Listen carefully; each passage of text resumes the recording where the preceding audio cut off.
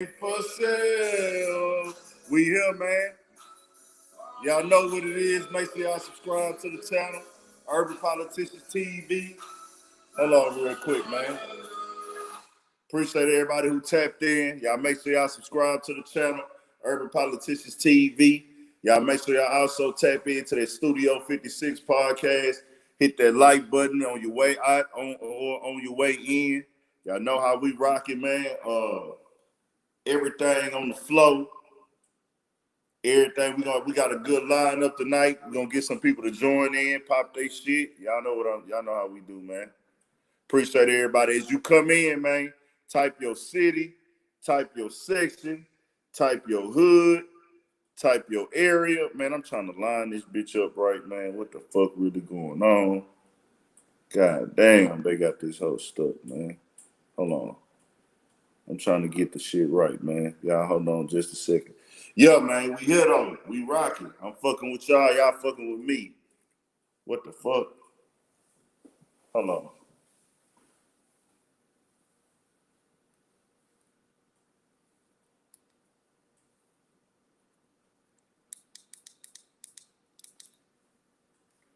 My light got hot or something, man. They tripped out. Man, bro, a nigga light fucked off. I don't know how the fuck that happened. Hold on real quick.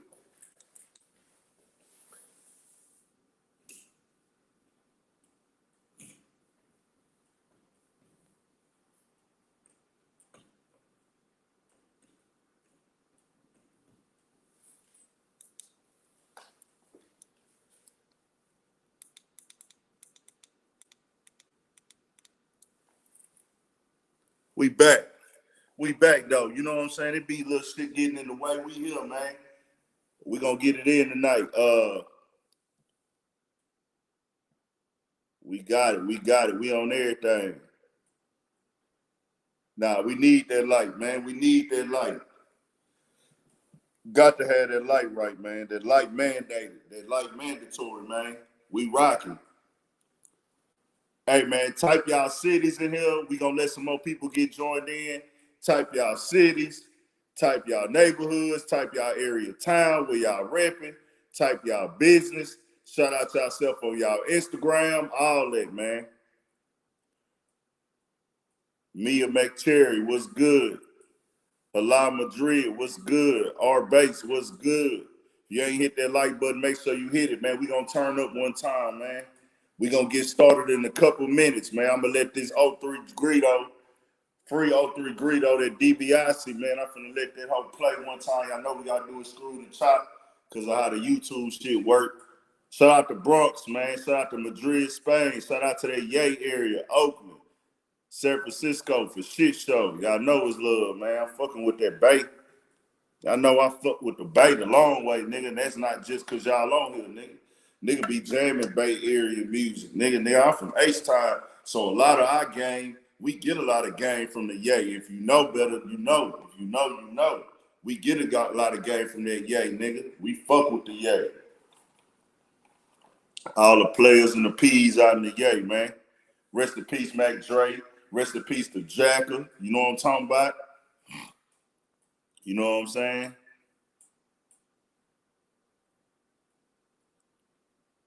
Nah, OG Breezy. Didn't no money come up, bro. OG Breezy, see, I ain't gonna lie, fuck with you, OG Breezy, because you from across the globe and you be tapping in. But you gotta understand, bro, you didn't hear no money claims in that when she spoke out.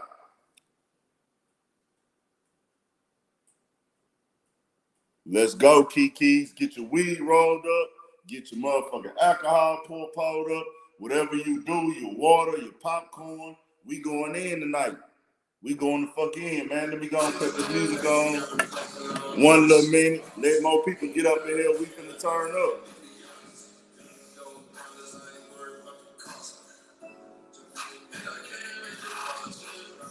We finna get to it, man. Y'all turn us up, man. Y'all hit that like button. Y'all hit that like button, man. We getting started at the 6 minute mark, man. If If they ain't in this motherfucker in 6 minutes, at the 6 minute mark, then they just gonna have to come in late.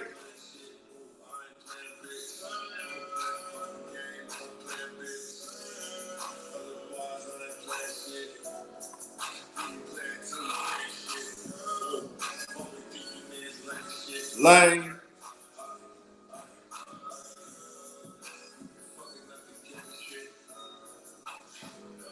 What my nigga say? Hold on.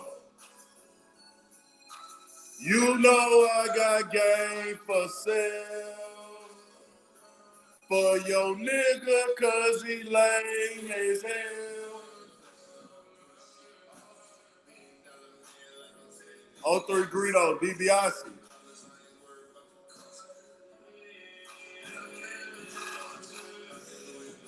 We gonna let this verse ride, then we gonna get to it, man. Hit the like button. Turn it up. We finna get to it. We finna get to it. Got the Gucci now, boy.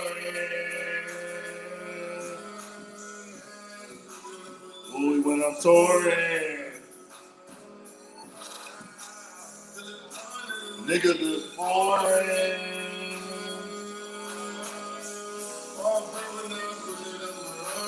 303, man. Burberry, they come play. All that other shit'll make a nigga mad. Take a nigga swag. Nigga got a bag. Rodeo every weekend. If I'm out of town the weekend, had to stop going up to the Beverly.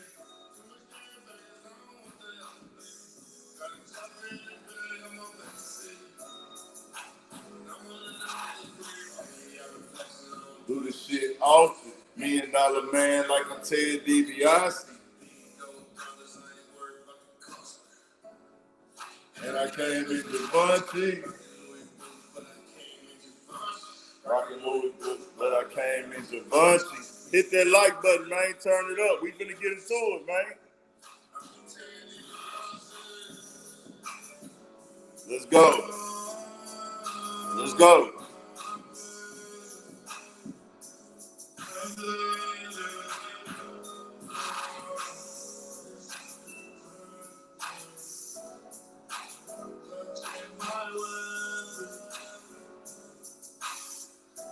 Dollar man, $1 million man.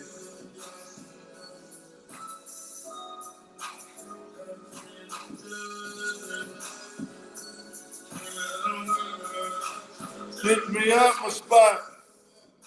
Let's go, man. We here now. Let's rock, man. Everybody will. New Jersey, I seen Cali, Bay Area. I seen all over the place, man. I see y'all. Let's get it, man. YouTubers milking the shit out this JBP issue. LOL. Hey, we got to give the supporters what they want. And I want to be very clear in my case with Joe Budden. I've been covering Joe Budden since I started YouTubing. I congratulated the Joe Budden podcast on every move they made when they got their deals. I spoke on the complex situation.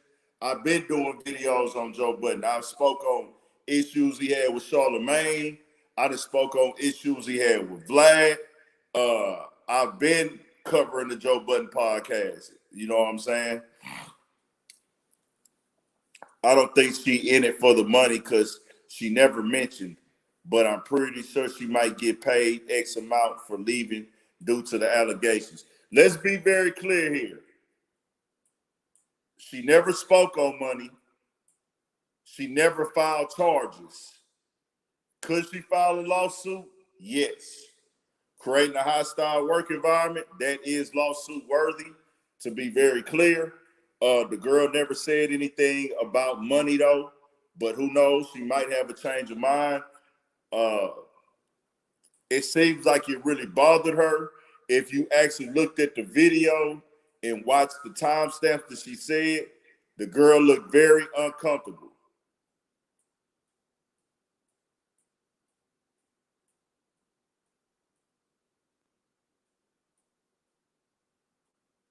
Appreciate that, Kobe Finney.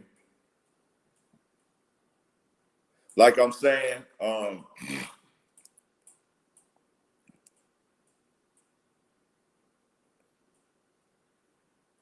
she has receipts, evidence. Well, does she need receipts or evidence? It's on the fucking episode. Really, I don't know why they would even put that episode out. Why would they even put that episode out is what I'm asking. I mean, if you have an episode where somebody told you they felt uncomfortable and they were offended and everything of that nature, why would you still, put that episode out? That doesn't make a lot of sense to me. I don't know about y'all. You can't make up the footage. I went to the timestamps. There are cuts in the video. If you looked at my version of the video when I covered it, you could see that. Did she say that she had unedited footage? I can't remember that part. Did she say that?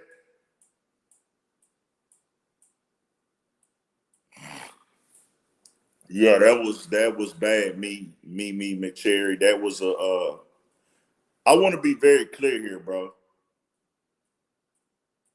I don't feel and think that Joe Budden goes around raping women. I don't think Joe Budden is a rapist. I don't think Joe Budden sexually assaults women. I don't think Joe Budden would force a woman to have sex with him that wouldn't. And you want to know why I don't think that? I don't think that about any man unless they show me that type of behavior. Joe Budden has not shown me that he would rape a woman. Joe Budden does not have to rape a woman. I don't feel that. I want to be very clear. I don't feel like Joe Budden is a rapist. I don't feel like he would grab a woman inappropriately. I don't feel like he would force himself on a woman sexually. But what I do know, Joe Budden forgot his position. He forgot his place and got caught up in the moment of trying to go viral. That's the evidence we do have. I'm not finna call him no rapist off of this video. All I can say is he was inappropriate with his employee. You can't make sexual references to your employee. That's just understood.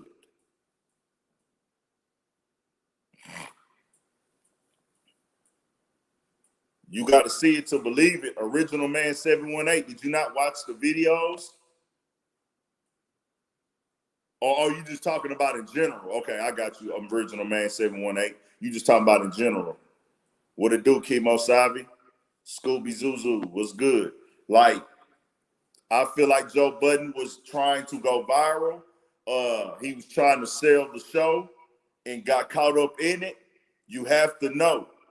You can't, and Joe Budden knows better, man. You can't go and talk to a woman about sex as a motherfucking boss and the owner of a platform and, make sexual references to somebody that you never made to them before. Yep. 03 Greedo, free my guy, man. I wonder why her female colleagues kept quiet about the issue. Joe definitely in trouble. She said that the other females wanted to secure their spots. They wanted to keep their spots secure. LOL. Joe was trying to fuck like he said. It's no need to look deeper. He said it multiple times. Yeah, and like I said, he might have wanted to engage in sexual activity with her. And I don't feel like it's nothing wrong with a man wanting to sleep with a good-looking woman or a woman who has an attractive personality or whatever. But you have to understand guidelines and boundaries. And you just can't, you got to know, nigga, if she worked for you, and then on top of that, there's a room full of people. I don't know if everybody understands that there's a room full of people. Nah, Kimo Savi, that's not the case because she probably held it in for as long as she could. She the victim here. AC, my guy. AC in this motherfucker, man. She held it in, but let's be very clear here. Y'all gotta listen to everything. The woman said she quit the same day. She quit the same exact day and then contacted her lawyer, her legal team, and had her legal team contact him to end the contract because of what happened. It is what it is. She said her coworkers wanted to make sure that they secured their jobs. That sounds like a reasonable thing. Joe also, a lot of people, Joe called her a bitch on the show. Y'all did hear that, right? Yeah, that hug was nasty. That hug was nasty. Like Joe Budden say on the podcast, that hug was nasty.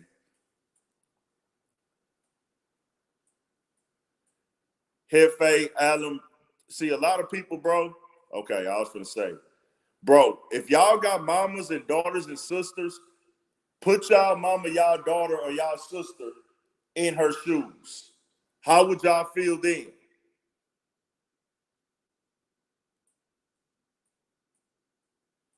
No, he didn't assault her, bro. Assaulting is touching. He did do those gestures towards her when they was dancing, but she agreed upon the hug. He just took it overboard. Assaulting would be if he grabbed her wrong and put his hands on her wrong.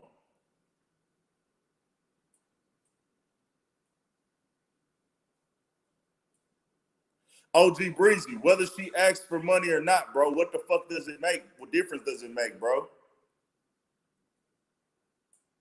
Like, does she not have the right to ask for money? OG Breezy, let me ask you that, bro. Does she not have the right to ask for money now? Just being honest. The nigga came at her, gave her a job. She agreed to a contract to make money. He fucked up the job for her. Did he fuck up her job? Even though he the boss, he agreed to pay her. He agreed to pay her, bro. Joe Budden made a mistake. Nobody perfect, but he crossed the line. Hefe Alodondro, we not gonna play like that, bro. We not gonna play like that on these type of things, bro. This a factual platform, my nigga. This a factual platform. This a factual platform, Hefe. We don't do the playing on shit like this. This a factual platform, man. Man, bro, my light done broke already. What the fuck? Let me see what the fuck going on, y'all. Hold on, man.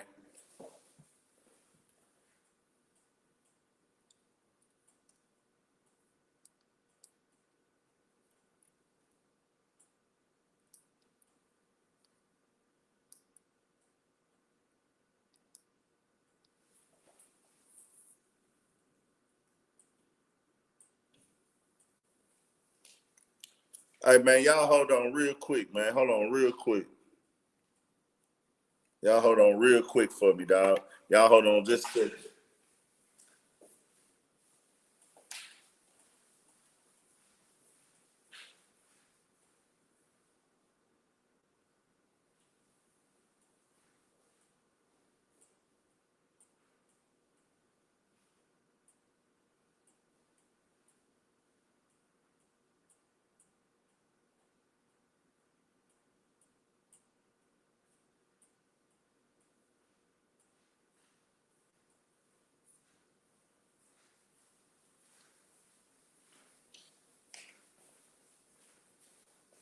Y'all back, man. I'm trying to keep the light, man. My light keep fucking up. This shit trash as fuck. Why it had to happen on a night like this? And I don't think it's gonna work. Hell no, it ain't working. Man, we just gonna have to go low light tonight, y'all. Nigga ain't got no light, man.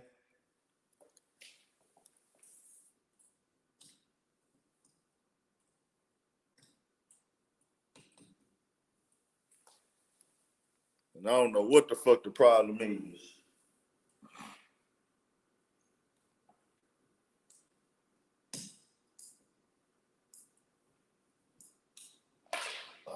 Fuck.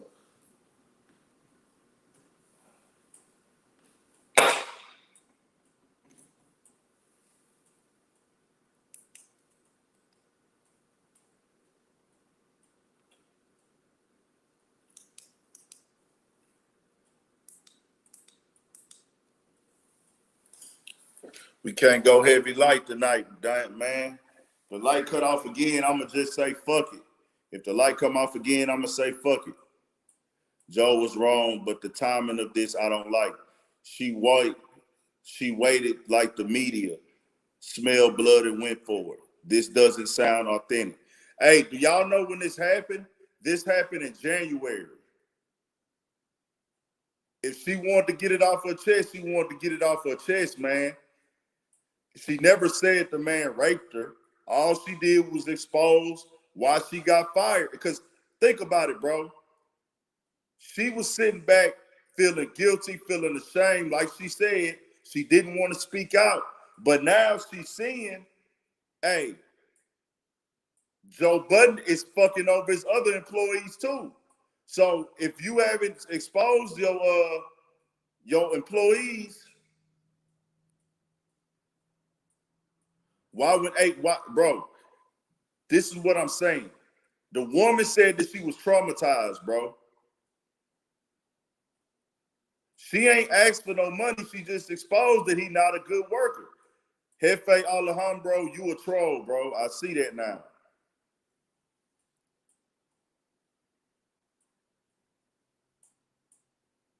Appreciate it. I hoop 415. My cash app is right there, bro. Next time, shoot it to the cash app. I appreciate the donation, though. That's love. But shoot it to the cash app because they be like keeping the money on YouTube when you put it in that super chat. That's what I'm saying. Y'all acting like she waited years and 2 years and all this other shit.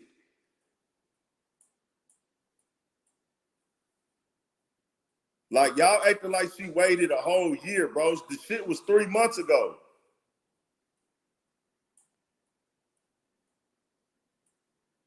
Oh, Hefe, so you just a dumbass on purpose? Hefe, you want to put your face on here and put a face to your ignorance? Let's see.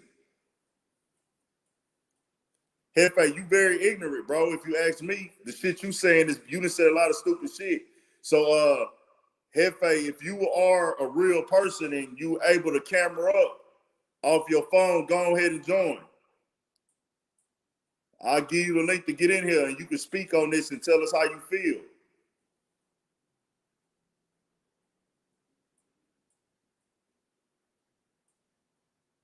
I bet you probably won't camera up.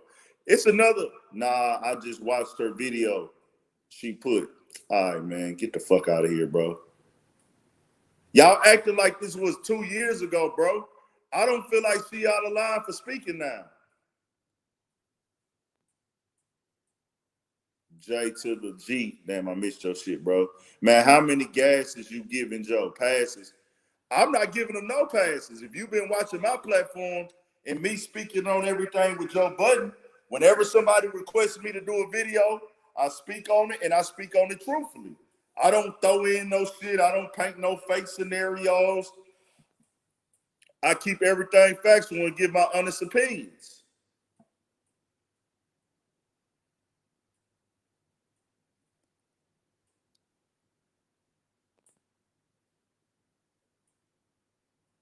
Yeah, Troy Ave just did Casanova and Joe Budden on a new project he released. He got a song called Casanova, and he went at Joe on there, and he's calling Casanova a snitch. I can't confirm that. I don't like when niggas throw snitch out there. He say it's proven that Casanova a snitch, or he snitched twice or something. I don't know. But I don't call people a snitch unless it's documents that's put out there. Brooklyn Saeed, nah. Hey, do y'all niggas not got mamas, bro? What if your mama or your sister or your daughter went to work and her boss was talking to her like that, and they never had a conversation like that before? They ain't never been on that level. Joe Budden, and she put it on there. He said himself on the episode that he don't know her. He said he's not familiar with her and he don't talk to her. So if you got a mama, you got a daughter, you got a sister, you got a little cousin, she go to work and the nigga at the job is talking about he want to fuck her and they need to fuck and he throwing all type of sexual shit out at her, hunting on her and shit. What are y'all gonna say? Oh, you too sensitive? What y'all niggas, all y'all niggas that said she too sensitive, would you say that your mama too sensitive? Tell me that you would say, nah, my mama was being sensitive too.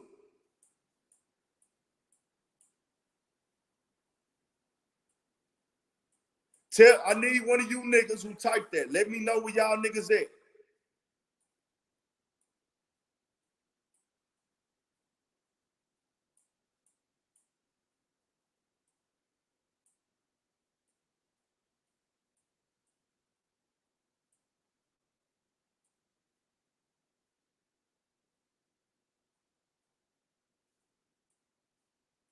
I'm saying, what my niggas at who said she too sensitive? What if a nigga talk to your mama like that?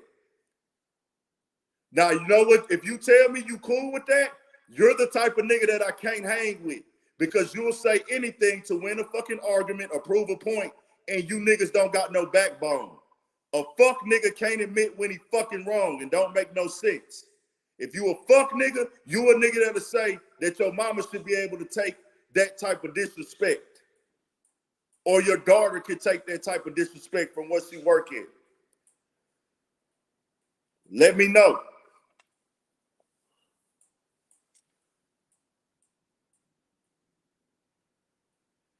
The girl clearly said, just like Joe Budden said, he don't even know her. He don't even know her.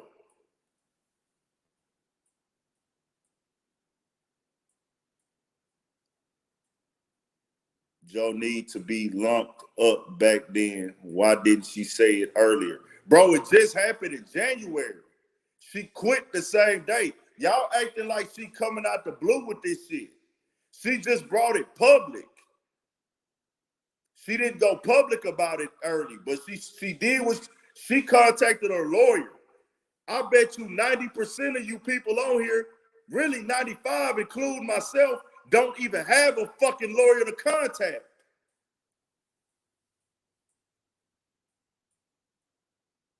Right or wrong. She quit and had her lawyer call her lawyer. Everything is documented. She went public, dumbass. Hefe, you a real dipshit, bro. Are you not listening to what I'm saying? She said my lawyer contacted his lawyer the next fucking day. That means, guess what? She wasn't clout chasing. Kobe, you one of the few, my nigga. And y'all see I put myself in there. I don't have a lawyer either. I'm just trying to get people on here to have some fucking respect, bro. I hate disrespect. I really just hate disrespect, bro. G Lover, what's good, man? I just hate disrespect, bro. And I hate niggas who types disrespectful shit when it's some serious shit we speaking on.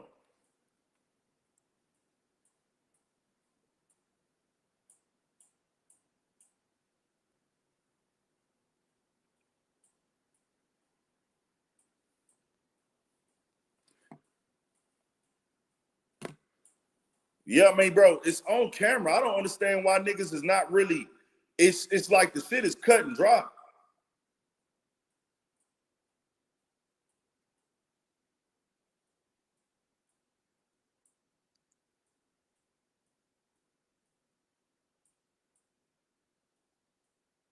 All right, then. If that's the case, that's the case. I'm just putting it on there, putting it out there, bro. Appreciate it, Asia G. Okay, well, you said she did like a pod. She stopped working a week after that. She still had with the right protocol. She let it be known, bro. She said it on the show. I'm uncomfortable. She said I'm very uncomfortable. Her and Joe talked about it.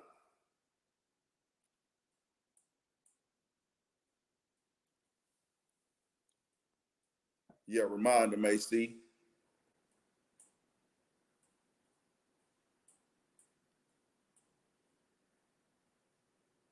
Remind them, AC. That's the cash app, y'all. Big Ant 56. Not the do not send to the yeah, a lot of people don't do research, Kenny D. Y'all didn't watch it. Liz cheat.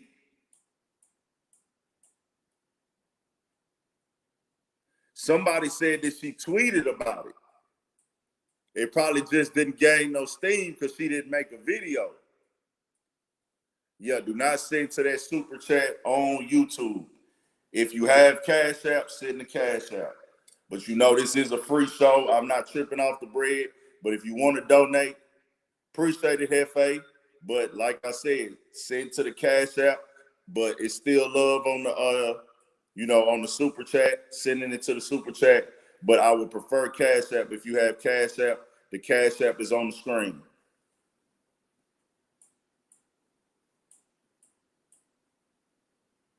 No, she explained all that. When they edited it out, they discussed all that.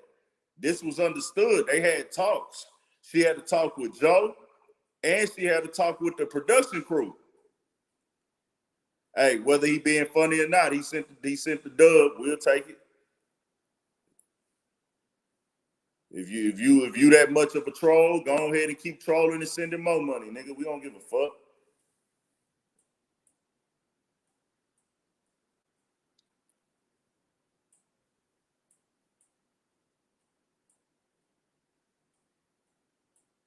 We appreciate all donations, man. All love. We appreciate it.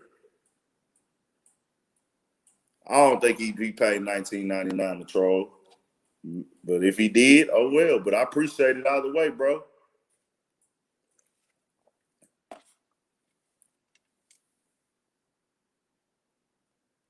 Yeah, troll it on over. Anybody else want to troll with some money, send it. What do you think can help us keep each other accountable? I don't know how to speak of accountability for no man harassing women and shit, bro. That ain't got nothing to do with me. It's whatever. You know what I'm saying? Like, if you a nigga that do that type of shit, that's on you. You need to be accountable because you shouldn't do that shit. And I can't teach you how to not do that shit. That's some shit that a nigga should already know.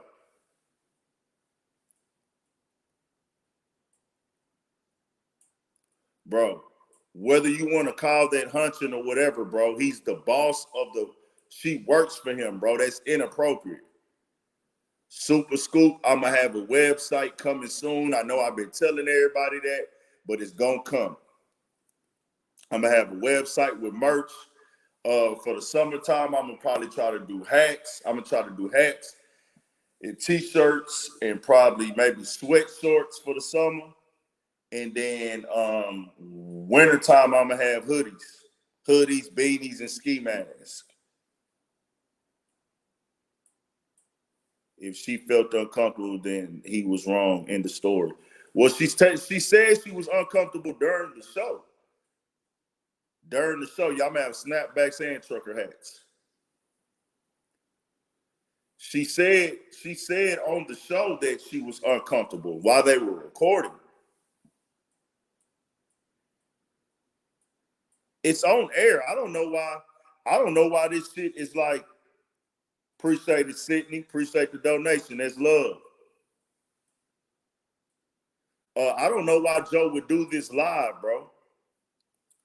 Swain down. Appreciate it. Swain down. That's love, man. Appreciate it. It seemed like when you try and call somebody out for the foul shit, they did you a hater. Y'all got to know how to read the fucking room.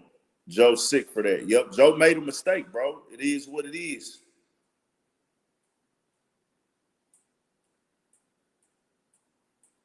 Hefe, that's not true, bro. That's what makes me think you're a troll, bro, because there's no way you listening to what that girl said.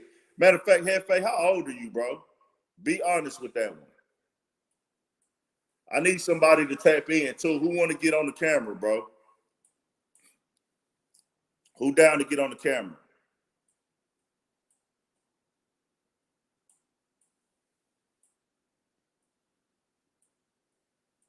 Yeah, but she agreed to the hug.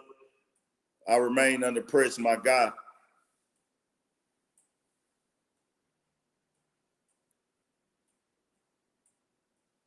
That's love, Mariana.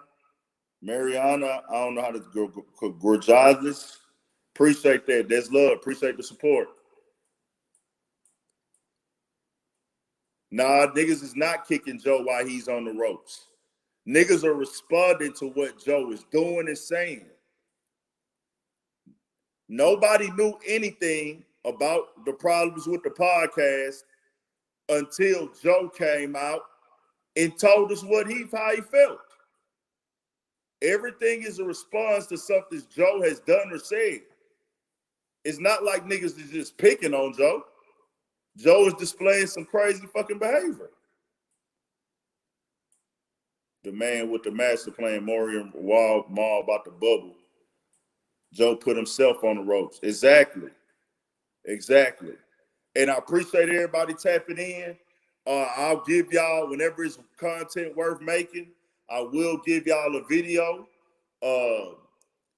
If it's something worth making a video on, people request videos from me every day on this Joe Budden topic. I do get requests for other topics, but some of these topics, the facts are not clear enough for me to speak on, so I don't really make them. But the Joe Budden podcast has most definitely been heavily requested and spoke on, and people in the comments, people DMing me through Instagram. So we gonna talk about the shit. You know what I'm saying?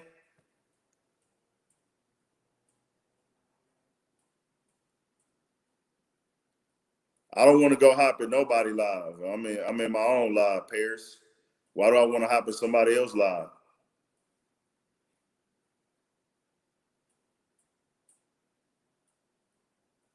I got my own live going.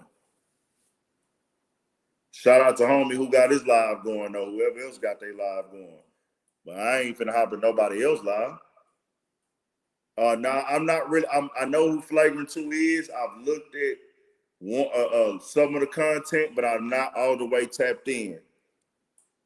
I heard you in the Star Report. Yeah, I called the Star Report, man. Shout out to Star for, I be calling on there popping shit sometime. Nah, you can mention other channels. I'll watch other channels. If you a real content creator or you do interviews, I'll watch your channel. If you're a real person on your channel and you show who you are and you got interviews and you a personality, I'll tap in.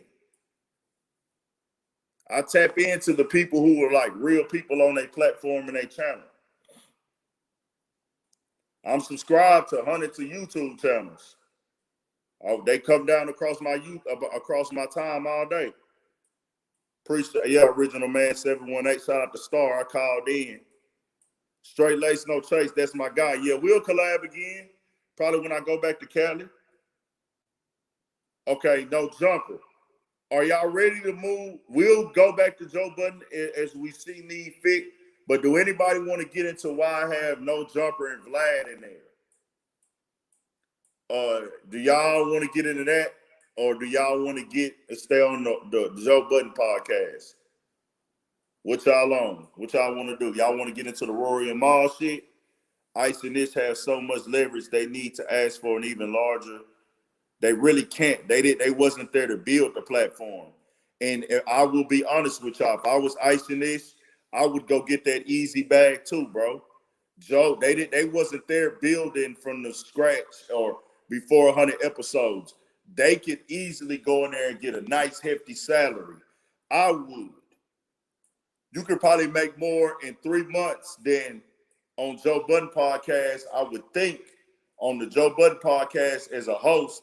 And if he's paying you the bread, which I'm pretty sure Joe is paying a lot of money for those seats, you can make enough money in 3 months and then most people making a whole year. Vlad didn't do anything. Vlad was interviewing Vlad was actually interviewing Adam 22 No Jumper. And the topic came up of stop Asian hate and black woman being strong and all lives matter.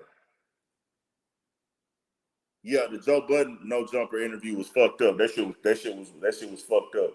Joe Budden made it that way. No Jumper is a very good interviewer in my opinion. He knows how to talk to people. He knows how to open up. Will get people to open up and speak with him. Joe Budden went in there. Joe Budden fucked that interview up. That was Joe Budden. Nah, I would never do an interview with 6ix9ine. Never.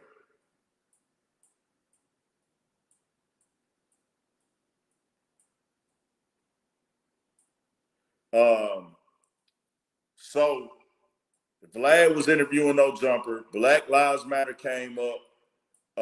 All Lives Matter came up, and Stop Asian Hate. And then, black women being mistreated or whatever and stuff like that. No Jumper made the comment and tried to make it seem like when you say like Black Lives Matter or you uplift black women as in black women are so strong or they the worst treated, you're kind of like disrespecting other races. That's what No Jumper said. Then No Jumper actually sat up there and said, hey, if No Jumper actually sat up there and said that if you look at it, there are just as many as white people that get killed by cops as black people. Adam 22, No Jumper, to see the same nigga. People know him as No Jumper. People know him as Adam 22.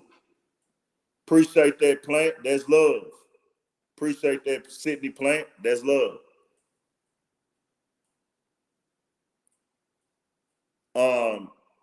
So the thing is, when Adam 22 makes a comment like that, Adam 22 made that comment and spoke on how just as many white people are killed by police as black people. And Vlad was trying to explain to him, like, well, nah, bro, they have people.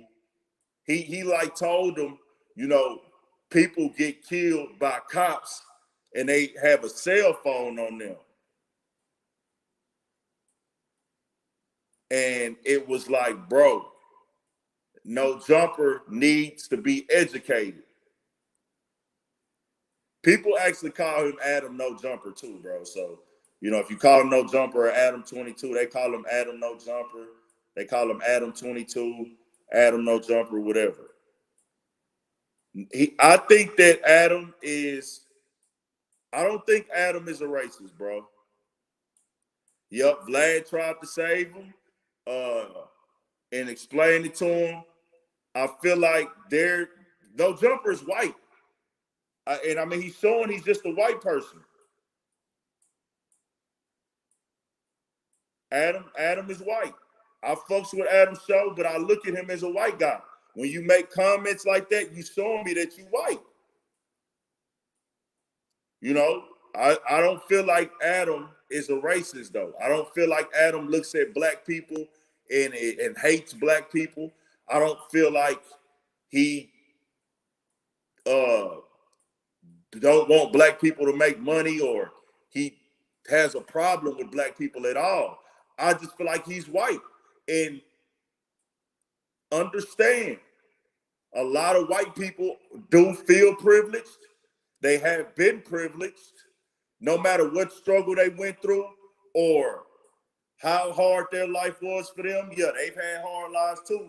But 55 years ago, the country was not ran with white people being stuck in last place. The country was segregated 55. This is only 55 years ago. The country was segregated. If you were white and you try to act like black people are not put in last place in this country, you're very ignorant and you need to educate yourself.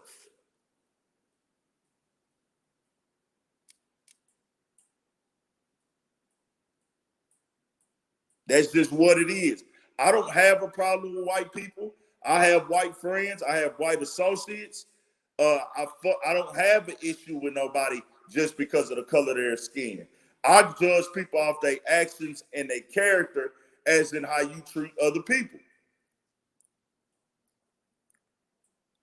I feel like, yeah, of course No Jumper's an opportunist. Yeah, he's an opportunist for sure. Of course he's an opportunist. Any white person in hip-hop culture making a bunch of money off the culture, at the end of the day, you are opportunist. It doesn't matter. I don't give a fuck how much of a fan you are in hip-hop or anything like that. You're not going to go down with hip-hop. At the end of the day, you don't have to face the things that the black people have to face in this culture. You are opportunists by default. It's not all of Vlad's fault. It's not all of No Jumper fault. It's their ancestors' fault. They can't help what the people before them did. They can't, but Adam 22, Vlad, they could not help in they had no control over what their ancestor did and believed in.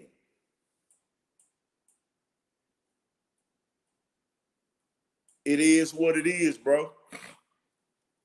And that's not for me. I'm not here to try to tear No Jumper down. I fuck with the platform. I would still go on No Jumper's platform.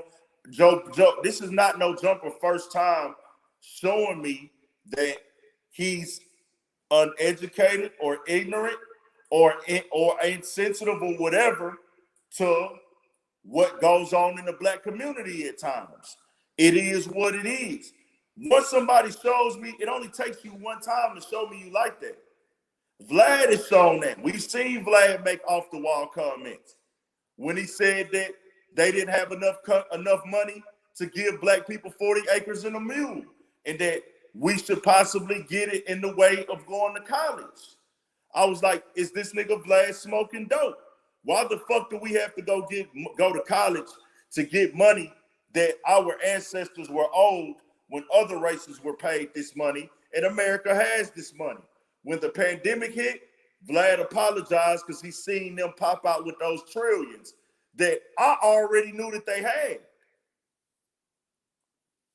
Vlad apologized for that insensitive, ignorant statement he made. He apologized for that. Vlad apologized for that motherfucking statement. Yeah, they're not racist, bro. They're not racist. Vlad and No Jumper are not racist. I want to make that very clear. No Jumper said he compared blacks getting killed by police to white getting killed by police. He said if you look at it, the same amount of number of people get killed. What No Jumper has to understand, white people are not stereotyped like black people. Don't even act like they are. There's so many videos of white people getting chances, and there's so many times black people have been killed without a weapon, people getting strangled. We seen what happened with George Floyd. We seen what happened with fucking Trayvon Martin. These are somebody's kids, bro. And these people are walking away free from this shit. Albanian urban for shit show. We gotta heal each other. This shit is so deep in our culture that, yep. Yeah, BP, that's a fact. Yeah, we see the white people, bro. Understand, police jobs is to motherfucking serve and protect or protect and serve. If you're an American citizen and you pay taxes, the police work for you, dog. And that get lost when it comes to black people.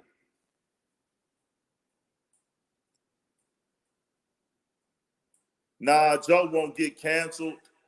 I don't believe in cancel. You have to cancel yourself, as in you have to do something so horrific and out of line, like go to prison, touch on some babies or some shit like that. This right here was a mistake by Joe. Like I said, I don't feel like Joe is a rapist. I don't feel like Joe would force a woman to have sex with him. I just felt like Joe displayed some inappropriate, irresponsible behavior. But he is not canceled. I will still be tapping into the Joe Budden podcast if it's on the topic that I feel like is entertaining.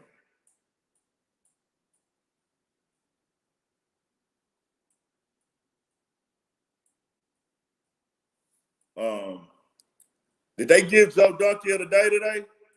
I seen they talked about it on Breakfast Club, but I didn't listen.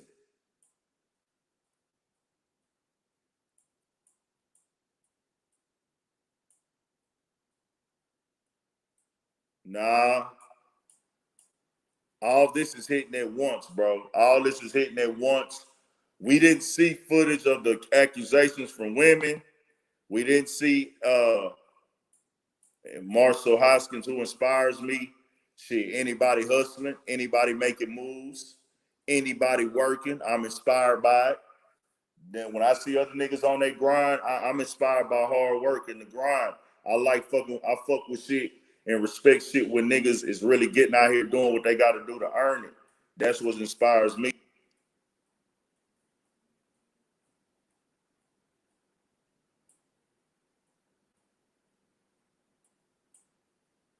Think clout chasers. That video was a reach. What video was a reach, Tyson Garcia? What video did you watch, bro? Charlemagne. You know why Charlemagne's staying away from it?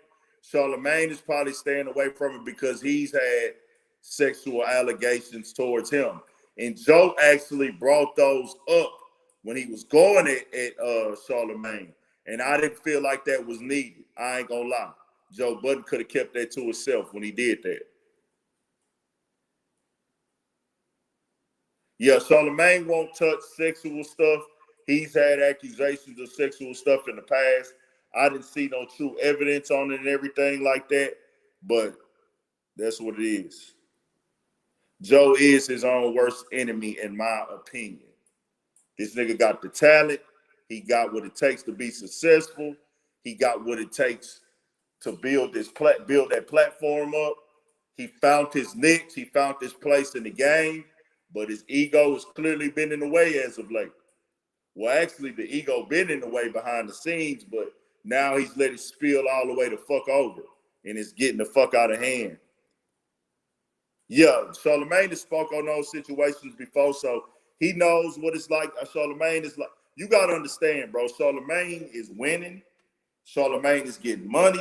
Charlemagne, from what I heard, I think somebody said that nigga just bought a super duper big ass fucking mansion. He probably doesn't even see the reason of going at motherfucking even going at Joe Budden. It's kind of like, bro, why go with this man? That's gonna make me look like a salty ass hater. I'm winning. The heat is not on my back. That's just what it is. Why speak on Joe's name and try to drag Joe when everybody else? We already had our little riff. I said what I said. He said what he said. We had our back and forth. And Joe Budden, he doesn't really have to say anything because Joe Budden is exposing himself.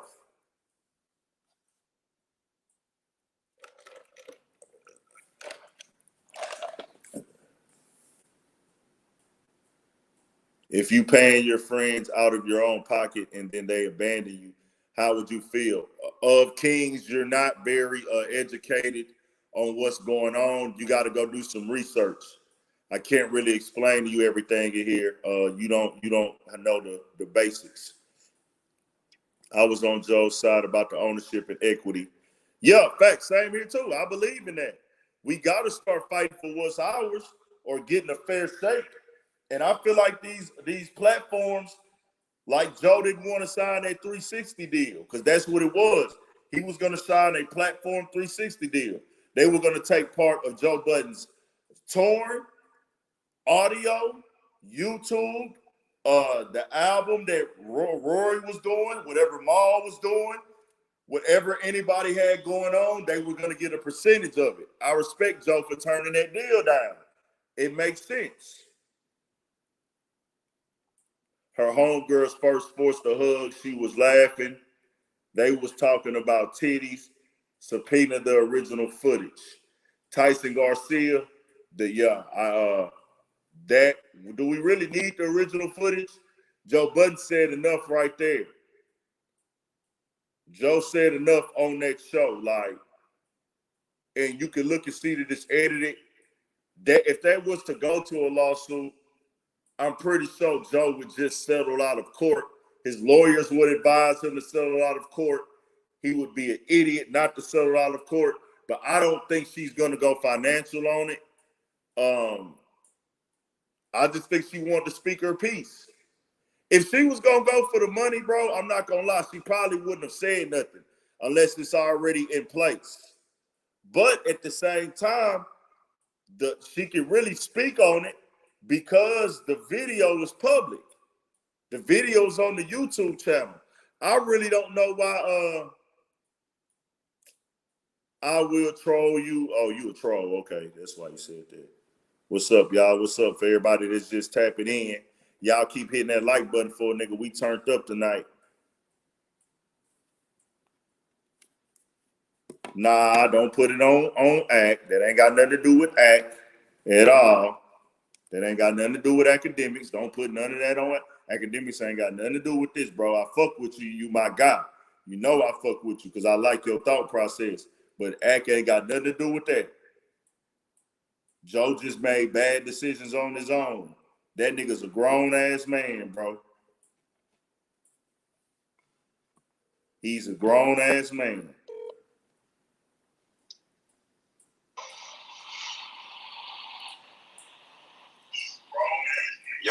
Yeah, you on this hoe. I forgot to call your ass. I'm in this hoe running my goddamn mouth. You got to cut that hoe down. Yeah. Why didn't Joe speak up and defend them on act? He didn't have to speak up and defend them, but to me, what Joe could have done was made it very clear, hey man, I'm not, my guys are my guys. We are partners in this shit. Yeah, I'm the face of the company, but these are my guys. They played their role and they helped me build this up. Joe could have spoke out and said that. And he's seen everything academics were saying online. But like Maul said, and I don't know what was in Joe's head. Joe might have seen it as not important. I don't know. I can't speak for Joe. But Maul said Joe likes that narrative of that they're his workers and he's the head of the show and he's the most important thing. So that's why he never cleared it up. That's why he never cleared it up. That's what Maul said. Maul said he didn't clear that up because he wants people to feel like that. Like them niggas are just little niggas that work over there. They're his employees. He's the head of the show. He's the guy.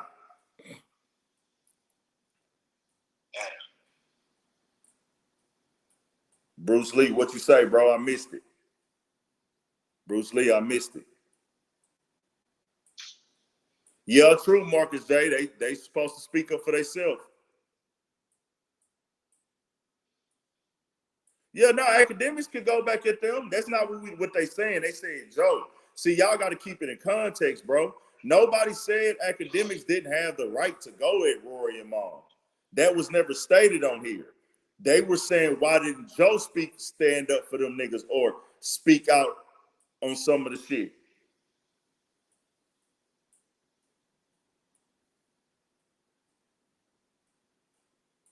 That's just what that is. It's not, you got to keep it in context.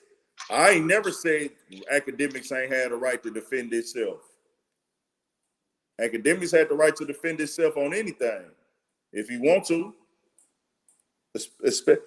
Especially niggas like just shitting on them. You know, if you just shitting on the nigga and speaking on his business, speaking on his brand, you know, he got a right to defend himself. And you got to go, if you going to go for him, you got to be ready for what he retaliate with and vice versa. Not to mention Joe said he would work with Ack, according to Rory. Ack is a, bro, you know, that is a money situation. That's a proven formula for success. I'll be honest with y'all right now. I don't think Ack would work with Joe right now. With all this shit on his name. All this shit on his name. Ack can say what he wants to say about Rory and Maul, but listening to what they said and listening to what Joe has said, Joe is all over the place.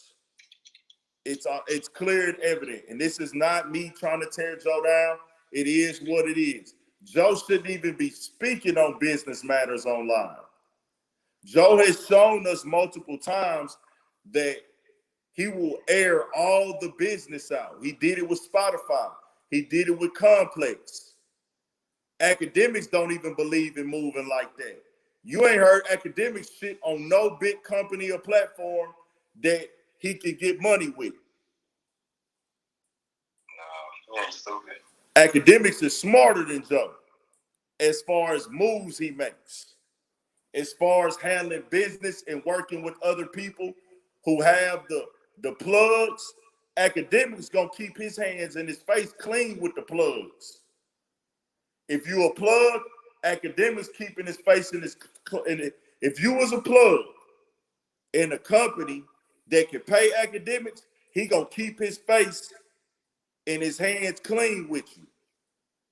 Pete, Academics is great with Twitch. Academics is great with Spotify. Academics is great with Complex. All these big companies, them video game companies and shit, them tech companies that Academics got a motherfucking good rapport with, he gonna keep it with them. Right or wrong. That's just what Act be on. Joe Budden will burn down the fucking bridge. He don't give a fuck.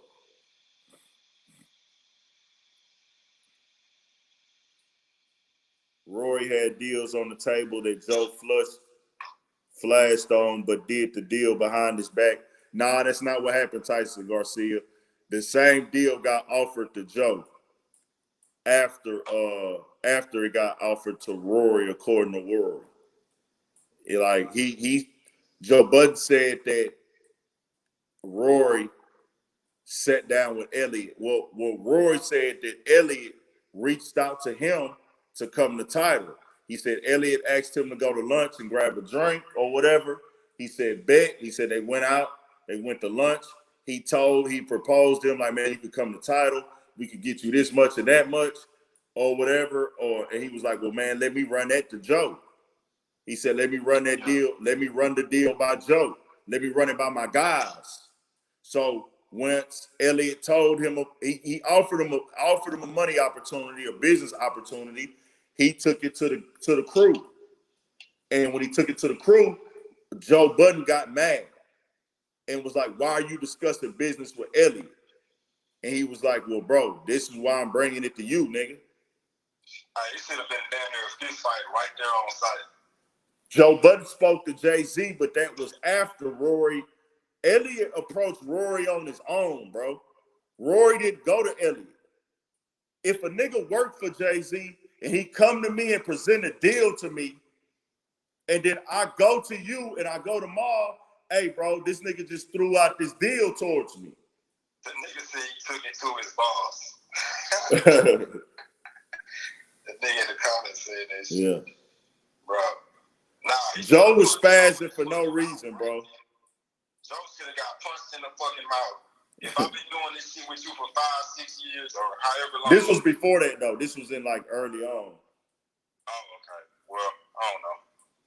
This was early on. When they got the offer. I was gonna say, bro, if I sat here and built this shit with you, we've been partners this whole time, and I find out that you don't see me as a partner when I present a deal to you, and I thought it was something else that holds, like, nah, nigga, we gotta get out there or something. Like, The thing was when Joe flipped, Rory said that Joe was like, man, what are you doing discussing the business with Elliot, man? Don't discuss business with him and da-da-da. The thing I looked at it like was Joe was on some shit. He looked at Elliot like a peer. He don't want Elliot and niggas like that who do podcasts also offering him deals. He looking at it like, nah, nigga, we the #1 podcast. I need to talk to the top dog. And he did say that, to his end. He did say that, like, hey, I talked to the big fish. Which is true, but Rory didn't do anything wrong. The nigga Rory looked at it like, nigga, you at Title. But guess what? Like Rory said, Jay-Z offered the same deal that fucking Elliot offered. The same exact fucking deal. And like I said, bro, the other day, all of this shit could have been avoided if Joe wasn't acting like a boss to where he keeping niggas in the dark. Yeah. What's the name would have already knew that. Yeah. Rory would have knew that already. Yeah. See, Joe was keeping niggas in the dark. If Rory would have told him, Rory would have known. I mean, if he would have told Rory when he asked him to go to lunch, he would have. he would have already been like, oh, well, man, nah, Joe told me what was up, man. We ain't gonna really rock with that deal. Joe trying to keep certain shit to himself and everything like that. Hey, man, if you ain't hit that like button, go hit that like button. It's free. Go turn this motherfucker up real quick, man. If you ain't hit that like button, go hit that like button. It's free like a motherfucker. Hit that like button. If you have not hit that like button, it's free. Let's turn it up and hit that 5, man. Let's hit that 5. If you have not, everybody that's new in this bitch that never been in here, yeah, subscribe. So yeah. Subscribe. Shout out to all the new listeners, everybody who never been here before. If you never been into this chat before, appreciate you tapping in. Make sure you to subscribe. If you have not hit that like button, go hit that like button. Let's turn this bitch up. Subscribe to the channel, and things like that. Well, I don't want to put no blame on Ian, bro, because Ian did speak out on the podcast and made certain little comments, but I don't know what's what with Ian. I don't know what all he's involved in, what all he got his hands in and shit like that. Joe might be cloned. Nah. Joe just getting beside himself a little bit, man. I feel like Joe not cloned. He just getting a little bit beside himself. Do it all 1-1. Yeah, I be on the grind, man. We've been on the grind. We've been on the grind for 3 years straight. It might be just newfound power that Joe ain't used to, and this is how he handles this shit. That's what Maul said. Maul said, now Maul is a nigga that been knowing Joe forever. They've been around each other. Maul said, like Maul said, he said, nigga, I don't even know who you are anymore, nigga. That's what I'm saying. Joe don't know who he is right now. Appreciate it, Brandon Turner. I got money and power that I never had before. I got clout that I never had before. And, friendships is getting decided, when okay, bro, Paris, you say they got a 10-member team and they all need to get paid. Joe doing right, but, bro, what about him not showing what they're making when my 2 niggas is paid off of percentages? Why do I feel like I shouldn't have to show them the percentages? Explain that to me. Yeah, let's talk about that type of shit, bro. Tell me that, bro. Now, if my niggas have agreed to be paid off of percentages, and why haven't I showed them the percentages of how much I get paid? We don't know. Like I said, it's more to it, but Joe has pretty much dogged them niggas out now. And it gets to a point, bro, I'm going to tell y'all something like this. Don't make this mistake with your friends. And I'm learning from Joe. And I wouldn't do this shit anyways. I'm not finna go on a public platform and shit on my dogs, my partners, my niggas that I got contracts with. Expose personal information. Rory and Maul never exposed any of Joe's personal information. Never. Joe did that. Did they ever go out and say they seen Joe do drugs or Joe is this or that? They've been trying to get their motherfucking just due and get paperwork together for 2 years. Since 2019. They've been having problems with Joe since 2019, and we never fucking knew. Right? We just hit that 5 mark, man. Yeah, we just found out. If you ain't hit that bitch, we over 5. That's 1,000, man. We appreciate that support. Everybody who in here, first timers in this motherfucker, second timers in this motherfucker, appreciate y'all. Yup, they said he was paying them niggas the same at stadiums. Like when they did stadiums, he like, hold on, nigga, how we gonna get paid the same amount at this stadium when this stadium got way more people here? Yeah, Maul was like, I never said nothing. But also, bro, remember we were speaking on earlier about the fact Joe was literally trying to trick these niggas out of long-term money, like saying that they don't invest back into the company or you know what I'm saying? Like, that's why they need to go on salary. Yeah. Like, nigga, you could have easily made them niggas invest some money. You didn't want them to. Yeah. You wanted to trick them niggas out of the bag. Yeah. Y'all hold on real quick. Let me get something to drink. Keep them occupied, VP. Yeah. Talk about that investing shit. Yeah, I'm trying to see what they saying in the comments. We can speak on that shit, bro. That's some snaky, manipulative ass shit that I see a lot of niggas who are smarter than other niggas think they can get away with. But, you know, don't tell us as the public like, oh yeah, the reason I feel comfortable treating my niggas like this is because they didn't want to put money back into it. Like, bro, you could have came to them with that shit. Yeah, did you come to them and say, well, bro, if we gonna do it like this, bro, y'all gotta put some money into it too. But at the end of the day, it's based on the profits. It ain't based off of, you know, what we putting into it. We agreed to the profit shit. And that's why they said, you know, Joe gets a bigger percentage. But at the same time, which is fair. Joe, yeah. And Joe did say, he did make the comment that it wasn't no money there, that he had to take money from everywhere where he got paid and put it back into the company. But that could have been fine. Why couldn't you show them that, Joe? You see what I'm saying? Yeah. Joe could have shut. They wanted to, because Joe said, hey, man, it wasn't no deal. We didn't get a new deal after Spotify. So if y'all didn't get a new deal after Spotify, okay. Joe said he had to take the money from everything that he was making and invest it all back into the platform. Okay, we get that. Well, show them that. And then niggas is going to have a level of respect. A nigga can't deny the truth. A nigga can't question if I can see, well, damn, Joe took $50,000 and invested it and it went here. Nigga, ain't nothing for me to complain about. Kick in the comments say that Joe paid taxes on the business.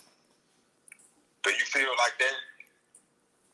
Well, does that weigh your shit in any way? Like, does that make you feel like Joe is entitled to do what he did anymore? I mean, this is what I'm saying. They're looking at it like we all in this business together. So whatever taxes you paying, like that's already coming out of the business. Because he kept saying, wasn't he using the phrase overhead? It's like, yeah, he was using that phrase and different phrases like that a lot. Okay, like that can mean a lot of different shit, right? All kind of various shit. But basically, at the end of the day, they're saying I invested cash or whatever resources of mine that y'all didn't. Yeah. So I don't think y'all should get what y'all get. Matter of fact, when this shit is over, y'all going on this bullshit salary shit. Well, that's what. No more profit percentages, nigga. Set them out. Jesse Jones, what's good? What's good, everybody who just tapping in? Like I said, bro, I don't know all the details of how business works. I can only go off of what I think is common sense, and I'm not experienced in this field. All I'm saying is, when they asked to see the books, why did Joe feel like he had it to tell them audit me? He told them that? Maul said that. Take me to court. Maul said that. That's saying, nigga, fuck you, nigga. Yeah. Oh, yeah. I didn't know I thought they did that on their own. Roy said that the accountants told him that there was a $400,000 mistake.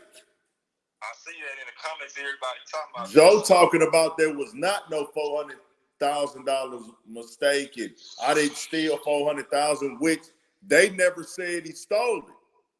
They just said people make mistakes. It's a hell of a mistake. That's a big mistake, though. I ain't gonna lie. 400,000. That's a big motherfucking mistake. But like that should have been divided amongst whoever, I guess. You feel me? Like, yeah. Because them niggas, they're not the only niggas on that. Oh, hold on. Are they the only niggas out of the whole crew like that have the deal, or is it like Parks and everybody else with that shit? Nah, Parks and them getting paid like what they get paid. I don't know what they get paid though, but it seems Parks made it very clear he make a lot of fucking money, and he's happy. Parks is happy with what he got going on. Okay, but he might be getting paid directly from Joe. Have nothing to do with the deal. Joe got paid from the YouTube. They asked about the YouTube. Joe, like Rory said anytime he would ask questions, he was greeted with hostility and an attitude and anger issues for any questions he asked. And I ain't gonna lie, some black people, when they have white friends, that's how they treat them.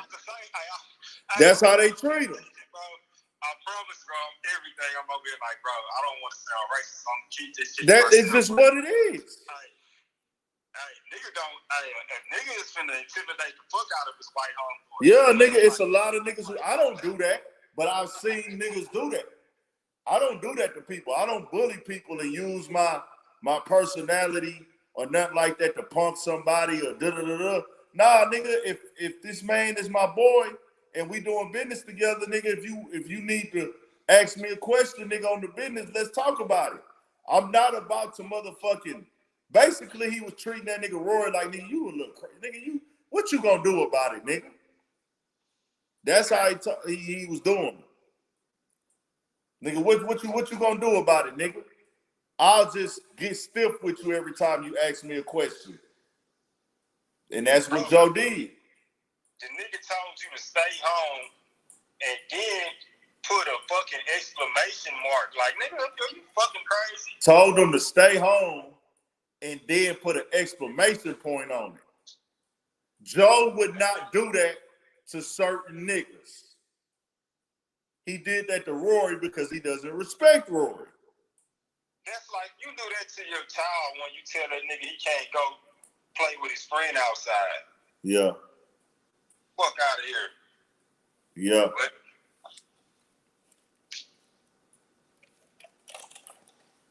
if Joe overpaid him, he could have just showed him, hey, man, I overpaid y'all niggas. But did he really overpay him? We only going off of what Joe said. And from what Maul say, Joe really tried to make Maul look like a bum, no matter if you want to believe that or not.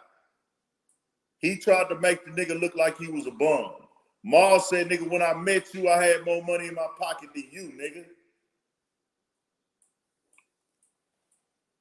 I also want to throw out there that they shouldn't have been comfortable in a situation to where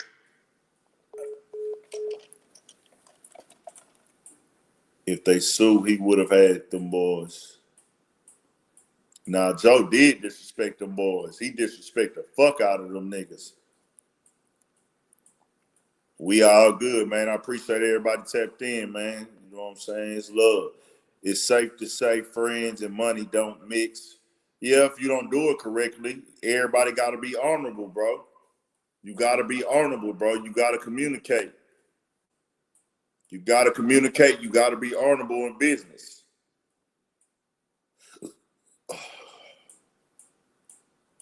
Yep.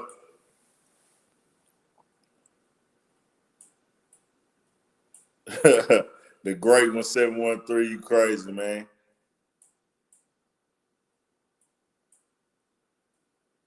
So when y'all think about it, answer me this question honestly. Everybody who watching, everybody who tapped in, hit this comment section and let me know this right here, bro. Honestly, do y'all feel like Rory and Maul being on the podcast and being on the YouTube channel helped Joe Budden platform grow? Yes or no? I need yeses and nos. Did Rory and Maul being on it, because Joe Budden didn't have a podcast at first. He didn't have a podcast at first. Appreciate that, Regia. That's love. Appreciate it, Regia. That's love. Yes, no question. Yes, I need participation on that. Everybody give me y'all participation. I don't ask y'all to type much. But the person you called. Y'all type on that, man. Yes or no. And I'm getting all yeses. It seems like it's damn near unanimous on that yes. Yes, yes. He didn't have all them subscribers as well. Yes, yes, yes, yes. Yep, it's all yeses. I have to agree. I tapped into the Joe Budden channel. Really, the Joe Budden YouTube channel, I tapped into it 100% more than I was after the podcast came out. But because before the Joe Budden podcast with Rory and Mal, I was not tapped into what Joe Budden had going on his YouTube channel. I was only watching a few YouTube channels anyways. I was watching like Street Gangs. I was watching Vlad TV. I was watching Breakfast Club. I was watching certain other little YouTube shit, like tennis shoe channels maybe. I used to be a fucking sneakerhead back in the day. So I would be hip to all the like the YouTube sneakerheads. I used to watch the Monte Carlo channels. And I used to watch like little vlogs of rappers and shit. But I started tapping into more YouTube channels around like 2016. I know I was tapped in. I really, I would be tapping in to channels, but really wasn't even realizing what subscribing to a YouTube channel did for you. I didn't know. I used to just get on there and the shit would pop up in my algorithm that I watched, or I would type the name in. You know what I'm saying? Shout out Gilly and Wallow. I fuck with them. They doing their motherfucking thing right now. Who do you think is behind this current? This is not a smear campaign, bro. Joe Budden is exposing himself. How's it a smear campaign? Joe Budden is getting online ranting on his own. Joe Budden was making public information private. Private information public. Nobody told him to go on there and fire Rory publicly. Academics was the one exposing private information too. Right or wrong? Would we have known that Rory and Mal was taking them niggas, like he was saying, Academics is the one that exposed that they were hiring lawyers. Rory and Mal never spoke business. They never spoke business. And they was doing it right. I felt like they should have spoke up more, but they never exposed business matters. Academics was exposing all the business matters. Joe Budden was exposing all the business matters. Academics and Joe Budden exposed all business matters. Right or wrong? Joe Budden, the one who chose to put the Spotify deal on Front Street. Rory and Mal was just sitting there. Now what we know, they didn't even know about what was going on with the deals.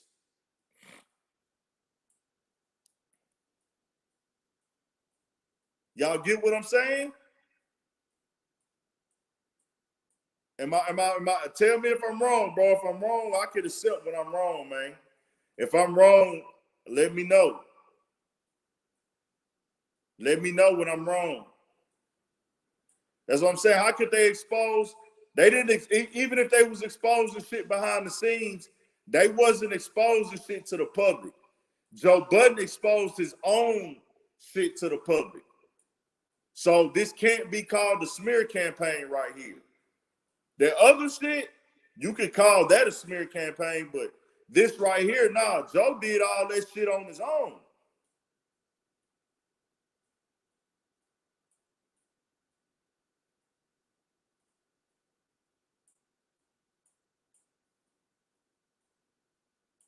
Soon as Joe got a chef and the driver, it was over. Yeah, I tripped out. Yo, King Act was guessing, and it wasn't hard to guess if you complaining about money. Duh. Bro, That was behind the scenes. I'm talking about publicly, bro. Publicly. Nobody was getting on platforms and complaining. Rory and Maul never got on a platform and complained about money. If they were complaining behind the scenes about money, that's that. Should they probably have been doing it? Going and speaking out? I don't know if they did it or not. I would suggest that any financial situation, if you having money problems or issues in your crew, keep it between y'all. But Academics went and put it on his platform. Academics put it on his platform and exposed it to the world. And then Joe went and exposed other information to the world. He didn't have to tell us any of this shit.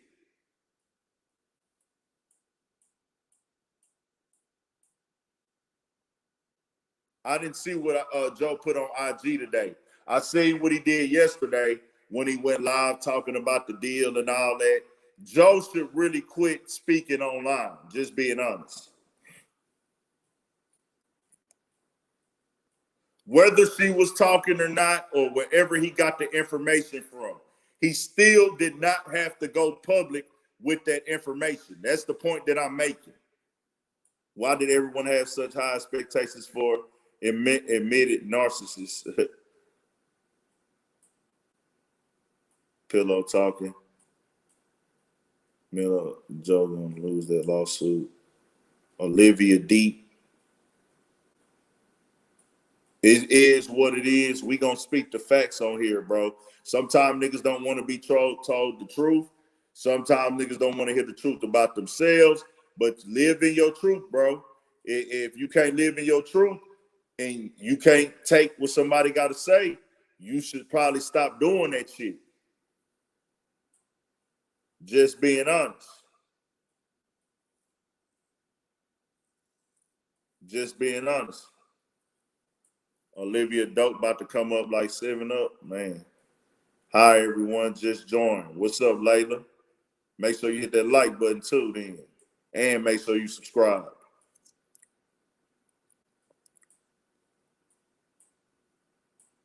Yep, it really is an all fucked up situation at this point.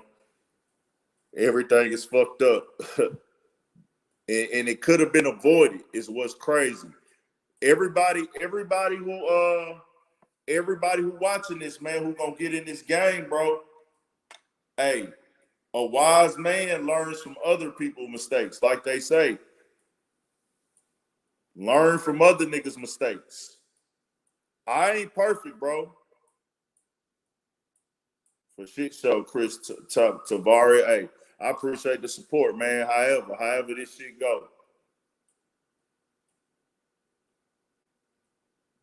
Somebody said Balenciaga Budden. That nigga said Joe married Budden.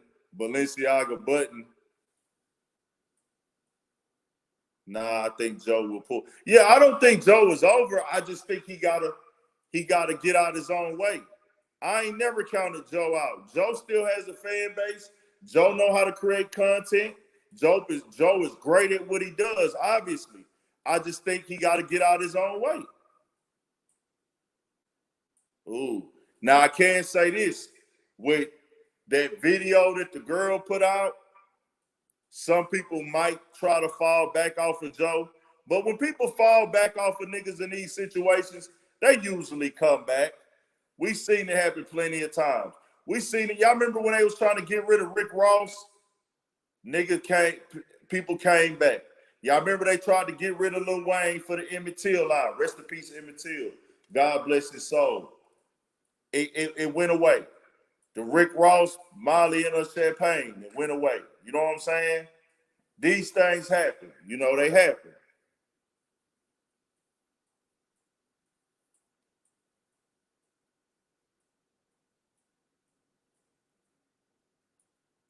Yeah, the IRS could be an issue here.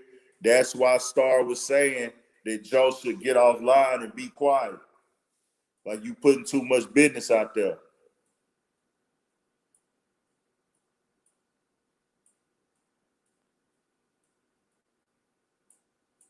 Yeah, with all this shit happening at once. Yep.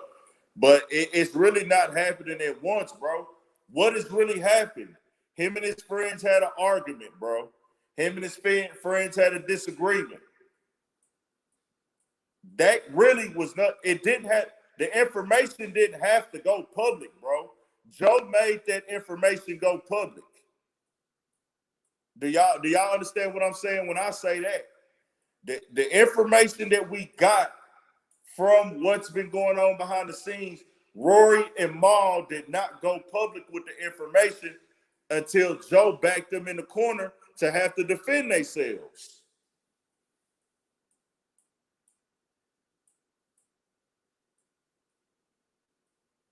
Yeah, man. Appreciate the love, bro. Y'all in this motherfucker tonight. If you ain't hit the like button, hit that motherfucker.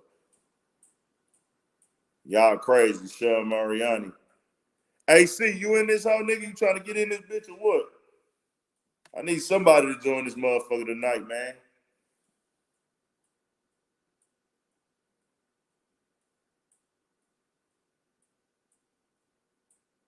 Bro, it was behind the scenes. That's not, when I say public, it wasn't put on no platforms. They didn't talk about it. It wasn't, all those things that are behind the scenes are rumors. It gets put public once somebody with a big platform speaks on it or the people involved speak on it. Right or wrong.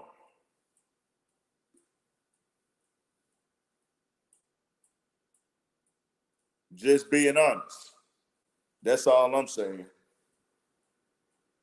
That's all I'm saying. If I'm wrong, bro. I can take being wrong. If I'm wrong, I'm wrong. There's no rumor when you were absent. No, I'm not. Even when they was absent, they said Joe didn't want to work it out. They said they was trying to get everything understood. Joe was not abiding by. I'm saying it could have been handled behind the fucking scenes. But still, even when they was absent for a month, right? They were absent for a month. He had Ice and Ish on.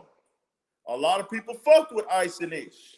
We still didn't know any business details. Right or wrong. Y'all didn't know any business details. I didn't know any business details. No business details are set in stone until they make them public. They made them public because of Joe. Right or wrong.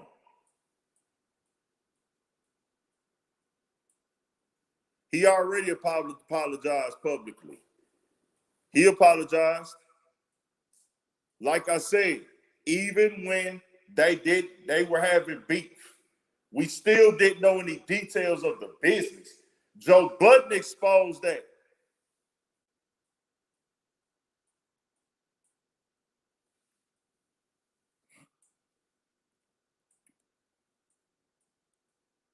Ma needs to learn if you leave the street,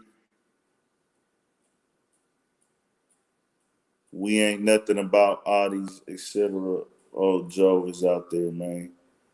Joe is too caught up in his delusion, thinking he's not doing anything wrong.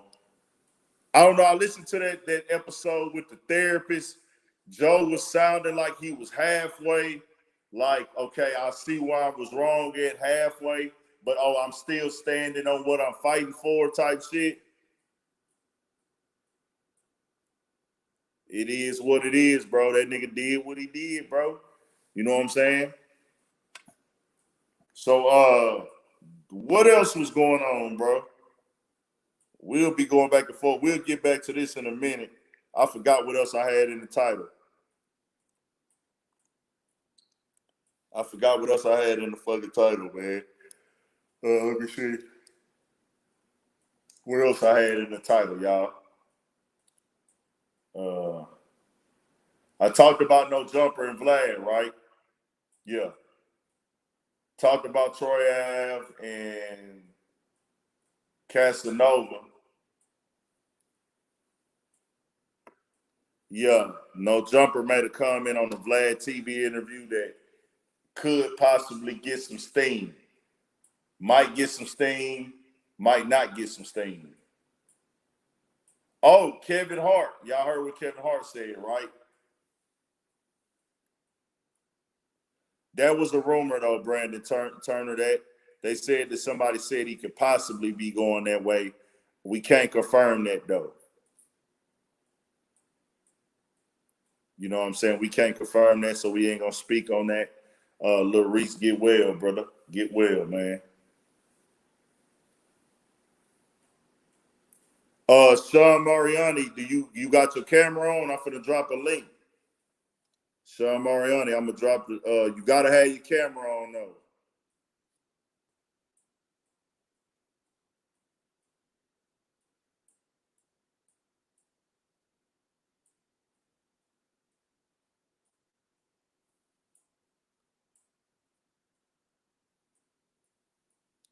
The link is in there.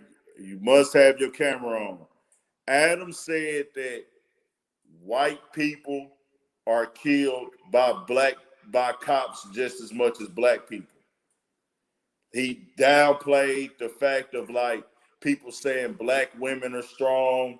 He says he feels like when you make a group like a statement like stop Asian hate or Black Lives Matter, you kind of are you're shitting on other races when you do that. Yeah, you gotta have it. Yeah, yep. You gotta have the cam on, man. No Jumper tripped out. No Jumper tripped out.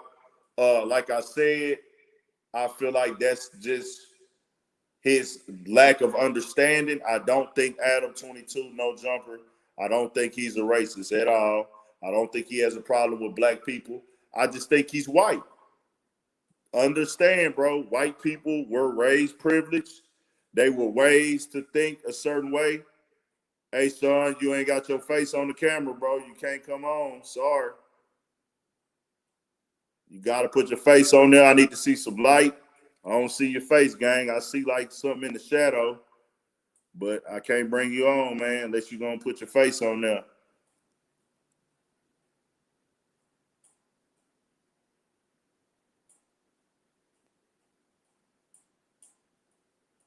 Nah, that lump calling. Yeah, you got to have your face on there, bro. I watch No Jumper. I would be lying if I said I didn't. I do. I support it. I watch it.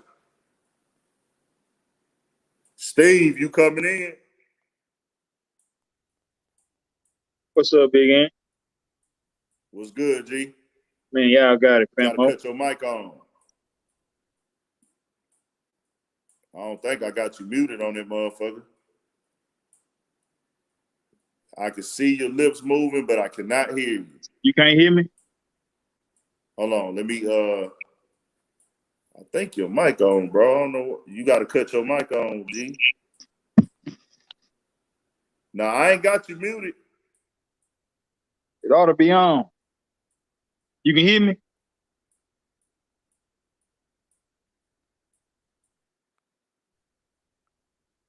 Yo, you ain't got your mic on, bro? Yo. Yeah, my mic on. My mic on. Can y'all hear him? Yeah, they can't hear you, bro. Hold on. Hey, go out. I'm going to drop the link again and click the link again. That's a bit.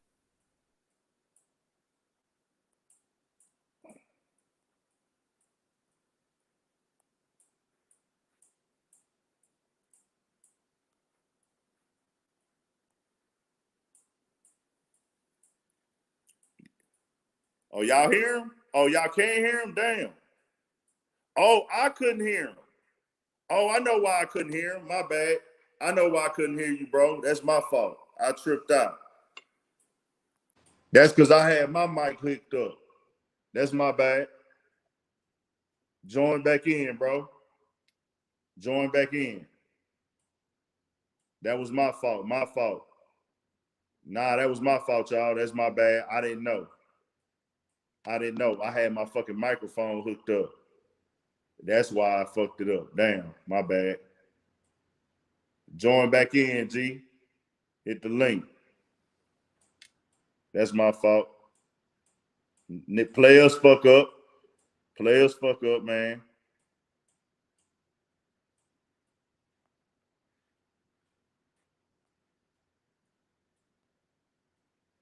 Players fuck up. Players fuck up, man. I got the link. Oh, here you go. Okay. Hold on.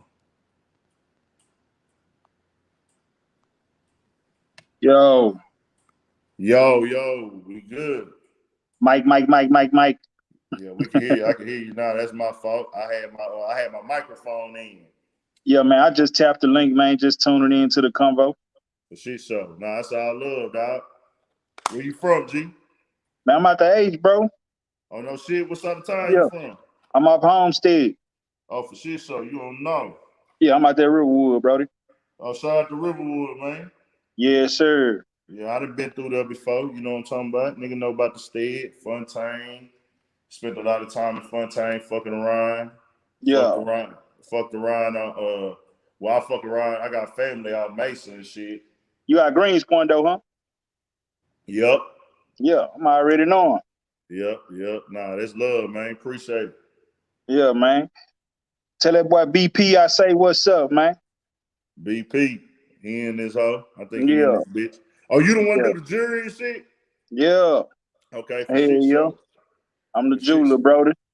Huh? Yeah, I'm the jeweler, man. Yeah, Black jeweler. You don't see him like me too often. Yeah, man. I'm out the jury game though, G. I mean, I know how it be, brother, but shit, you know.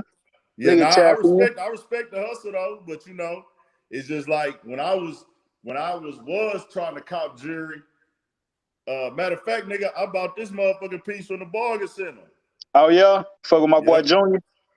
Yep, from Junior. Nigga, this piece 10 years old. Yeah, that's cool, man. Yeah, that Junior, that's my boy, man. Yeah, man, ain't nothing wrong with tapping in every now and then on the jewels, you know what I'm saying? Nigga ain't gotta be, you know what I'm saying, on no rap star shit, but yeah, man, nigga tap in every now and then, treat yourself. You know how that shit be. If you on that type of time, you know, if you moving like that, I don't know. I just was like, man, if I get like a lump sum of money now, I'll be just holding on to my shit. You know what I'm saying? Man. But I fuck with jury though. Like I respect it. I understand it. I always wanted jury. You know what I'm saying? I always wanted to have on jury. Now you know how that shit be when you coming from the streets, man. That shit like a trophy for real. Facts. And really, I think once I got my chain on and I had it for a couple years, I was like, all right, bro, I got that feeling. I know what it's like to put man, on that's just like anything else, bro, that you want for a long time. When you get it, it ain't shit no more. Yeah, I done wore it. I done da-da-da-da. I feel like now a chain or any type of jewelry is just to complement the look. I ain't got to have the baddest, you know, bust down on. I ain't got to have the baddest goddamn Cuban on. And then one thing that I understand, bitches gonna fuck with a nigga regardless. Like, if you got a chain on, a bitch ain't look. If you a live nigga, a bitch ain't looking at you and saying, "Hey man, your chain ain't big enough for me to fuck with you." Nah, definitely not, bro. But it definitely goddamn me accent a nigga ass though. You know what I'm saying? Yeah. If you already that nigga and you got the jewels on, man, that shit just compliment who you is, man. But see, me, I'm a jeweler, bro, and I just run around with a cool watch, bro. It ain't no buzz down or nothing. Just, you know what I'm saying? That's a rolling. Nigga ain't gotta overdo it, man. Yeah, that's a rolling. Yeah, Master 2. Yeah, shout out to nigga gotta get that trophy on their wrist one day, man. You know how it goes. Man, ain't nothing wrong with that, bro. You know what I'm saying? I feel like every grown man should have a nice watch. Thanks. So what you tapped in on? You tapped in on the Joe Budden shit? Yeah, man, you know, I be tapped in on everything, man. I just be soaking up the media, bro. You know what I'm saying? Doing my little juice, soaking up media, man. Like, I don't know, man. That boy Joe, at first, when he just told his side of the story, I was like, man, them niggas, they're kind of tripping. But then when I hear their side of the story, I'm like, man, I don't know. That nigga Joe sound like he on a little bit of foul play. So I don't know. I just kind of like, you know what I'm saying? It's three sides to the story. They side, his side, and the truth, man. And that's one thing that I wanted to make like very like, you know, clear in the jump. I was like, well, man, we still haven't heard Rory and Maul's side, but we could only, and that was like them just, I guess, chilling. Like, we could only go off of what Joe Budden was saying or what academics was saying. Yeah, man, but I ain't listening to what the academics got to say on it. He clearly on some, you know what I'm saying? He hate Rory and Maul, man. He on their road every day. Yeah. I think really Rory and Maul handled this shit more like G's than they got credit for, because this issue been going on. Yeah, they really held it down, like you say, man. They wasn't speaking on no business or nothing. They were just keeping it, you know what I'm saying, behind the scenes, like that shit, that type shit supposed to be. But, you know, when they really got to tell their side of the story. Bro. Rory and Maul held it down because this shit was going on, they said, since 2019. Yeah, they said it was like 3 years or something. Well, even Joe said that, man, they've been talking about this for 3 years. Yeah. For 3 years, they ain't never went public, and people are saying it's a smear campaign on Joe, and I'm like, no, this nigga smeared himself. Yeah, but that new smear campaign about that girl, that's like some smear campaign type stuff. That ain't no smear campaign, bro. It's not a smear campaign if you put the fucking episode out and you got control over it. All she did was come out and speak her piece. She busted down, you know what I'm saying? Timestamped it. He put the shit out. Man, nigga gotta know, hey man, we gonna scrap this episode. Like, but see, he wasn't seeing it like that. And I guess he ain't know like she was feeling like that. You know what I'm saying? She said they talked about it during the recording. She said the production crew talked to her about it. Once there was any sense of her feeling uncomfortable, he shot himself in the toe. Bro, she said on the show, I feel so uncomfortable. Yeah, I seen that, man. Did you not rewatch the shit? Like, come on, now, if I rewatch a motherfucking show, I'm looking at this shit. The girl looked fucked up. She up there wiping her face is dropping. She like, and then she giving fake smiles. And then on one point, she sat up there and said, I feel so uncomfortable right now. At the end, she said, man, I feel so uncomfortable. He basically gave the rabbit the gun. Like, nigga, fire, holla at your crew. Somebody got to be the motherfucking smart nigga here and say, you know what? Let's scrap this one. Yeah. They thought cutting out a couple pieces where Joe was going overboard was going to be enough. It ain't do, man. Yeah, they gave the rabbit the gun, man. They gave her the ammunition with that one. Because he had the power to, like you say, scrap that thing, man, and they let it ride. So I don't know what to say about that one, man. Bro, she contacted the fucking lawyer. Once she contacted the lawyer, I would have took that bitch down. She quit right away, or had her lawyer contact her, but somebody said she went back for a few episodes and then quit, whatever. Once her lawyer contacted me, I would have been like, all right, we're going to take that up out of there. Huh? Get that up out of there, man. Come on, bro. What type of smart businessman makes a motherfucking decision like that, bro? Man, he might be out of there with that one, boy. I don't think he out of there. He didn't. You don't think so? Huh? Nah, he ain't out of there. He ain't doing nothing to get himself out of there. It just make people look at you like that side eye. You know what I'm saying? Boy, that shit look nasty, man. Yeah, like he be saying, that's nasty. And he's been a nigga that spoke on sexual harassment a lot, called it out, called niggas out when they do it. He's called out Hollywood about, like, when them Hollywood dudes. Really, I feel like he became like an advocate for it because, like, people was putting that, they been putting that on him, you know what I'm saying? With that girl Tahiri, you know, what's the model chick he used to mess with? Amber, what her name is? Yeah. See, they said that he was abusive, but they never said that he was on no sexual assault type. But you know, they try to put it all in the one basket. You know what I'm saying? That's that. I would take that as two different baskets though, because abusive mean like, okay, I put my you beating hands on on hoes, women. you know what I'm saying, on women and all that. Yeah, I put my hands on women. I touch women inappropriately. I push women, but sexually, it's like, hey man, I'm violating you as a woman. That is a whole nother bag, man. That's a different bag, and that's both of them are bad bags to be in.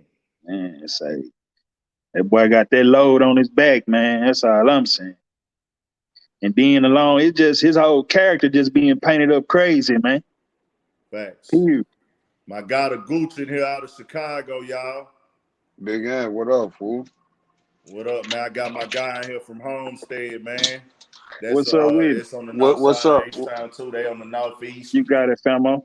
Oh, yes, sir. What's crazy about H-Town for my people that don't know, to get from northeast Houston to northwest Houston is the top of the northeast of Houston to the top of the northwest is a that outside connection, man. It's a whole fucking hour, dog. Tap in, man. Bro, yeah, I've been plugged in. I've been a political partner, man. I've been tapped in on it, eh? You done gave me the wrench and everything, bro. Yeah, I remember. Yeah, I remember. You know, I told you. I said, yeah, you do the jury, huh? Yeah. You already know who you was once I got to talking to you and shit. Yeah, for sure, man. It's all love. I was gonna say, Gooch. Yeah, we had a very interesting live 2 days ago.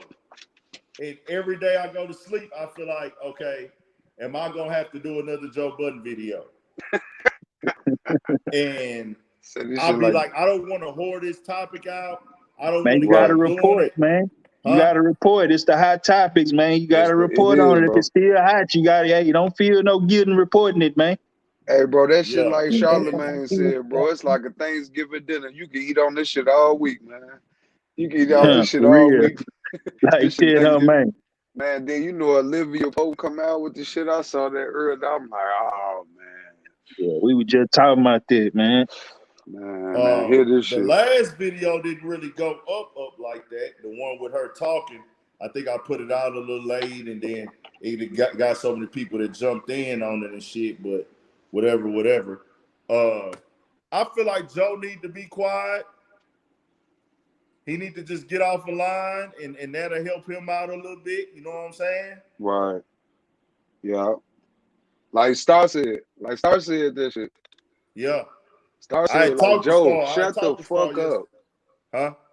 Joe told him, like, Star told Joe, like, bro, be quiet. Stop running your mouth so much, man.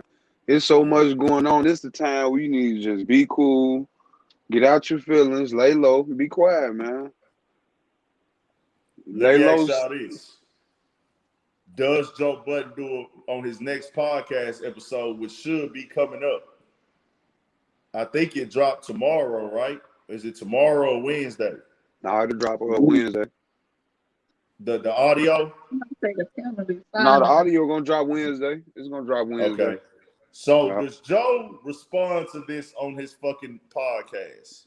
Hell yeah. That nigga coming out with brotherly love and apologies on his next podcast, man. Yeah. That nigga trying to save face like a motherfucker. Are we sure? Because he hasn't tried to save face yet. On his lives, man, he seemed like he trying to kind of save face and then trying to stand on it still a little bit. You know what I'm saying? But not as still. He ain't been as still for you. Today? I think he went live yesterday or today. He went live yesterday. Yeah. So yesterday. That's the only way for him to go, really. I mean, he can't fucking double down and get on more bullshit because it's gonna really make him look like the monster. See, like, we know Joe smart, bro, so he gonna play the mind game. Okay, if they all fucking, he gonna take the high road, bro. He gonna take the high road and say, you know what? I apologize. You guys are writing certain shit. He gonna try to let it all blow over so he can continue this podcast with Ishan. Mom, you know, Joe smart, bro. He gonna try to get back to the bullshit, you know, as opposed to, you know what I'm saying? It seemed like he trying to keep the dope crack for Mal to come back through. What y'all think? Yeah. Oh yeah, no, that's there for sure. I told you that, Big. I say, man, Mal is the relationship that he want to keep. He don't give a fuck about Rory. Mal is the one. Maul is the one that's gonna hurt him deep. That's gonna affect him. He gonna be thinking about Maul. You know, you got that homie, bro, that you move with in certain spaces, and that cool, smooth nigga that fuck with you in certain. You know, they got a relationship, bro. So he gonna regret that Maul shit. That Maul is what he's gonna be trying to repair. Rory, though, it's over with for Rory, which I'm glad about, to be honest. You know, I ain't gonna lie to You don't fuck with you. Rory? Man, Rory was his son, bro. That's how I look at it, just to It be used to honest. be Lip Boy and Rory, huh, man? Yeah, Rory just be there, sit there, say everything's safe. You know, I love him. That's the best album. Bro, you was 3 when that album came out, bro. You was born in 1990. You just told us that. You the same age as my little brother, bro. How do you know about something that came Rory's out in on that dick 94, pudding. Rory? Yeah, bro. Rory on Come that on, bro. dick pudding, man. Bro, you was an 8-year-old Irish boy. How you know about motherfucker in 98 when Juvenile them came out? Come on, boy, stop it. Stop it, man. Come on, man. So But you you know, know, man, other people they actually be like hip hop historians, nigga. They gonna go research shit. right. You know Yeah, I how them feel like niggas Rory's do, one of bro. them type Like of niggas niggas, will bro. go out there and Rory be probably nigga studying rap like it's motherfucking mad science and Chinese algebra, nigga. Exactly, Rap exactly. history 101 like a motherfucker. Yeah, Rory used to And work at a label and shit. but you know, that's my only gripe with him that I don't like, because I feel like, listen, if you the white dude in the equation, bring us your culture. You supposed to be showing us your culture, bro. We know about black culture, nigga. We got that from Joe and Maul. You supposed to be bringing your culture to the table and even this shit out. But really, What you nigga, mean his culture though? What you mean by his culture? you Irish. Bro, You ain't into this is nothing a hip Irish. hop pot. That's a hip hop platform, bro. Niggas will Is turn that shit off. He start trying to bring some shit like that on there. but I feel like Only thing a niggas fuck with that's Irish, bro, is motherfucking St. Patrick's Day and Jameson. And when you talking hip hop, I fuck with Irish. You know what I'm saying? Like we don't have a problem with Irishmen or Irish people. We not racist right. towards Facts. Irish, but we just not concerned with that in hip hop. Yeah. But I feel But like Man, he what y'all pander feel too about much. But you know, with black people, bro, we are the race that fucks with everybody. Right. We get along with everybody. And that's one thing about black people that niggas gotta understand. Whether it's rap, hip hop, a business black person, black podcast, nigga, we will sit in the room and talk to a motherfucking stranger from a whole nother race before we sit in the room and talk to another nigga that's a stranger. That's a fact. That's a fact. Facts, nigga. Nigga, we will gladly, nigga, you can be a nigga, you can be one nigga, and you walk in the room, and it's 30 people that's from 30 Irishmen in that motherfucker. A nigga will go in that bitch and be comfortable as fuck if they are welcoming to him having a conversation. Yeah, that's a fact. But that's our But iron though. but the other way around, you walk in the room and it's 30 niggas in there, you like, what's going on, nigga? Yeah, Who in yeah. this bitch? Like, who are these niggas? What And type that's of so fucked song up, they bro. on? That's why this black genocide shit is on autopilot. They ain't got to do nothing, bro, because we doing it all. It's like this shit, man. Where I'm from, bro, I go out every day, bro. I go to the gas station. I'm from Chicago, you know that big guy. But you know, Yeah. I go out to the gas station, bro. Everywhere I go, a nigga looking at me crazy. You know, a nigga gonna look at me with a certain eye, like, soon as he see my skin, nigga looking at me like, who the fuck is dude? Soon as I nigga pop out the on? car, niggas in cars with tents on them. You know what I'm saying? Niggas in cars with tents on them, they I'm looking at you. tinted They up who 5%, but everybody know my car who know me, so I just like tint. the But yeah, I That's the want bro. to be clear marketing though, though, man. Yeah, man. You know, black people, bro. If you around street shit, you gonna develop PTSD, man. yeah. Uh, I developed a form of PTSD fucking with this rap shit, bro. Like, I hate to say that, and I just know it though. It be on my mind now where I feel like I have to watch my motherfucking back everywhere because I know so much now. I see, and don't get me wrong, a nigga been like around street shit his whole life. Nigga grew up around street shit. Pops was on some street shit. You know what I'm saying? Right. Family members on street shit. Nigga been seeing this shit firsthand, but like fucking with the rap game, it make you think more because you like, okay, bro, people see my face. Motherfuckers know who, a few people know who I am when I be outside now. You know what I'm saying? As opposed to like when I walk in the building, I'm just a nigga that probably, unless I know a motherfucker in there, like now it's like, oh nigga, it might be a stranger in here that know you. Yeah. You know what I'm saying? And like now, about this shit. You just start feeling like, okay, bro, you see so much so regularly dealing with so many different personalities. You just know now, like, bro, these streets is so motherfucking wicked, dog. Bro. That's It ain't even go, look, Big Ant, when I was younger, bro, like coming from the era I come from, bro, we was all outside. We was able to kick it. Nigga, we was outside 3, 4 in the morning. Niggas outside kicking it. We in the crib barbecuing. Motherfuckers playing cards. We got the chicks outside. The young generation, bro, they don't even mess with females. Look at all the videos, bro. Everything we did was based around females, bro. We went out bowling. We went out to the club, bro. We had females with all the females from our block was with us. We always had female women with us, bro. And that's the thing I don't never see in this generation. It's just 15 niggas with guns. That's all I see, bro. It's 12 niggas. Nobody got females. Nobody got no niggas women be with like, them. we got a drill. The bitches can wait, nigga. Right. They be, but you know, to a certain degree, I get it because they don't trust women. Women the way to get you set up. So I get it. You know what I'm saying? Part of me, I get it too.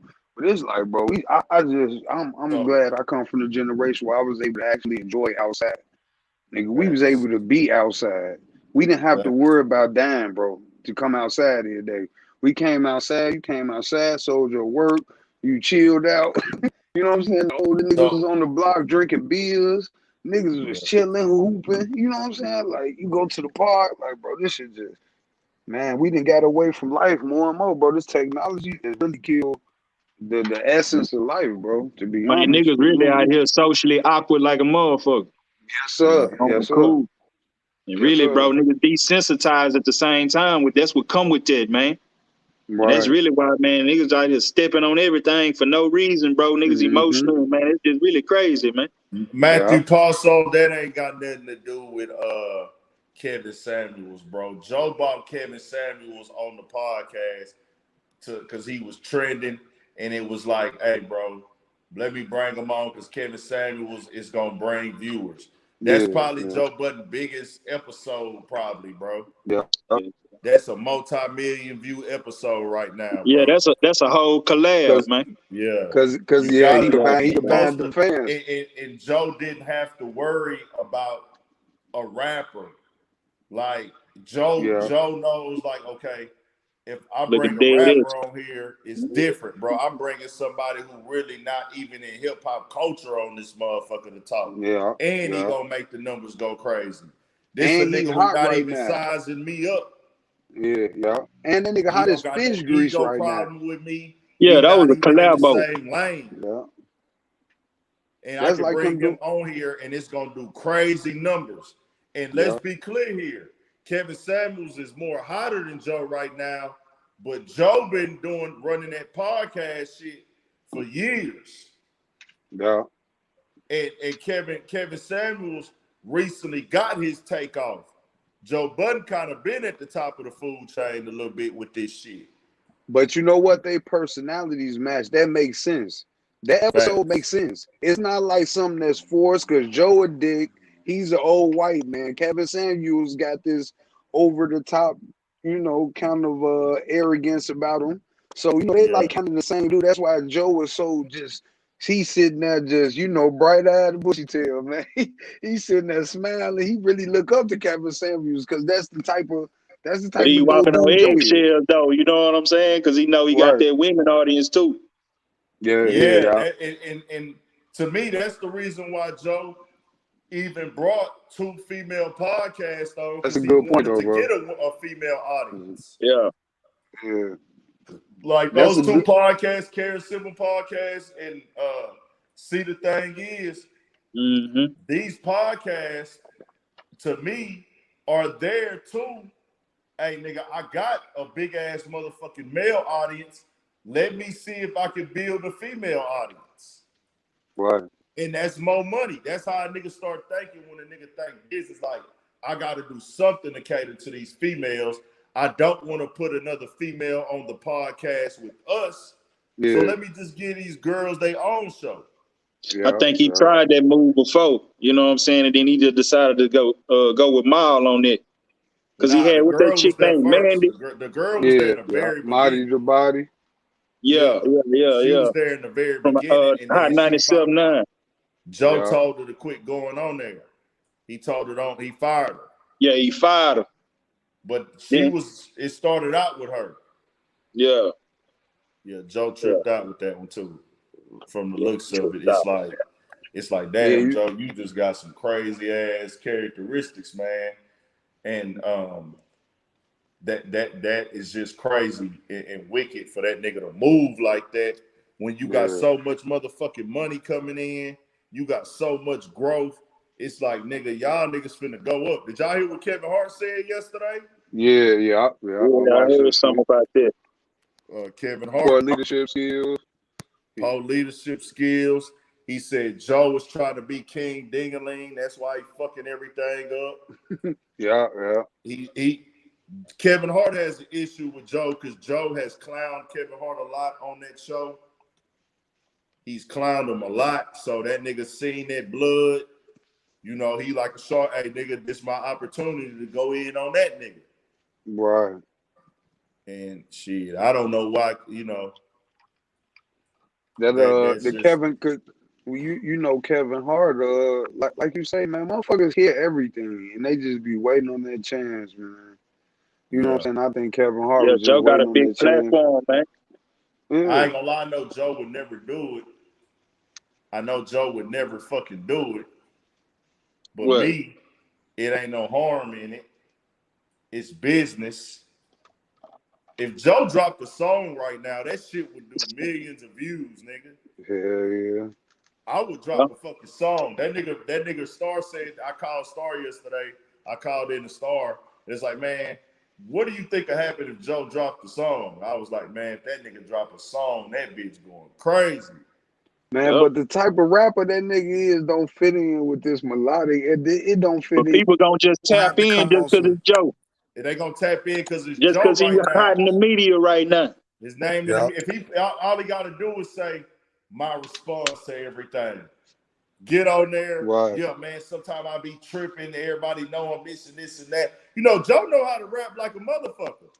Nah, he got something. Joe know how to rap like a motherfucker. Joe hop on that bitch. Yeah, man, they call me narcissistic Joe. Lyrical miracle ass nigga. I'm the Montreal, Tom Carstrion. Hey, flip turn the podcast into millions, but I made mistakes. There's no hate. I'm great. You niggas did it with the shake. Like, you know how to do this. Like Joe rap, man.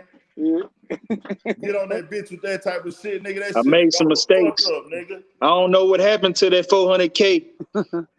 Yeah, they talking about 400K. He said, I don't know what happened to that 400K. We did 400K in one day. Like, you know how the East Coast niggas be rapping sometimes, bro. Yeah, man, he one of them type niggas for real, getting his feelings and everything on him. Yeah, Joe, hey man, Joe be spitting though. Like, even when he was on that Funk Flex, man, I still go back to that and check out that old freestyle on Funk Flex sometime, man.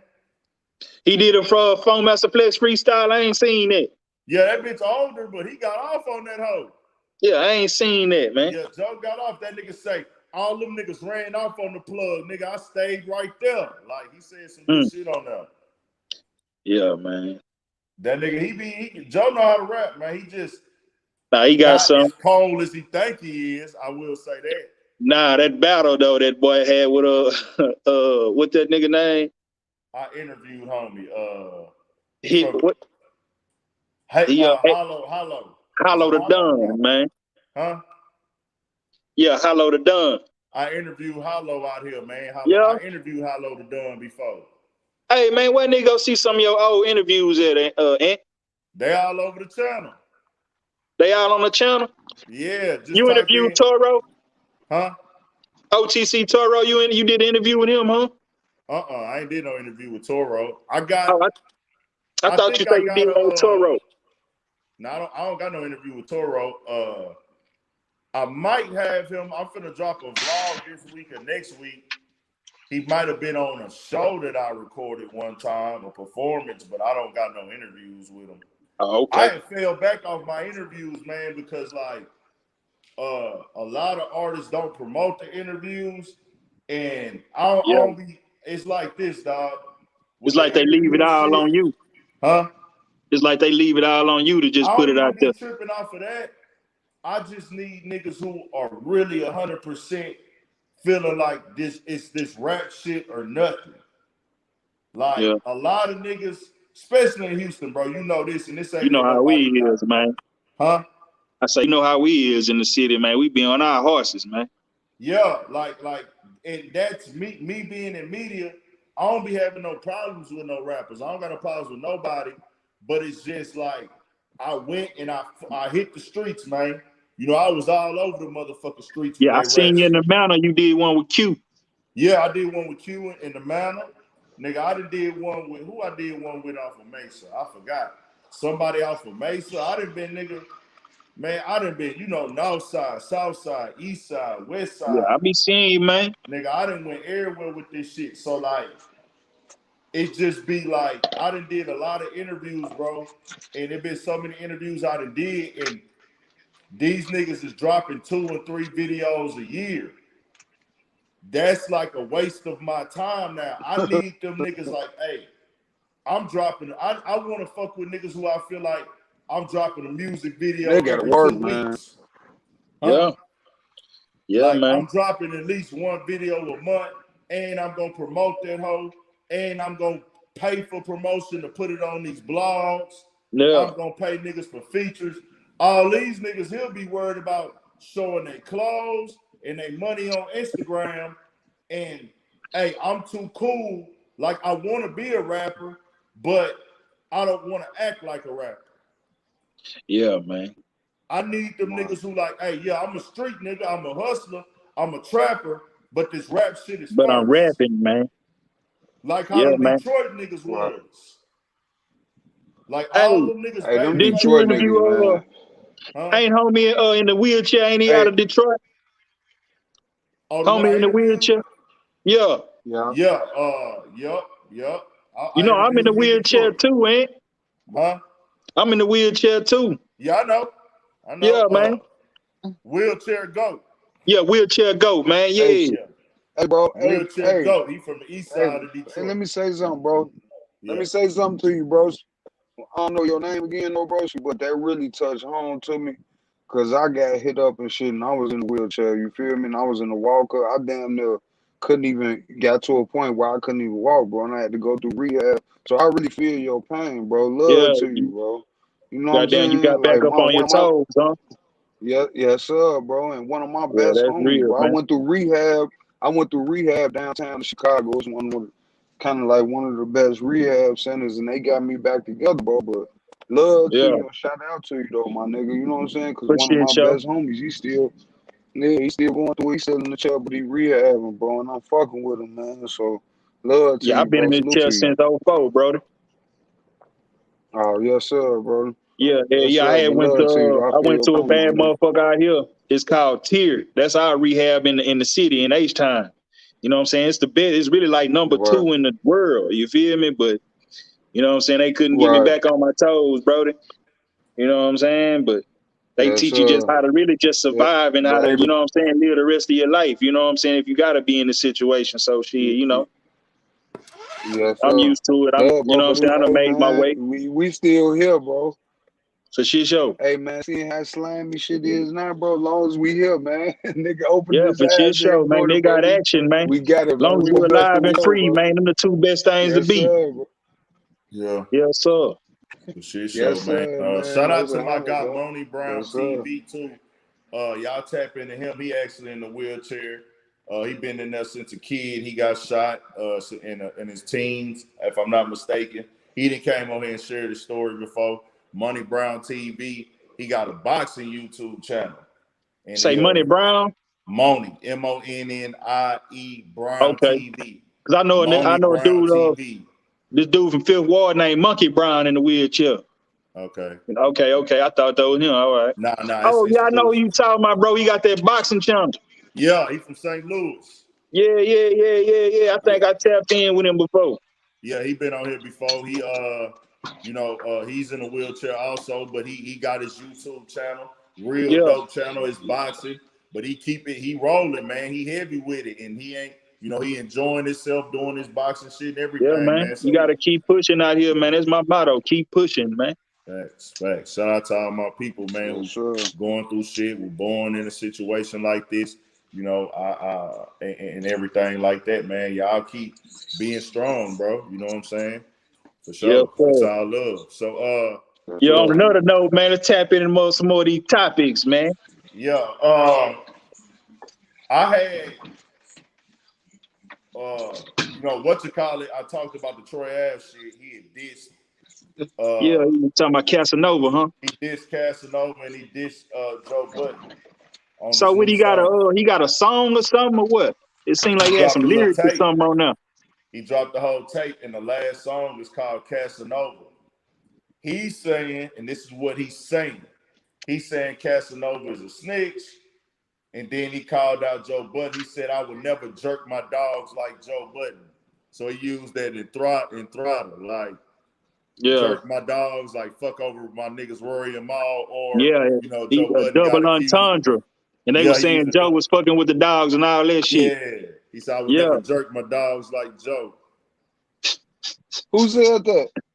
Troy Ave. Troy Ave. Troy Ave don't like Joe Budden. They had to, because Troy Ave. Actually, this was a podcast. Oh, Troy Ave. Before we got big. Yeah. Where Joe Budden went on there after that Breakfast Club interview. That nigga Joe was like, "Man, when I see niggas like Troy Ave, they scare me." And he said, "I watched the episode on Breakfast Club one time, and then he said I wouldn't watch it again with my people, and then I went home and watched it again with my other people, and I just could not believe this nigga was saying this ignorant, like he was saying that nigga was ignorant and stupid and just dumb as fuck." And then the shit was different, and it became an issue because Troy Ave then went and started posting his video where he had Joe Budden baby mama as one of the video girls. Kissing on her and shit and all shit like crazy shit like that. And he was, Troy Ave is a disrespectful motherfucker. Troy. Huh? He don't like Joe. I watched a couple of his podcast episodes. Joe's a bum. He'll never be anything. He's a junkie Joe. Junkie, he be called Junkie Joe. I'm not making fun of nobody. He's had problems and issues. But now I'm just saying that what he would call it Joe, though. You know what I'm saying? Yeah, man. You're a junkie. You're a bum. What type of man goes through that with his girlfriend? You're a bum. I was like, fam, you gotta relax though, bro. He got. I watched the podcast, bro. Be clear on Troy Ave. We know the stigma around his name. I don't call him that name yet because I haven't seen no official paperwork, and they haven't did that court date yet. Yeah. So that's. I like how my nigga Ann. I gonna always keep it political, man. Gotta keep it clear, man. Bro. Yeah, for real. I respect that though, and for real, because you don't just dive in being old miss ass nigga. You know what I'm saying? Yes, sir. My face on this shit, man, and my face. That's what I'm saying, bro. My face and my name. That's all I got in this world. Yeah. Everything else. Man. Your face card gonna always remain good if you keep it clear like that, bro. Big Ant. And that's something that I told you the other day, bro. I'm like, when I used to watch your videos, I used to always be like, man, bro always go out of his way to let shit be known and clarify shit. And I used to be like, why do we do it? But over the time, no, I'm like, okay, I get it, bro. I totally get it. Because real, bro. You ain't just on no internet shit. Exactly. You know, on the internet, you would just kind of throw stones and hide your hand, man. I respect that, big hand, man. You just be on some straight up and down. You know what I'm saying? Yeah. Salute to that, bro. For real, keep that going. And it's like you letting it. you letting it be known, kind of like I ain't playing these games these other niggas playing either though. You know what I'm saying? I'm Yeah, letting shit be known and clarifying exactly what I yeah, mean. So you ain't got to run yeah, up man. on me when you see me talking about what you thought shit was or what it was, nigga. I said what it was. So we pretty much done with it after that. You know what I'm saying? The clarification is And that's everything, one bro. thing I So realized. Like over I've the had time I niggas got it though. contact me from different cities, ask me could I take videos down. They know somebody close to the situation.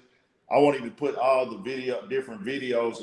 It's niggas that's been in the rap game, and a crew member that hit me Right. before, or a nigga from a nigga hood. Well, hey man, they got to come down, bro. That's too much.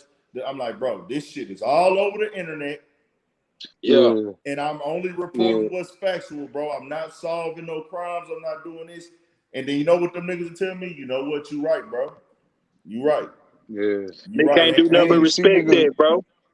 And another especially when you thing what see a niggas nigga. gotta understand, when you fucking with the streets, bro, a nigga like me, no. I'll treat people how I want to be treated. I wear Right. and live life like, hey, if somebody gotta report something on me, I gotta be cool with it if it's factual. You see what I'm Right. saying? If somebody gotta say something about me, make sure it's factual. And I do that for other people. Who Yeah, wants to be lied on? yeah, You know, we that's it. seen this story with Pooh Shiesty the other week when they said he was messing around with or whatever. And I felt like I saw that immediately. I knew it wasn't real. I knew it was fake. I knew that wasn't his chain. I knew that wasn't him. But the blogs be so thirsty and desperate for a story, they posted it all the way up to the level of baller alert. And I'm like, is this how we living now? Y'all are really gonna go and put a homosexual jacket on a straight man? This is cool? Yeah. Like, this is Yeah, bro. acceptable. Like, we're going to put a jacket on a straight man That's Yeah, and this man, say weird that that's he's internet crazy. shit overweight. though. This We're shit gonna so say Like he's you say, away that's and that he's weird not. internet shit, bro. Hold on real quick, y'all. yeah, that's that weird. That's that bro. Nah, I'm man, so glad I I was salute grown Big before Game, the man, because internet, he gonna man. tell it like it is, man. And he ain't gonna get off on the message side, man. Because it's a thin line between reporting the news and just really being on some old mess ass shit. You know what I'm saying? That Man, boy them niggas Big be Game be Yeah, stand up, man. That's why I've been tapped exactly. in, man. them niggas be so thirsty for the clout, bro. Hmm. They be so thirsty That's for exactly it, views. bro. You don't be on no clout chasing shit. That's what it is, bro. Well, Like see, you just, I you know what I'm told saying? myself I was gonna take my time in this shit. I said, hey, it's gonna be a long, hard Your grind. shit organic, bro. Yeah, and I want to be able to talk that shit. Them niggas will try to talk that shit when the time come, but at the end, nigga, in my glory, when my glory come, you can't tell me I built my shit off no whole shit. Nah, yeah, for You real. can't say Ant a messy ass nigga. You can't Hell say nah. Ant was Definitely instigating. can't say that. You can't say Ant was moving like a sucker. You can't say niggas was out here hoeing Ant. I ain't giving niggas no reason why they even gotta try to hoe me. You know what I'm saying? Every Yeah. rapper that I've had an issue with, No. or every artist or any nigga that I've got into it with since I've been doing this, not no disagreement or argument or anything like that, but just like it was a problem or a nigga felt like it was a problem, some serious shit, or niggas that threw out threats or whatever, or said something, that shit was based off of them niggas' ego and them niggas getting in their feelings about some super hoe ass shit. Not something I reported on them. It was niggas approaching me with the lack of respect. And most of the time when niggas approach me without respect, with no respect, I won't even respond to it. Yeah. I'd be like, nah, nigga, fuck that. I don't even want to respond to what the fuck you talking about, nigga. I'm just gonna read this shit and not say nothing back. Yeah, Yeah. And man. leave it Nigga, a at that. mirror So reflection type nigga, man. However you come at me, that's how I'm coming right back at you, man. yeah. So okay, so hey man, how y'all feel about the Kwame Brown, the Kwame Brown, Gilbert Arenas, Matt Barnes situation? What What's that? They got the podcast, All the Smoke. Yeah, I seen that Gilbert Arenas is on there with Steven Jackson and Matt but Barnes. yeah. And Gilbert Arenas was telling about his Kwame time when Brown, he the went to the old man. Wizards, when he got drafted. And Kwame Brown was the #1 draft pick, so he was kind of supposed to be the star. And Jordan was there. So he was just talking about like how Jordan kind of, made the nigga made Kwame Brown. You know how they said Jordan is, man. He gonna talk shit to you. He gonna ride you. You know what I'm saying? That's just that, man. So the nigga He would was tell on him his he ain't want him to bullshit. score he ain't want him to take a lot of shots or some shit. Nah, that's what Jordan wanted. Jordan wanted the nigga to step up, but Kwame Brown just didn't pan out. He was a bust. Yeah. He's in his history of, let's say this, in his documentation of hooping, he was labeled as a bust. So they were speaking on that. Steven Jackson took a little joke at him, made a little sarcastic statement, kind of said, hey man, Kwame Brown was a good player. Like, he didn't smirk or nothing about it. He was serious, like, man, you had a good hooper over there with Kwame Brown. And then, Gilbert Arenas started making that statement about how, that nigga didn't step, he didn't pan out. And, Gilbert Arenas even ended up taking over. So Kwame Brown, they got traded and moved around because Gilbert Arenas, he got that super big contract. Yeah. Gilbert Arenas went crazy. Right. And, definitely he got like 100 M's. Kwame Brown said something along the lines of, nigga, you took money off you took millions of, you like made me lose millions of dollars and all this other shit. And he was like, y'all niggas is some gossiping ass niggas. Y'all niggas need to shut the fuck up. Then he went at Steven Jackson. He was talking about Steven Jackson. Matter of fact, why he was on the podcast? This man, that fire gonna go on nigga vibe, man. Kwame Brown was online. I'm just gonna play this shit for y'all. I don't know why I ain't just do that. Okay. I don't know why I ain't just play it. Where the fuck I got that bitch at? Hold on. I got it on one of these phones. Hold on. It's on one of these jacks. I made the video today. Here you go, right here.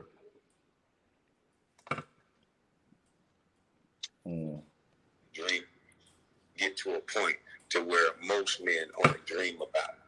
I think you guys need to focus and channel that energy on some more real problems, like the way we are as black males and the way that we look.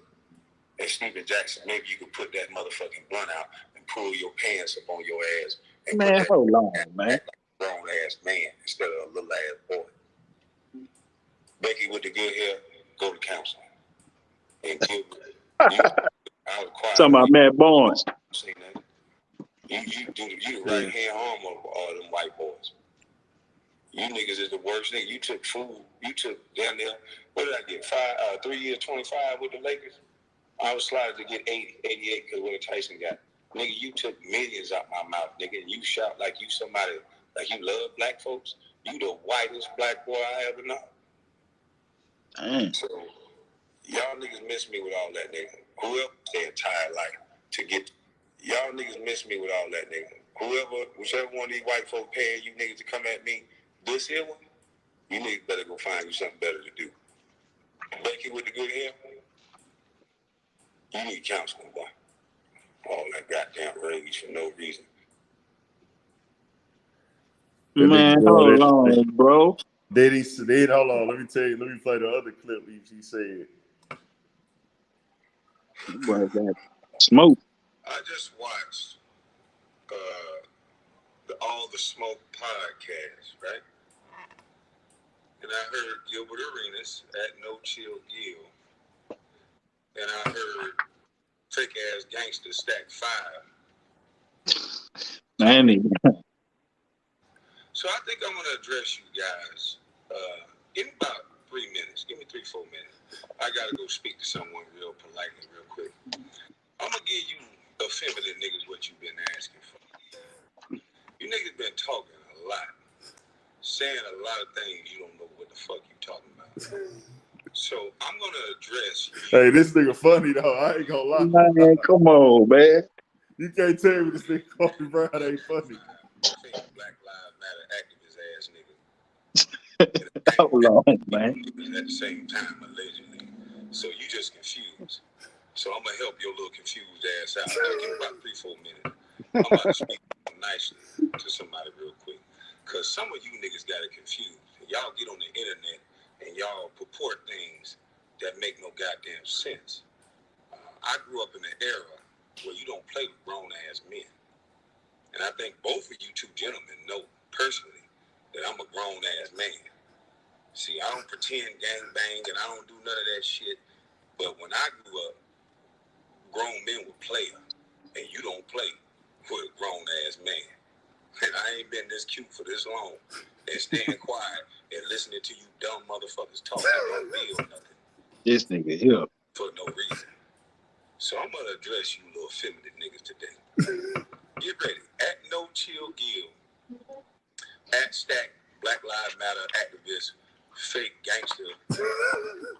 That nigga roasting Stack 5, man. Bro, then he said, hold on.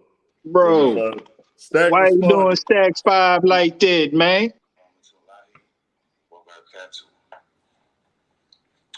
Hey, man, everybody want attention. Say Kwame Brown, bro. I love you to death, man. I don't want no smoke with you. But you can call Charles Oakley or anybody. I'm with Oakley every day. He know that ain't true. You know that ain't true. I wish you the best there, bro. Keep doing your thing, but we not gonna put you on. You had your opportunity when you was the #1 draft pick and laid the egg. So don't make this perfect, bro. For real. We talk about you, but you want to come at us because you know we hot, because you know we can put you back on. That ain't gonna work. Keep doing your thing. We're gonna do ours. I wish you much love there, bro. We don't want no smoke with you. Keep doing your thing. I'm in a different place. Trust me. But none of the stuff you said, you have no facts. Assalamu alaikum. All right, Matt Barnes said something too. I'm gonna play No, Matt Barnes. Barnes had something to say. Huh? Stack 5 took the, you know what I'm saying, the high road with it. But man, my boy Matt Stack Barnes. 5, man. You tell I what that Matt caught Barnes off. said. My Barnes gonna go in. So I was busy this weekend coaching, so I kind of missed the whole shit going on the internet. This kind of Kwame Brown shit. I was confused because I never said nothing about dude, but obviously coming for us or coming for me or coming for us, you know you're gonna get attention. I think that's all you were searching for. Bro, you've been getting made fun of since you came in the league for not living up to expectations. People laugh and joke all the time. Me, I didn't do that. Never laughed, never joked, because I don't talk about people like that. So I asked my team, like, yo, what did I do? Did I miss something? I know it'd be high out here, so did I miss something? And they said, I tapped Jack's knee when something was said. So if that's what got you mad, me tapping somebody's knee, you need a hug, bro. But before all this shit even got moving around, once I heard you talking shit, I DM'd you like a man because I felt if something I really said, we could talk about it. But you chose to ignore that and take the shit to the internet. So, I mean, again, if you want to be mad at anybody, be mad at MJ for believing in you and picking you #1. I didn't do that. I don't know you. I never talked about you. I tried to come to you like a man. You chose to go on the internet. So, it is what it is. Straight up, it is what it is. Funny guy. Hey man, they got Kwame Brown fucked up, nigga. He want the grease, nigga. The fuck y'all talking about, nigga? Kwame Brown finna look at this shit, nigga. Hey, I think, you know what I'm saying, nigga Stack 5, man. Hey, that's crazy, bro. I ain't know about that little shit right there, man. Man, that Nigga shit Kwame going on that dumb on trip. it. I did a video on it. I just threw the video out just to put out some. I must have missed that one. I've been dropping a bunch of little like content on the Joe Budden shit. And I was just like, man, I want to put something else out that's a little different. And shit, Yeah. nigga, that shit going crazy right now. No shit. Yeah, that shit Yeah, already man. got. That bitch got 200 comments, man. Yeah, I'm gonna have to tap in on that, man. That shit there crazy. Kwame Brown is funny though. Yeah, that nigga that had fucking that them smoke, up. huh? Say what? So he had grease for them boys for real, That man. nigga, hey, he with all the bullshit. Y'all I niggas see gonna that. quit playing with Kwame Brown, nigga. For real, Y'all nigga. got that nigga fucked up, nigga. They like, don't speak on me, man. Hey, that nigga is Kwame Brown name is not motherfucking. It's a no-fly zone with him when we talk about a goddamn whatchamacallit. In Ebony Suite. Hey, you got to tell the supporters stop DMing me about Joe Budden if you want me to stop talking about Joe Budden. If you Man, want me to say, stop bro, doing videos about Joe Budden, you tell doing them your don't job, do man. shit. Listen, this is what If you got to do at this point. If you the don't new want me to shit keep talk on about Joe dropping, Budden, you got to make sure, tell Joe Budden to not say nothing else. And the supporters of my platform will have nothing to DM me about and ask me to do a video on. Right. If I get 6 DMs before 12 o'clock, if I get 6 DMs before 12 o'clock and they asking me, can I make a video about Joe Budden? Am I gonna do a video about Joe Budden? I think it'll be a bad business move and platform move to just ignore that shit. man, you doing your job, man. Yeah, you staying on your pivot, big ant. I got some nigga that I do want to join the live, but he doesn't have the nuts. This nigga been typing in long paragraphs, trying to call a nigga a fuck nigga and a Joe Budden hater. So somebody went in and responded to the nigga and told that nigga, hey, Ant, chill, bro. This is Joe Budden's burner account. Trust me. Because you know Joe Budden be on the internet with burner accounts. I don't know if y'all know. He's admitted that shit. Yeah. He used to go in Clubhouse with a burner account, dog. He spoke on it. Yeah, he spoke on it. What type of nigga creates a burner account? This nigga Joe's so fucking crazy. He said when he seen the title and he seen people what they was talking about on Clubhouse, so he then went back in there and he got on there with his burner account. So then he said he couldn't take it no more, so he came back in with his real account. I was like, this nigga really fucking crazy, bro. Like, that nigga really crazy, bro. Yeah, we say Joe Budden innocent. He is innocent. He like KD. He like KD with that burner account, man. Yeah, like KD, man. Yeah, that nigga KD a motherfucker. Hey, I remember Young Thug said he got a burner account too. Man, all the niggas probably got a burner account, when man. That nigga got into it with French Montana, when him and French Montana was going back and forth that one night, they was like going back and forth all night, bro. That nigga Young Thug like went to the nigga house and like, yeah, man, what the fuck is this whole ass nigga at, man? Yeah. And that nigga was like, yeah, nigga, hey, nigga, your ass said something slick. And I know, nigga, because I wouldn't look at your page from my burner account, nigga. And I was like, what the fuck? Yeah. Hey, Big Ant. Yeah. Hey, Ant, you know what made Thug go, bro? Because Thug put on dresses. He trolled everybody, bro. But niggas never played with Thug. But no. Listen to me. Let me get through, bro. Niggas never played with Thug, though. Every rapper respected Thug. You never heard a nigga trying to run over. You never heard a nigga snatch Thug jewelry. You never heard a nigga play with Thug ever. Well, no. But that's the one that you know behind the scenes. Hold on. There are several rappers that have issues with Young Thug. One of them is in my city.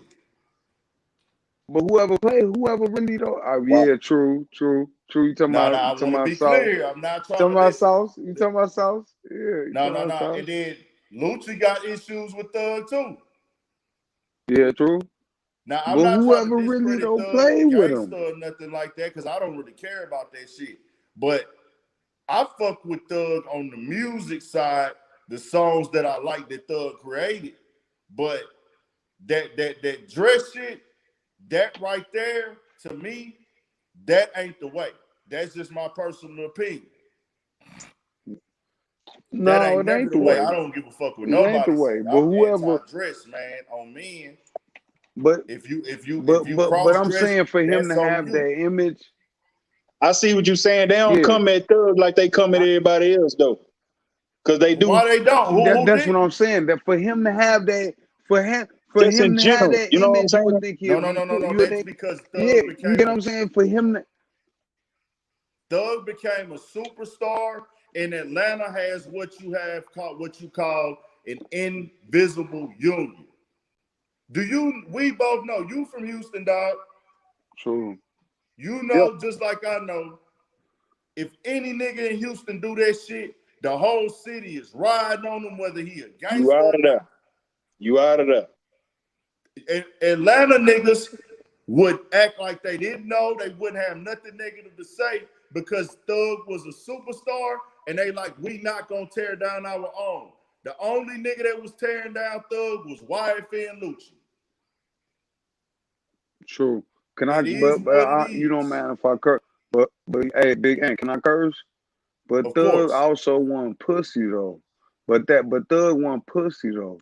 That's what made it That's even more. cool. That's what it really behind the scenes. Because listen, behind the scenes, we have to always know. We always see him in videos. We gonna see him from the point we see him in. But when these rappers was running the Thug in the studio, all these collaborations he was doing, they was meeting the real Thug. They like, oh, this nigga not no. He not pussy. He not the nigga in the dress. He not no That's the point that niggas I'm knew the making, real though. Thug, and that's That's why the point. niggas was He got a reputation for being a No, gangster. but I feel you, bro. I feel what y'all are saying. I'm not. That's what I want to separate because I'm not the nigga that cares who's a gangster for real or not. I always make that very clear. I don't care about that gangster shit, that But street see, shit, like, man. I'm here for the entertainment and music. All I'm saying is I don't ever want to reference anything with a man putting on the motherfucking dress. And that's whoever. was on the Like, dress. that's Yeah, not it's the funny because like true. Thug don't get the same flack as like True. say Kid Cudi or something. You know what I'm saying? Thug got some flack when that shit first came out, dog. But But like I said, it But he don't just seem like it was the but be same though. clear You know here, what I'm the saying? reason he didn't get no flack was because Atlanta stood behind dog, man. His Yeah, city Hey, stood and everybody who got behind Uzi to him. speak followed on. him. Hey, and Uzi was doing it even worse. Uzi was doing it even worse. Uzi But followed them him and was niggas doing even city people. stood behind them. It's all about who gonna back you on that shit. If your city is letting you go ride with it and your city stamping you, they gonna stick behind you. Yeah, If a Houston nigga come out with a dress on, the city is flushing him the fuck out of Houston. Yeah, you out of there, homie. Nigga, this the city with yeah. Pimp C not from Houston, but we have that type of mentality here, bro. Yeah, You come man. out with that type of shit out this Yeah. bitch, nigga, nah, nigga. You can't rep Houston doing that. And that's no knock to Thug and what they got going on in Atlanta. I'm just saying in Houston, you can't do that. Do you Yeah, get what I'm I saying? The always city wonder why, ain't gonna like, ride why with it. Thug get a Atlanta pass. is some Like, hustling, business, money getting together type niggas. Like, hey, bro, we not finna get on here and tear Thug down. Yeah. We not gonna do that. Right. And that's why a lot of niggas wouldn't Yeah. speak I out think against Kid uh, Cudi. a dude like that could have only came out of Atlanta, to be honest. I couldn't see a dude like that coming out of Cali. I couldn't see him that's coming out why of they Chicago. on, I man. couldn't see him coming out of Houston. I could only really see a dude like that with that eclectic type of, or how on a look. They standing by each other, man, at the end of the day, man. That's really Exactly. why they on like that. I respect the invisible union and the unity, most definitely, though. I'm just saying, bro, you can't ever get me to agree. I don't, like I say, bro, I still listen to Again to this day. Young Thug Again is one of the hardest motherfucking videos in the last decade, man. That Young Again? Thug, that Gucci Again, Oh it's yeah, Thug and it's Thug Gucci and Goo Again. Up again. Yeah, Pull up yeah, before again. I yeah. became an Pause important little before. boy. Yeah, that's Bro, it. that is one of the best fucking I'm sleep. videos ever made. Yeah, I'm sleep. yeah, I don't Man, know that's about that, good. man. Nah, you I know gotta what go. you're Man, talking you about. heard that shit before. But Gucci say, I pour a four and I take something Hey, and I bro, pour a deuce Thug, in. Thug got so much classics to me though. To be honest, Thug really high up in my to go to list. To be honest with you, I can go. I can Ain't Thug and nothing Uzi, wrong with Thug that, Slam bro. It season ain't two. nothing wrong with that. I Yeah, just bro. don't agree with that part of Thug's No, career. I don't either, bro. I don't either, cause I Even the don't come nail from that polish, he ended generation. up denouncing. He denounced all that shit because he said his son started wanting to do it. Yeah, He did that in an interview with Big Boy. He said, my son wanted to paint his fingernails. And I said, ooh, hell nah, son. yeah, So Big cause Boy was that like, well, really, damn, nigga, what about our kids, nigga? And he was yeah, like, look, cause I was on that at that time on my rock star shit. I'm telling y'all, if y'all was doing that because of me, stop.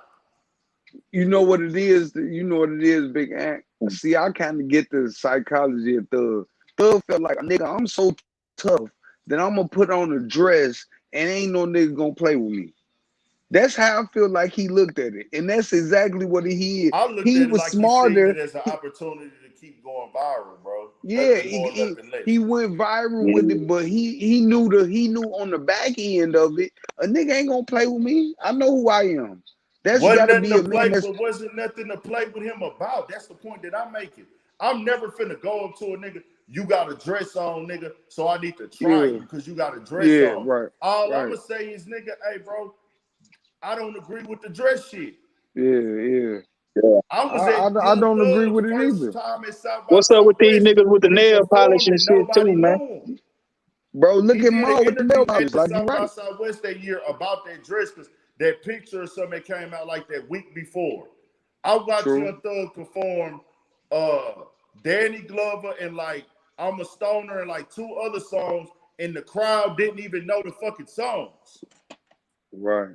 And BP was there with me. We was there together. This is like 2013, 2014, one of them, 2013 or 2014 when he first hit the scene.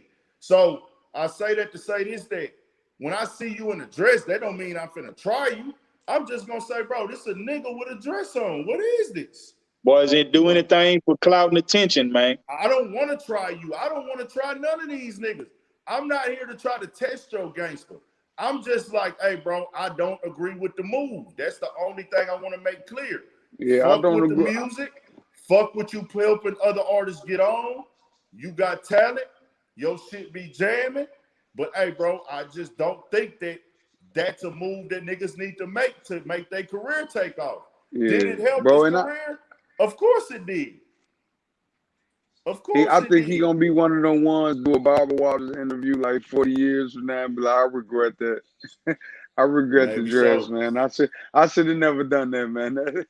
That's something that I regret. And You the know, thing because that I didn't like about Kid Cudi with the shit, we in 2021 and the rap game got past that. Because, you know, that was starting to try to become a little true, fucking trend at one point. Yeah. true. And we got past it. And I was so fucking happy. Like, okay, bro, we back. Ain't no more niggas trying to, you know what I'm saying? Right now, nigga, the tough. I don't want to glorify all these street rappers and niggas killing each other and niggas rapping about it and niggas want to sit up here and make sure they the hardest gangster. I don't want to push that image out there and have that energy and promote that energy only. But I can say But yeah, we I ain't gonna was promote happy that none. the rap went back to the streets. Yeah. Like we got And niggas being men again. uh, And Kid Cudi pops out for some clout with this bullshit on. Him and his boy Virgil come up with this whole little play. Yeah, that was straight up for the yeah, clout, man. That was the And clout that chase was then cool. move. tried to use it Oh, and market it as mental health awareness. And I'm yeah. like, this shit is fucking disgusting, bro. Then tried to drop Kurt Cobain name in it. You know what I'm saying?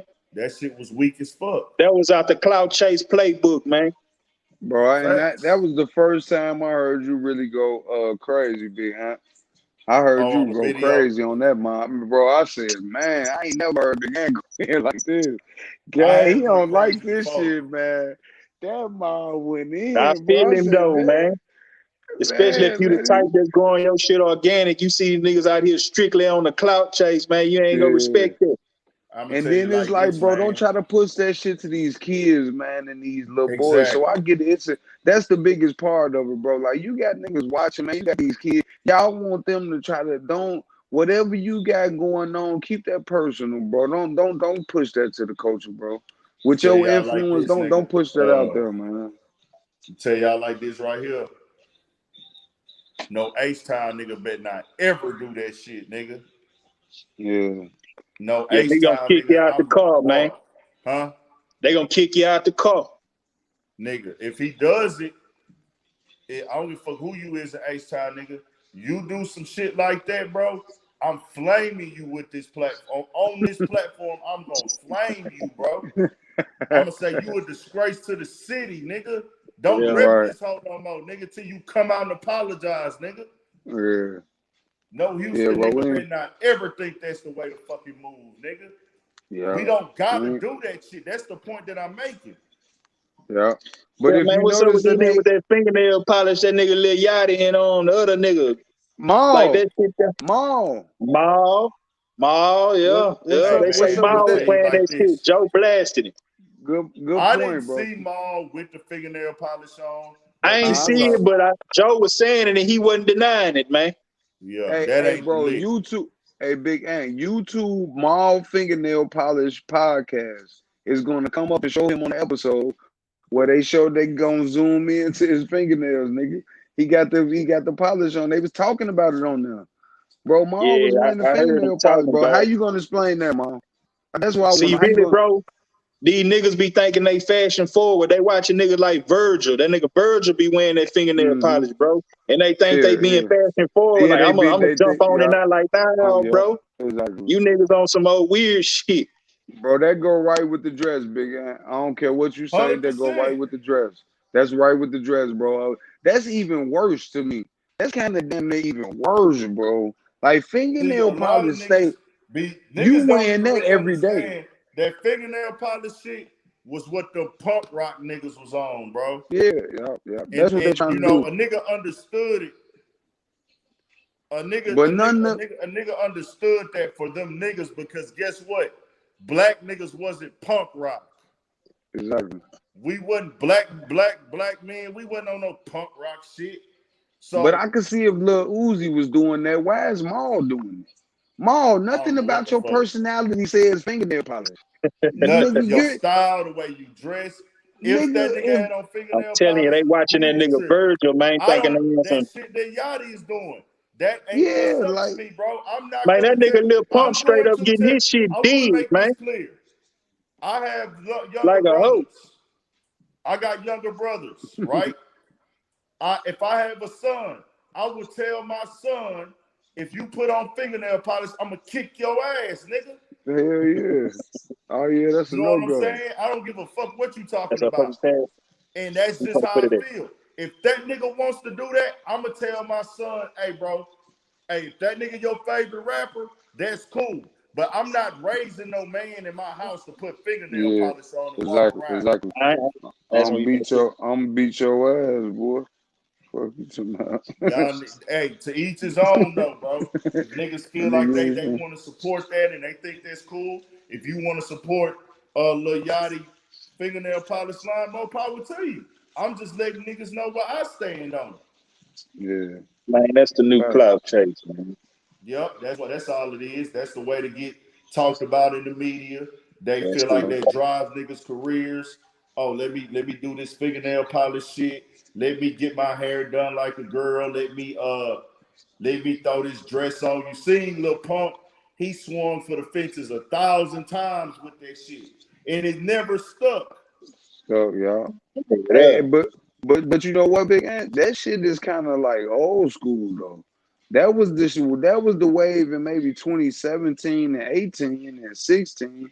But right now the wave is to be gangster, niggas. Pooh Shiesty and them got it on. There ain't nobody thinking about no fucking fingernail polish no more. It's about Lil Durk, Pooh Shiesty. Niggas out here on a whole different way. The rap game is on a whole different wave from that right now. Nobody's doing punk rock. Right. That shit done phased out. Nobody think about no dresses no more. It's about how true, like that color hair. Remember the color dreads? Remember when niggas had their dreads colored? Who got their dreads colored anymore but Lil Durk? Probably. Yeah. I don't nobody got these, man. This is a whole nother era though, man. We dealing with Facts. something totally different, bro. So Well, that shit, era fam, that I'm kind of finna play. tap out, man. My phone finna go dead, man. Appreciate y'all letting me tap in with you, big ant. For sure. It's I love, get it, man. You y'all, know, bro. anytime, bro. Y'all love, bro. All right, all Yeah, right, home. For for shit, 1,000. sure. man. 1,000. I didn't know Vlad had a Drag On interview. I'm gonna have to check that out. I used to fuck with Drag On back in the day, man. Yeah, I mess with Drag on. He was real close to X, man. I'm Yeah, uh, yeah, I fucked with him. I gotta try to get I'm me a haircut this week too, man. I've been cooped up in the house. Hey man, I'm a bald nigga. I cut my shit in the crib, man. I got the rays and everything. I come out the crib like I'm in the shop, man. I would Straight up, never, I could never try to cut my own hair again, bro. I used to man. try that shit when I was, I used to try to cut my shit back in the Gap on some shit, and man, my shit would never be fucking sharp, dog. Yeah, yeah. It's like I couldn't get that whole sharp, and one day I said, you know what? This trying to cut my own hair shit ain't what's up, bro. Like But it just ain't.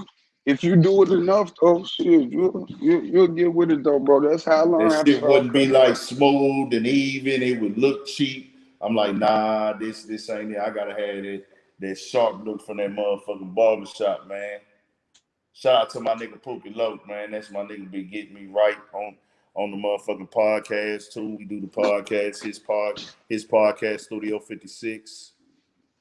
Hey, man, you Uh know I got a big question, bro. Is the turkey leg her good, man? Cause I gotta come to the age, bro. I'm coming. yeah, turkey nigga. If you come to H I Town, know is nigga, turkey leg is the turkey turkey leg leg her, up bro. Is the fire. hype? It's a vibe Is though. it You know worth what the I'm hype, saying? man? It's a whole vibe, and it's like depending on what you like to eat. I know y'all got like a lot of food spots in Chicago too. Uh, Yeah. Turkey Leg Hut it's like a whole vibe there. That's the thing with it too, where like it's kind of like that bitch be packed. The bad bitches be in that motherfucker. It be like music playing. They got their own little drinks. You know what I'm saying? Like they'll have some shit that like they got their own like mixed drinks with different flavors, like some swamp type shit, like they their own version of like a Papados or something. But Right. they do Okay. turkey Okay. legs, but they sell other shit there too though. They sell pasta. They sell like gumbos. They sell shrimp and loaded baked potatoes. I don't know if in Okay. y'all cities, in H-Town, loaded baked potatoes is a real big thing out here where, you know, you got loaded baked potatoes where niggas will put shrimp and chicken in them hoes. And Oh yeah. See, that ain't big out here. Like that's our big shit out is. here where you got pasta sauce sprinkled in loaded baked potatoes with shrimp and all the Oh shit yeah, loaded. man. You got the turkey legs, they got different levels. So the basic one might be like $20, but that whole just a turkey leg by itself with like some little rice stuffing. But then they got where you could get shrimp in that bitch and chicken in that bitch, pasta, Alfredo, and they cut the turkey leg open and stuff that bitch with that hoe. Like they Right. stuffed the turkey leg with all that shit. So it's kind of it's pretty pricey. I don't know, you know, it's like $40 for like the top of the line turkey leg. Right. The Oh, that top of the ain't. But line turkey you know, leg when be you out of town, $40. when you out of town, man, you go out of town to fuck up money. So that's nothing. You know what Yeah, I'm saying? Like, exactly. yeah, when you go Like out when of I town, went to that's LA, nigga, I made sure I tried to eat every like I wouldn't give a fuck what that meal costed. You know, I ate right. regular shit too, but like even when I go to like where I went to, I think the Bossa only Nova. place I ain't just fuck shit up at was like on some like high shit while I was just eating like $10 and $15 meals was Atlanta. But Okay. other places, nigga, I was ready to spend $60 on a meal if need be. Right. You ain't? Did you When go I to went to Bossa Detroit, Nova huh? when you was in LA? Did you go to Bossa Nova? Nah. When I went to LA, I hear. I like fucking with like the independent like hood spots or the spots Right. that be black on. Like I went to like We Jamming. Uh, I went where to else we do. went to? I think I ate We Jamming for breakfast and lunch. One day. I Okay. forgot where else I had ate it that was pretty cool too. Of I went course, I to went to Fat Doolins. Burger. I always got to go fuck with Fat Burger Yeah, I went to Fat Burger. I went to when I'm on Doolins, that West. the soul food spot, Doolins and shit. My I nigga went AC there. say Bossa Nova mediocre. I never been. I always hear people talk about Bossa Nova. That's why I want to go to shit. So in the Shy, y'all got like Steak 48 and shit for sure, huh? Yeah, we got Steak 48, but Y'all got we really, Maestros too. yeah, we got Maestro. We got all of the major Roof Chris. We got all Benny Eddie Hannas. V's. We got a Papados, but that's in the Okay. suburbs though. Yeah, We Eddie got V's. yeah, Uh, but Chicago, we really specialize in pizza. So we really more of a okay. So in the hood, we eat like guy rolls a lot. yeah. Y'all might call them gyros, whatever the fuck they Yeah, call them. They like gyros ain't big out here. yeah, we eat gyros, Italian beefs, we eat pizza puffs, we get mild sauce on our fries. We Nigga go know to about the the mild restaurant. sauce. We got a spot. We got a food truck in my neighborhood that's called Italian Pizza. They got fried wings with mild sauce. Them whole that shit, Yeah, bro. They really but hard as fuck. Like Italians is hard, bro. hell yeah, bro. Like hers super good than them. Hers good than them motherfuckers. It's super one. I mean, it's different ones you gotta go to though, cause Yeah. everyone is different. But we got that. We got J&J Fish. You might get that Sharks, bro. We got hella hood shit. Just like, bro, we got I'm gonna all say different what's the type. best deep dish place in Chicago? Probably the best deep dish. I say Giordano's, but I don't eat deep dish fish. But Giordano's though. Yeah. I used to eat it. I Giordano's know. for sure. In H Time, man, we got a lot of different food spots, and it's really about because we got a lot of Mexican spots out here too. And Yeah. Houston is big than a motherfucker. So it's all types of levels, all types of restaurants. Like I tell people, it take an hour to get from one side of Houston to the other. So, and it's businesses and restaurants in between all these drives. So it's like certain restaurants that niggas that's fire as fuck that Houston niggas never been to. Right. My only nigga I know who Google top-notch restaurants and fuck with acquired taste is my cousin D-Mac. He the type of nigga that will Google #1 Mexican restaurant in Houston and Eat at research that that shit. bitch, look at the menu and go to it, and that nigga would be like, this is real true Mexican food from Yeah. Mexico. Yeah, it is. Where But the that should be fat tacos are though. different, the taste is different, and it's real nice in that bitch. A1. He the only nigga I know that went to this place called DeMarco's, nigga. DeMarco's is a place, nigga, that hoe probably only fit 50 people in that hoe. But that hoe A1, they coming out with the super expensive wine, got the towel up, holding it in Right. the towel, and they got the lights low. Like, that's the type of shit my cousin used to do. So I used to be fucking with all them restaurants with that nigga.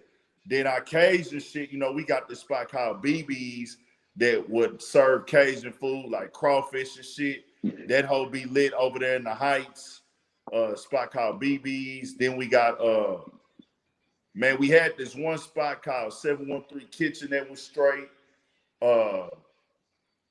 Man, some of the Soul strip food. What about clubs, soul food food? trucks, huh? What about soul food?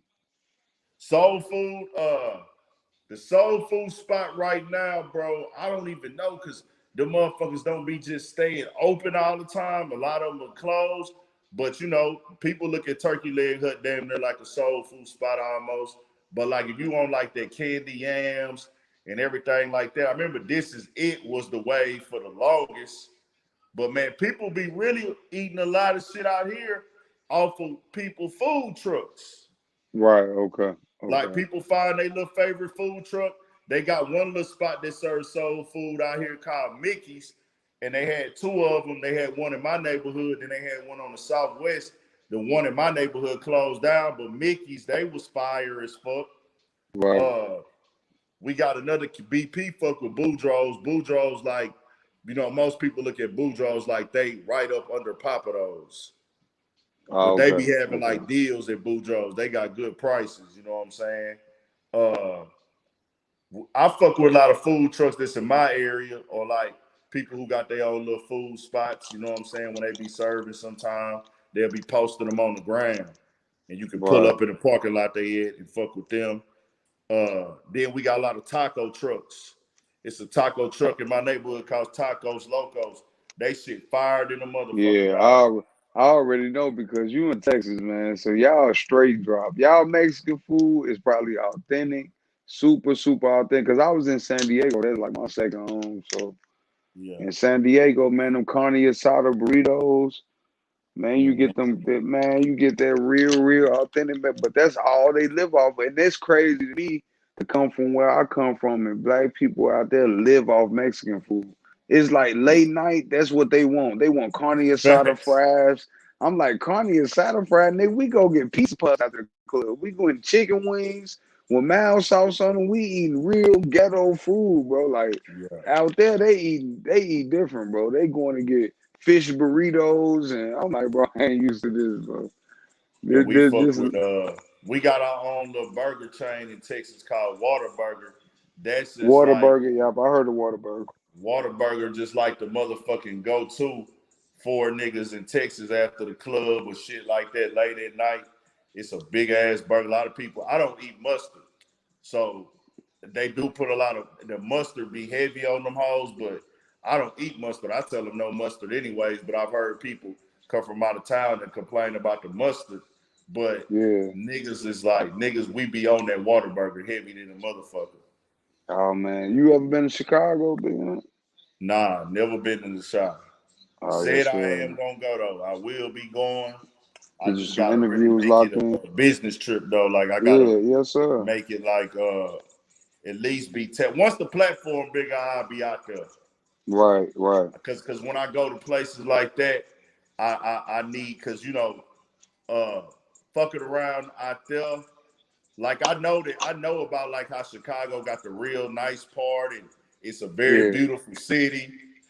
And I know how y'all is one of the most segregated cities in America. A lot of people don't know about that. Like how y'all like all y'all shit is like pretty much forced into one area. You know what I'm saying? Right. For the most part. And but I like when I go to like Chicago and shit, and when I go to New York, because them are like cities. I want to make sure like, okay, bro, when I get out here, I'm tapped in with the niggas I need to be tapped in, and I get to really get in this bitch and work on music because it's like the music scene out there, I feel like is different than other cities. You know what I'm saying? I feel like the Chicago music scene is so dark. It's like it's like the niggas that's underground rapping, I don't know who making noise. I don't know who really serious. You know what I'm saying? I like, as opposed to like, I can look at certain cities and I can tell, okay, these niggas on the wave right now. These niggas is buzzing. You know what I'm saying? Because I know that's true though. That's true, bro. We don't got no niggas that's buzzing. I mean, it's kind of fucked up to laugh. It's like and you there like or that. you ain't. You know what I'm saying? Yeah. Like we because everybody, it's like kind of you got to kind of pick a side here. Is when it comes to street music. When it comes to street music, but it's like I can't go interview both sides. Like but you know, far as non-street rappers, we don't have a real presence. And artists that's non-street rapper, because you got your chance to rappers that come out of here, your Vic Mensas. I just saw Vic Mensa at Washington Park not too long ago. I rolled right up on him. He was on his motorcycle, bro. You know what I'm saying? I just, I hollered at him, what up, boy? And said what up to him, but Vic Mensa be helping you. You know, you got your other introspective shit. Like, I'm going to tell you one Chicago artist, bro, who is a super good artist y'all need to look out for is Lucky. I don't know if you ever heard of Lucky. Y'all Lucky. Lucki. I'm sorry. Lucky, man. Look at Lucky. Fuck with Lucky, bro. Because he like on this whole different type of wave. He ain't got nothing to do with none of the drill shit, but he just a Chicago artist. Then you got Jew Jilla. You got damn, what's the dude that's with him, man? Jew Jilla. His partner in crime, man. His name damn, man, I forgot his name, bro. It slipped my mind. Part of my body, but yeah, so we got a few artists here, bro, that's working this. Dead Boy Life, his name, Lucky. Lucky. Lucky Tune. He Look, got look. dreads. Yeah, he got dreads. Yeah, he got dreads. Type me. He got a few videos. Got some millions. He messed with Yachty, you know. He tapped Oh, in, he in bro. the He game signed. then, nigga. Yeah, he in the game, bro. Lucky Yeah, been he in the out for a game minute, then. bro. Type in I Lucky, bro. see he got babies. He got some niggas I follow that's Yeah. following him and shit. Hey, my favorite song from him is Chosen One. That's the one that really, really put me up on him. Lucky Chosen One. If you look at Yeah. it, he the video in Chicago, he downtown. You know what I'm saying? Like I really fuck with him, man. So Oh, he Vanda got say he signed he said he signed. Yeah, niggas know him. I'm just sleep on him. They say he signed yeah, the Empire. Empire, y'all. And don't forget about Valet too. We got Valet too, man. Good look at him, valet. Yeah, Valet Valee, I believe. Yeah. Valet, man. We got Valet. We got a few artists here, bro, that's working and cooking above him. That ain't with the, I'm trying prototypical to drill shit.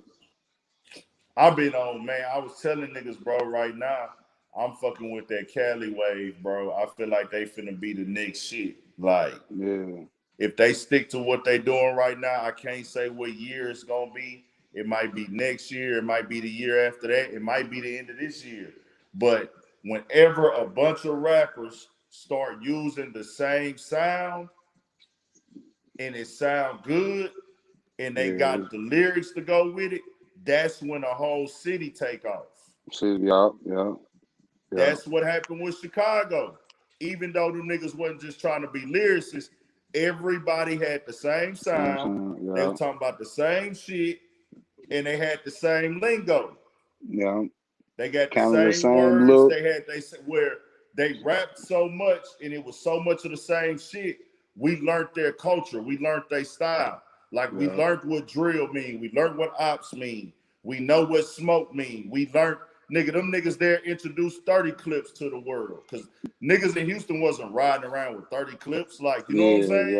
yeah, Riding around with these big ass drums on pistols and shit. Niggas in Houston wasn't yeah, on that. But everybody paid attention to the lingo, the style, because it was so many of them niggas rapping and they didn't try to sound like nobody else. mm-hmm, The yeah, same thing happened with Detroit, where, hey, it's 100 of these niggas rapping. They got the same sound. They using the same lingo, but they talking they shit differently. But we yeah, started learning, okay, them niggas rocking Cartier bucks. Them niggas be mm-hmm, talking about, oh, that bitch is finished. Or they talking about what up though. Or yeah, what them niggas be talking about, them turnarounds and all the designer shit and oh nigga, we riding the Hellcats and the demons and the scat packs. Like we learned all they shit. You know what I'm saying? We learned, okay, nigga, I'm on 6 Mile, I'm on 7 Mile, I'm on 8 Mile.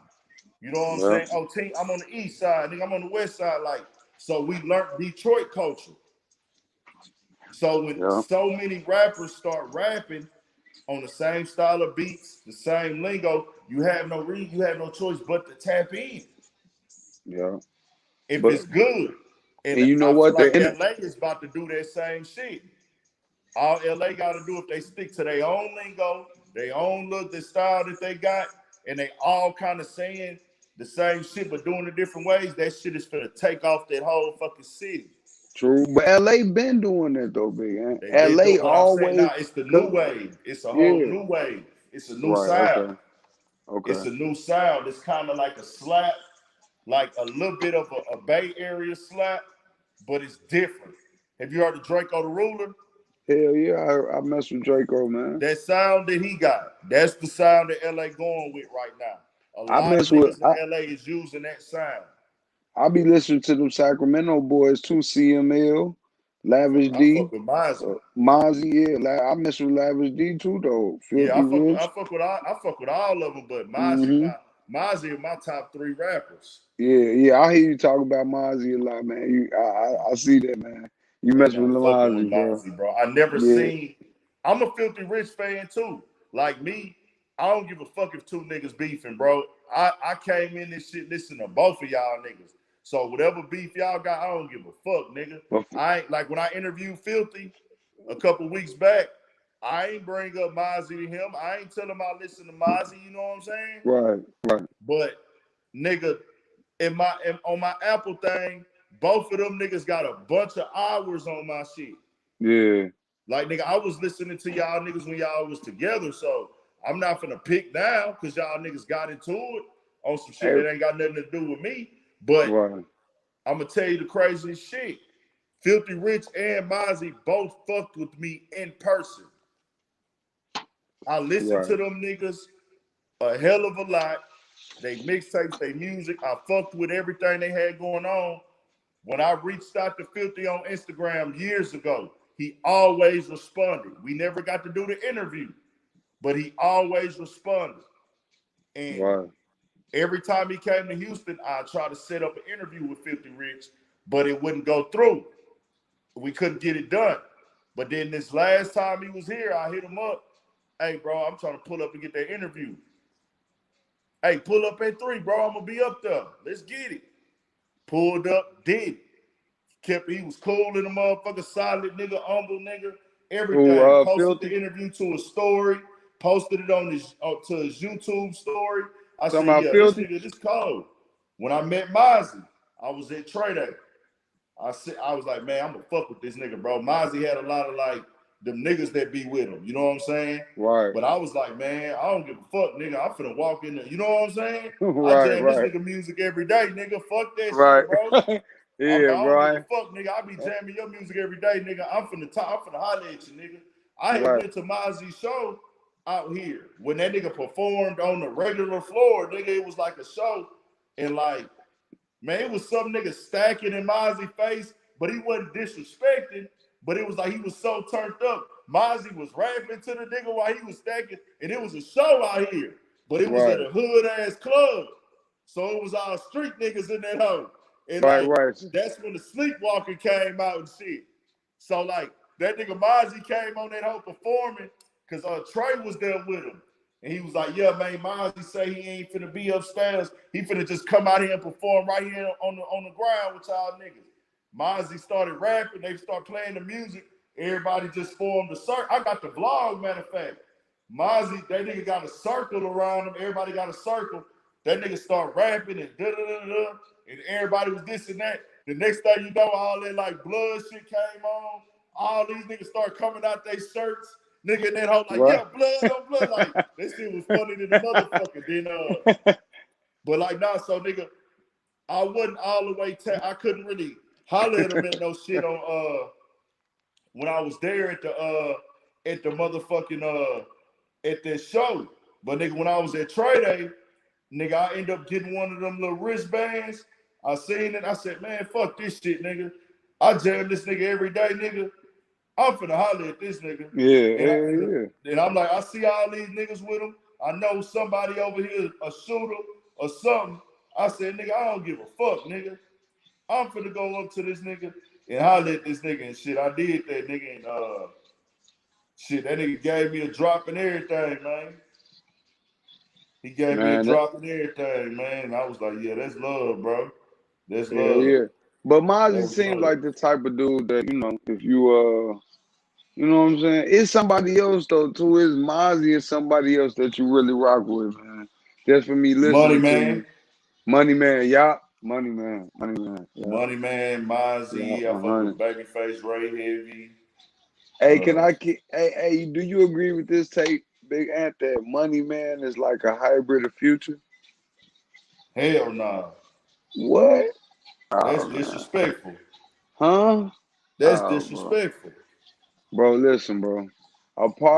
Money Man flow, I feel like Money Man come from Future, bro. He off a tree of Future, bro. His flow come from Future, bro. When I first started listening to Money Man, that's what I heard. This is hip hop. See, and that's what a lot of people heard. My entire family, my partners that I got to listen to. I want the only one? Okay. Now you wasn't the only one off the rip. I want the only one. Off the rip, you wasn't the only one. So once I started, I never caught because the first song I heard from him was Passion. And that didn't sound like Future to me. So I would kind of hear the harmonizing, and I could tell he was from Atlanta. So I understood when niggas was saying, but I never heard Money Man and heard Future.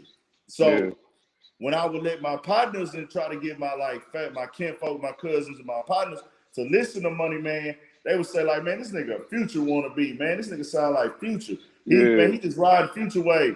I was like, nah, bro. This nigga is talking a whole different type of talk. Nigga, Future has never rapped like this nigga. No, listen, though. What's crazy is he can rap way better than Future, though. He's a technical, better rapper than Future to me, to be honest.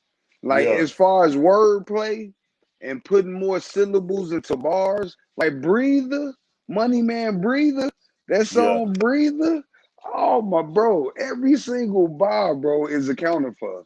It's no bar that's wasted, bro. It's not a single bar, but some Money Man songs that's wasted. And that's how I count songs. I'm listening to it like, damn, this nigga ain't waste a bar. Every single bar makes sense. And it's like, I can't even dispute this. You get what I'm saying? So Money Man definitely is, but when the first song I heard of his was Tempting. Yeah, Tempting was a mother. That was on that Black Circle too. Yeah, I'm on Black Circle too. Yeah. Black Circle 2, I ran that motherfucker in the dirt. Then when he came with Black Circle Friday, I ran that motherfucker in the dirt, just jamming that bitch nonstop.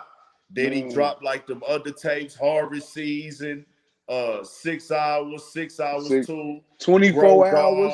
What was the one with Sacrifice on the Grow God? Was Sacrificing nigga Afterlife and nigga guys. That was Grow God. That was that might have been Grow God. That was Grow God, yeah. 6 hours and 24 hours was hard too. One of them was just a classic all the way through. I think it was, I don't know if it was 24.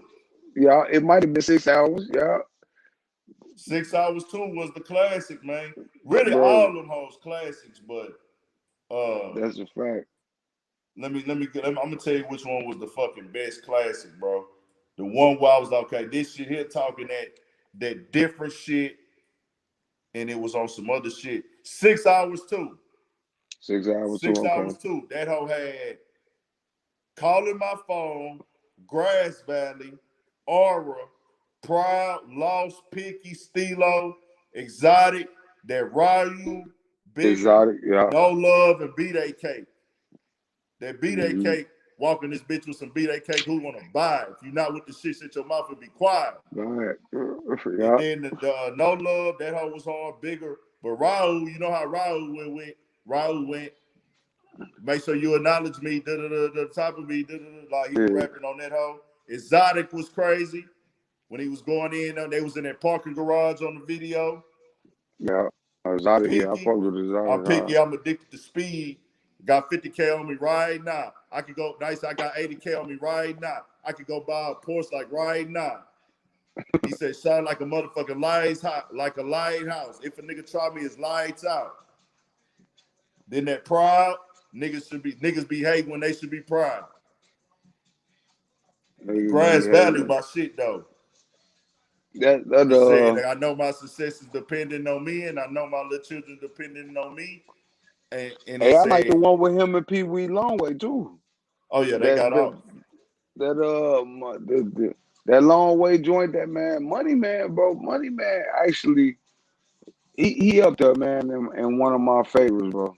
As far as him and Moneybag, that is my top rapper right there. Yeah, Moneybag too though. Rapper.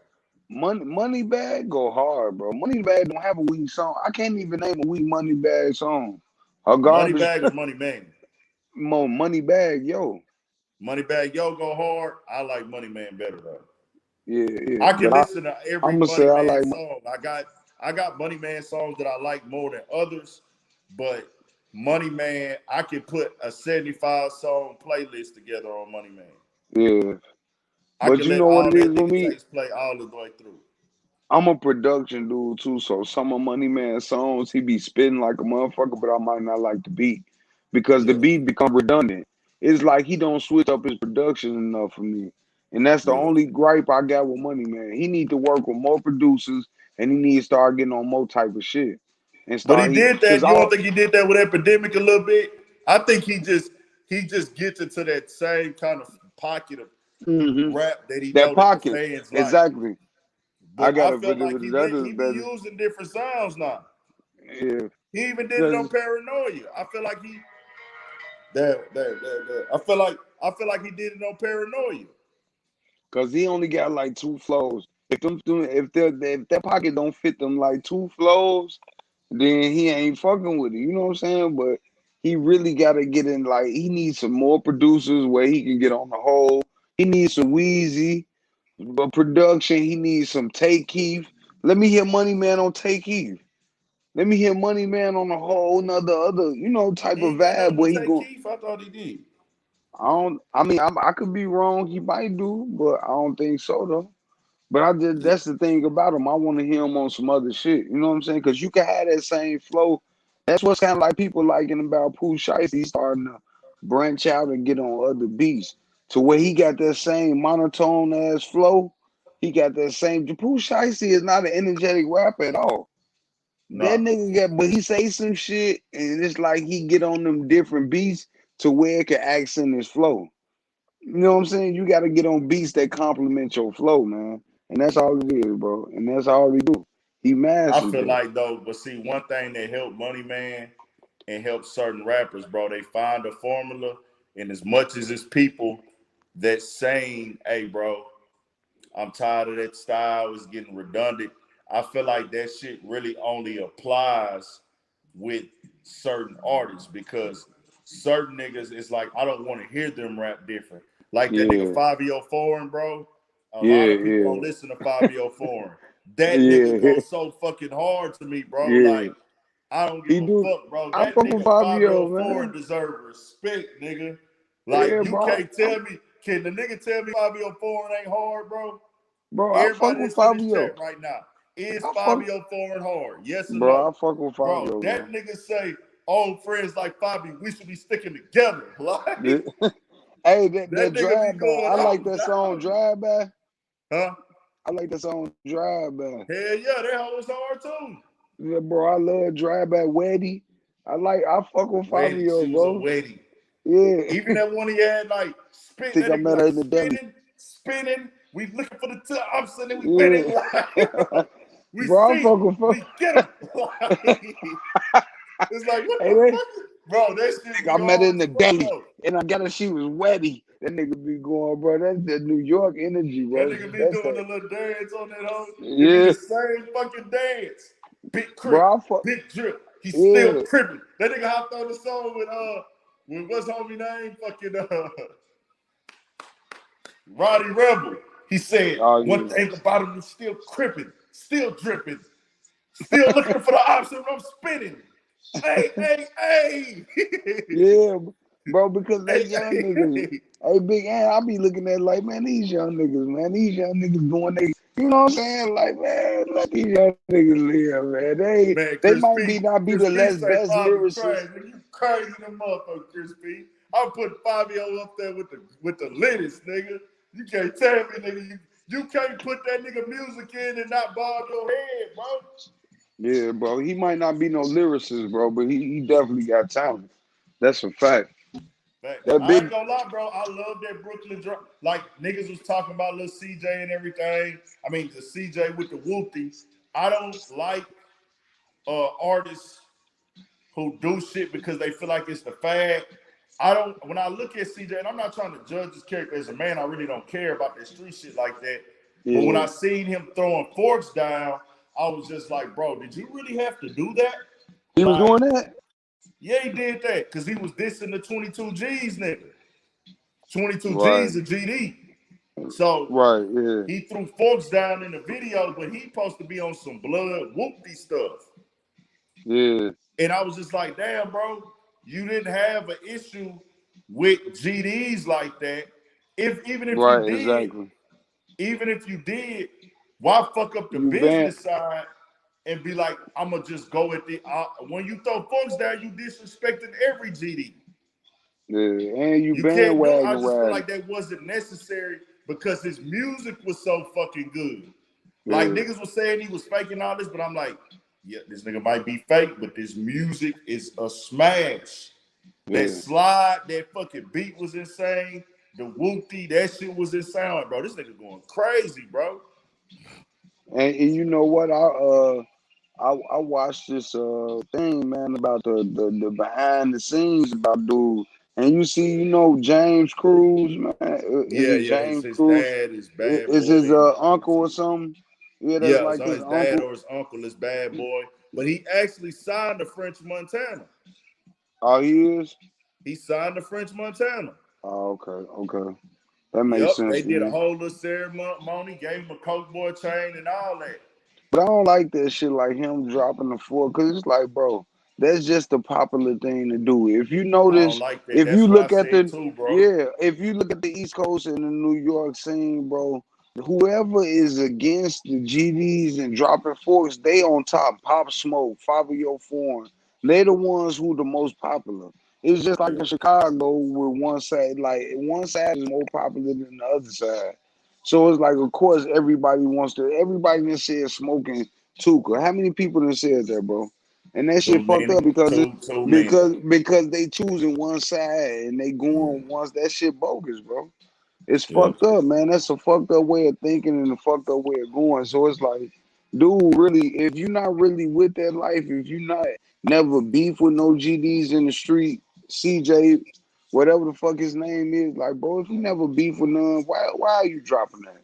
Why you yeah. doing that, bro? Ain't no point You in don't that. even You know get them what niggas. You're right. You don't even know them niggas, bro. All you doing is that's why I don't fuck with this weird generation, bro. I'm glad I come from a generation where niggas was more accountable. You couldn't be out here playing, bro, because you get what I'm saying. You was held more accountable from the whole neighborhood and the mob more than you was just yourself. Niggas only thinking for themselves now, bro. Like you got to think for everybody that's around you, bro. Like that shit ain't. And it was more about paper, man. We about Mm-hmm. paper, bro. This shit don't add to no money, bro. This shit don't add to no Facts. money. You know what I'm saying? But I guess death is profitable now, big ass. So I can't even say that. Death They profitable turn. You now. talking about the rap game? Yeah, man. Death profitable in the rap game, man. But see, niggas is looking at it like the popularity bring paper. So Yeah. I got to do what I got to do to get popular. They Popular, see yeah. niggas getting attention for all that fuckery. So they like, nigga, it's a lot of niggas that ain't never been with that fuckery ever. Yeah. And now Yeah. they on some shit like, what's But boy, good. like, bro, I always look at Pop, man. I look at Pop Smoke shit so much, like, man, if dude could have just really been here to see his success, you know what I'm saying? Like, bro, that shit it saddens me, bro. Cause that was a young brother, you know what I'm saying? My son older than Pop Smoke would have been right now. I have a son my son is about to be 23, bro. You Yeah, get what I'm saying? My son is older than what Pop Smoke would have been right now. You yeah, feel what I'm saying? So it's yeah, like, bro, I look at this shit like, man, like, bro, this young brother that he could have had so much, bro. We have billions of dollars in the graveyard. yeah, We got King, bro. We got so many different rappers in the graveyard that would have been worth millions and millions of dollars. That would have been transferred into the community. That all this shit would have equaled into us doing better as black people, bro. But it's yeah. like niggas stardom was cut short, bro. Facts. TK would have been out. TK would be rich, bro. Period. Young Pappy would be alive. He'd be rich. All the, you know what I'm saying? There's so many dead niggas that'd be, if they was alive, bro, it'd be, but it's just like, man, we gotta do better as a people, bro. For real, though. That's what No, all that's this the shit, that's the that's the world we living in, man. And you I know? hate to say it, bro. This shit ain't changing no time soon. The rap game is gonna shift though. Yeah, The true. rap game will shift It where will. that super heavy hardcore gangster shit, it's gonna always be a place for that, but that won't be the forefront. Yeah, Like gonna be the four. it's Yeah, gonna change. I don't know what the next wave is, but the yeah, waves are always changing, bro. yeah. That's a fact. It's gonna become like, okay, bro, this wave right here done now, bro. Like Yeah, you damn near look corny if you on that wave. You know what I'm yeah, saying? yeah. You We damn near gonna look be. like, okay, nigga, you steady, nigga. We ain't even on that no more, nigga. We didn't Yeah, elevate to this. yeah. It's Hey, that's gonna get there, bro. 100% Like, facts, bro. and I'm starting to see a lot more artists. They trying to make music, like, you know what I'm saying? Like they trying to. I see some artists they like try to hop out and see them trying to do different little styles to make a song. But like I want to tell anybody in here that is an aspiring rapper, bro, get you some money, bro. Ain't no shortcuts on the money with rap. I want to make that very clear, bro. That's a fact. When it comes to this rap shit, there is no shortcuts on the fucking money. You gonna need the money. You gotta have studio time. You gotta have beats. You gotta be able to shoot music videos. You gotta be able to pay for promo. You gotta be able to travel. And you got to be able to get your shit mixed and mastered for a quality sound. Right. If you can't pay for those things, bro, you can't rap unless you're gonna learn to do them on your own. Like I got from a younger nigga, but I knew this already. A younger nigga told me this, nigga. A nigga that's 6-7 years younger than me. I interviewed the nigga. The nigga tell me, you know, man, my pops always told me growing up, nigga, you gotta pay for everything you don't know how to do. That's why I learned how to mix my own music. Right. And that's a fact, bro. Like, Hey, that's a I tell jewel, niggas though. all the You time, gotta pay bro. for everything you don't know how to do. They got everything. All the tutorials is on YouTube for you to get into this game. Right. If you really believe in your rap career like you say you do, you can show me. You know how you show me? Get on YouTube, nigga. You get you a laptop, get you some personal studio and shit, record that shit, learn how to mix and master that shit yourself if you can't afford it. Right. Go motherfucking fuck off you a credit card, nigga. Go get you a $5,000, $10,000 credit card. This shit about investing. And don't try to go get the latest Balenciagas. Don't try to go get the latest watch. Nah, use that to invest into the shit that you need with music. Go get you a couple pair of Air Force One so you can be clean in your video. Right. You know what I'm saying? And that's it. And you gotta work like that, nigga. Get your own camera. And find one of the homies who's serious, nigga. Hey, bro, I'm gonna buy a camera, nigga. You go get you some money with the camera, but shoot my videos on the free. Right. You Hey, know what I'm Big Ant, saying? but what about the dude who got the camera? What about the dude who want to do the videos, but he don't know what software to use or what program do I use to get the people in the background? If I'm making a It's video on on Lil YouTube. You Uzi, gotta go to YouTube. right, okay, Everything is YouTube or trial and YouTube, error. right, Everything you see me do on everything on my YouTube channel, I did that shit on my own. Ain't nobody teach me that shit. right, And I'm still not great. Like, I'm not great. My shit ain't the best quality. It ain't the top notches. But I didn't know how to do any of this shit. right, I didn't know how to put an intro on the video. I didn't know how to put other clips in the video.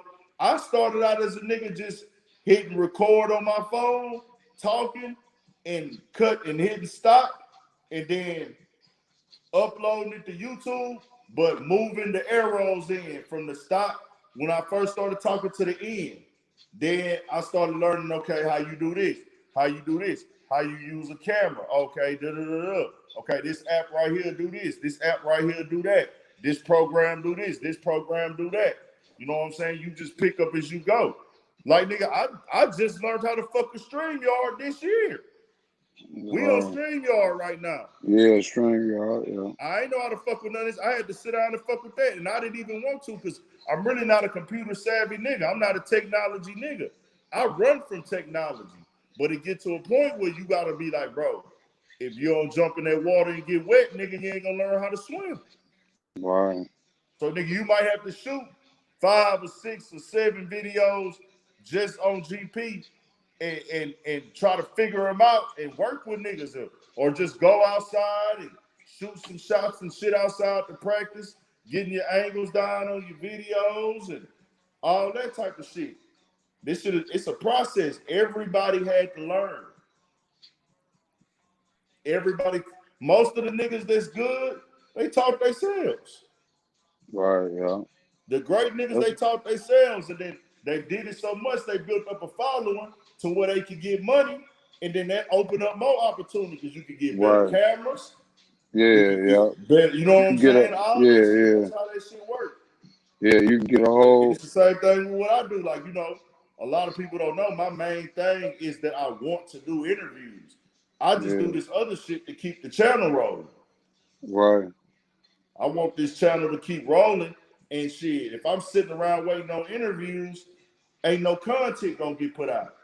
Hey, do you ever see yourself getting to a point where when urban politicians get a UPTV get to a point where it's super big to where you got other cameramen, where you got this big production, or would you always keep it kind of like Joe did, like kind of homegrown to where you Well, it's keep gonna your same always be formula? homegrown. It's gonna be homegrown, but I Right. do want to get to that level because, like Joe Budden got a production team.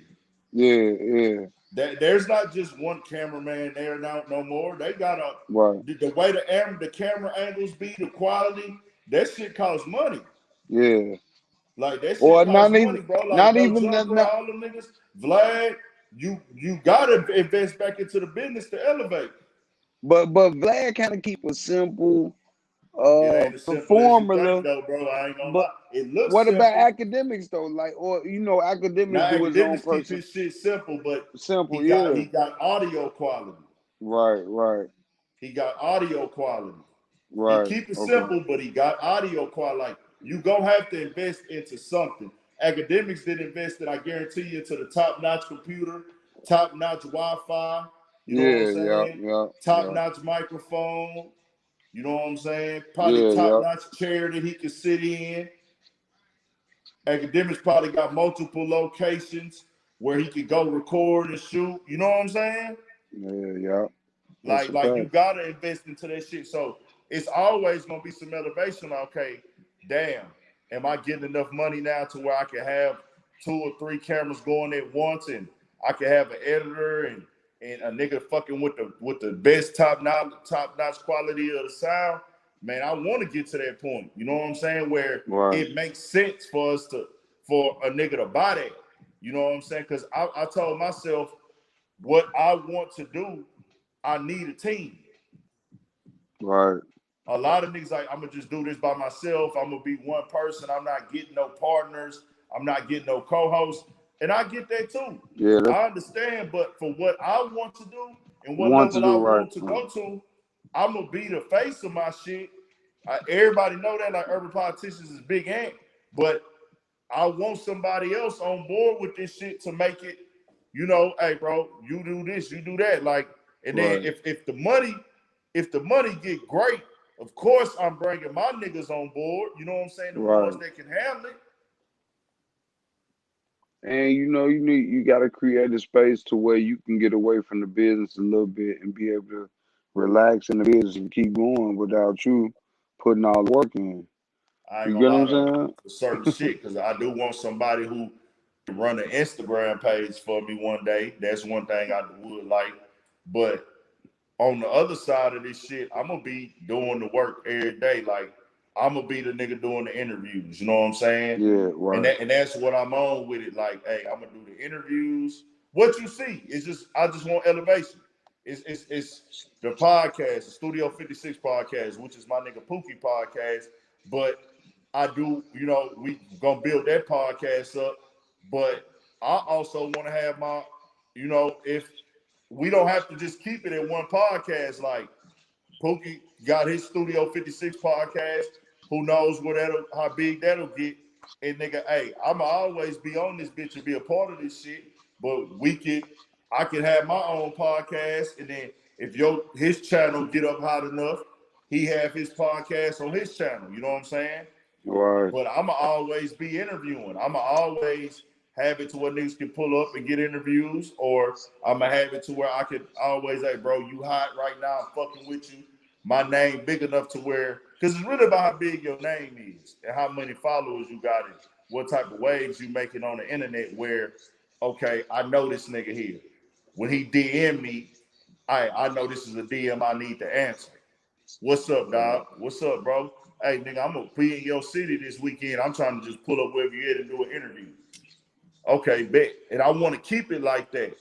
You know, I want to work if they offer me a radio station job. I feel like I know how to talk. You know what I'm saying? I feel like I'm a good speaker. I ain't the best, but you know what I'm saying? I feel like I can hold the conversation and get my point across, and people can take shit away from me when I talk. You know what I'm saying? Like, But you know what though is like at this point, kind of like in 2021, you wouldn't yeah. even do no good on the radio because the radio turned to the internet. Radio is dying. What you No, doing is the radio. no, I want to be What you're clear here. doing, uh, Rappers tap into the radio. I would fuck with radio for just like a rapper want to get their music on the radio. I right, want to get my voice on the radio. right, But it would have to be some shit where they cool with me doing me outside of the radio. Like, right, I'm not gonna just be on radio only. Like, nah. And y'all gotta understand I run a whole platform and I'm gonna be working on that just as much as I'm working on this radio shit. right. And then True. I'll use the radio to build connections, build relationships, all that That's a other shit. fact. You know what I'm saying? That's a fact. That's the only reason I would tap into the radio. And then I would bring artists up there too, like, man, come up here, bro. I'm gonna interview you on the radio station. You know what I'm saying? For like Right. local niggas, you know what I'm saying? Yeah, I'm with that's a fact. all that type of shit, bro. I like to create content. I just want as long as it's lucrative, bro, and it makes sense, and or I can see it helping me grow, I'm with it. That's just how I get down. Right. Like I done so much free shit in this game. It's fucking insane, bro. I know, nigga. Yeah. Done like, nigga. If I was charging for everything I done did, bro, I'd be like up, like Yeah. big racked up, nigga, like on But some bro, next see, I level feel shit. like I always looked at your platform, bro, and to be honest with you, I feel like you get the bigger picture. You know Yeah, that I gotta put my work in, I gotta put my grind. You have watched other people. You get what I'm saying? So you yeah, don't watch other people, and you know, like, listen, man, as long as I work hard, I stick to the formula. It's a formula to this shit. It's an energy and it's a formula to the universe. It's called if I work hard, I stay down, stay true, and I work hard, I don't compromise myself. I do what I'm supposed to do. At the end of this, all of this shit is gonna yeah. pay me back. All this work I'm putting in not gonna pay me back, bro. And that's all it is. And that's 100% facts. You know what I'm saying? And So it's like you, and I always, but you know, Joe Budden really. I'm gonna be honest with y'all. Joe Budden and them actually that was parts. I can't remember the exact episode. I posted it on the ground plenty of times where Parks said lost leaders. Do you know what lost leaders is? right? Do Yeah, you it's know like what lost? You know a what lost leader. lost leaders is? A lost leader is like if I'm not mistaken, like something that went that wasn't you wasn't contributed back for. It might be like something you put out to the culture, but you wasn't reciprocated for it. Am I right? Uh, uh, uh, in a way, well, in a way, yeah. But really, the like lost leaders is basically on the business side or just the brand side. I'm losing money now because I'll get it in return off of something else.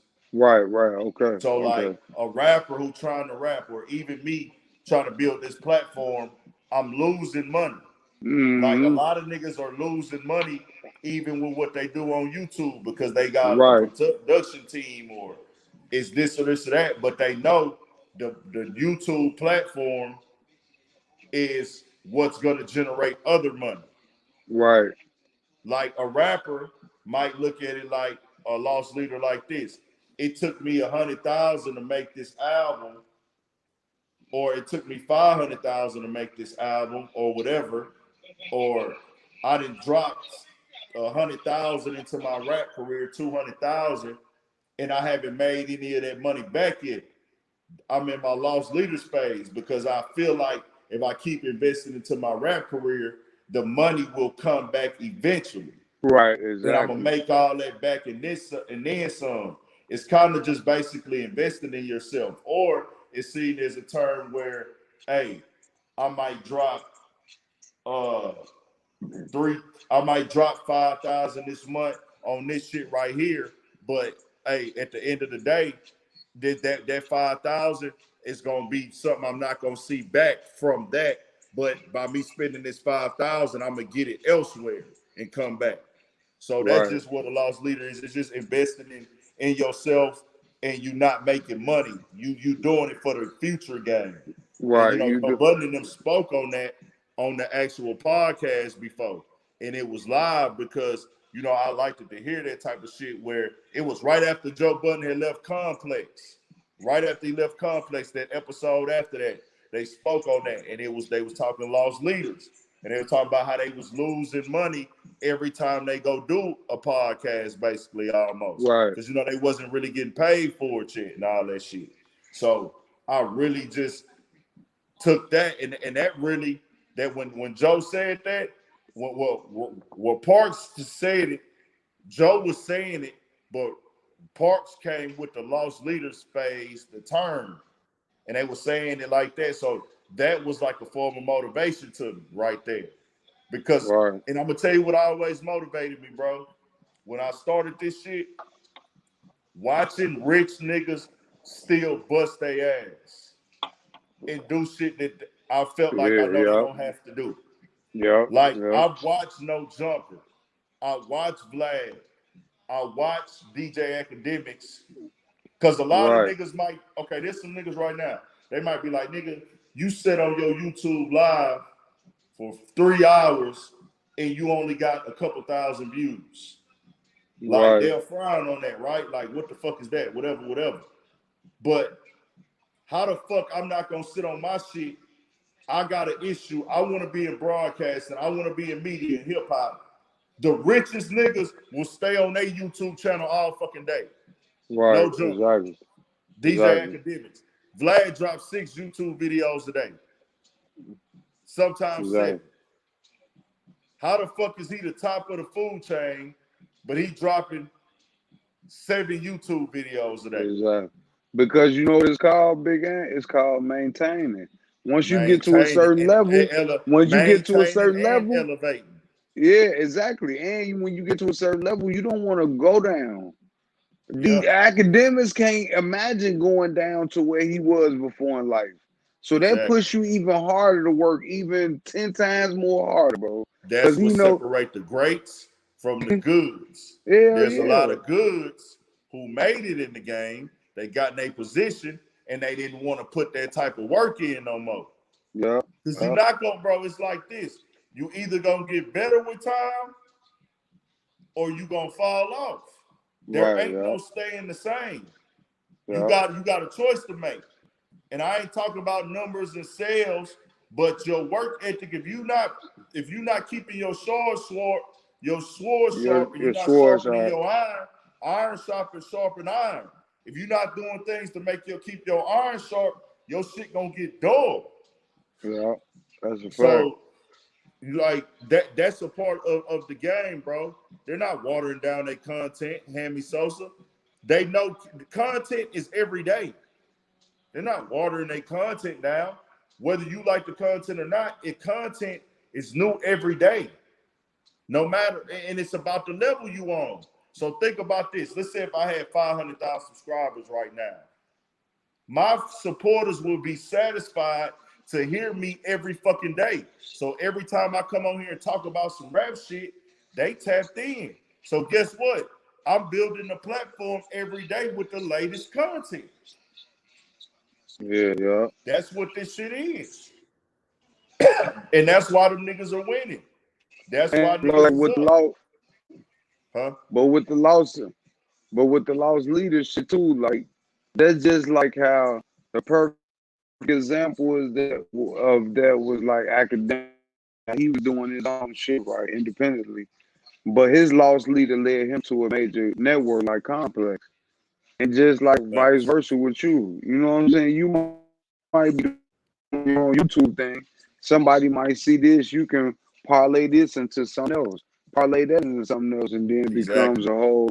You know what I'm saying? Then you sell that business. I'm gonna use this YouTube shit to that's really the time we living urban in. politicians.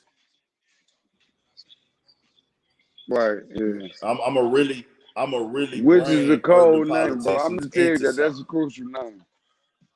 Huh? Yeah. This urban Which I said, politicians.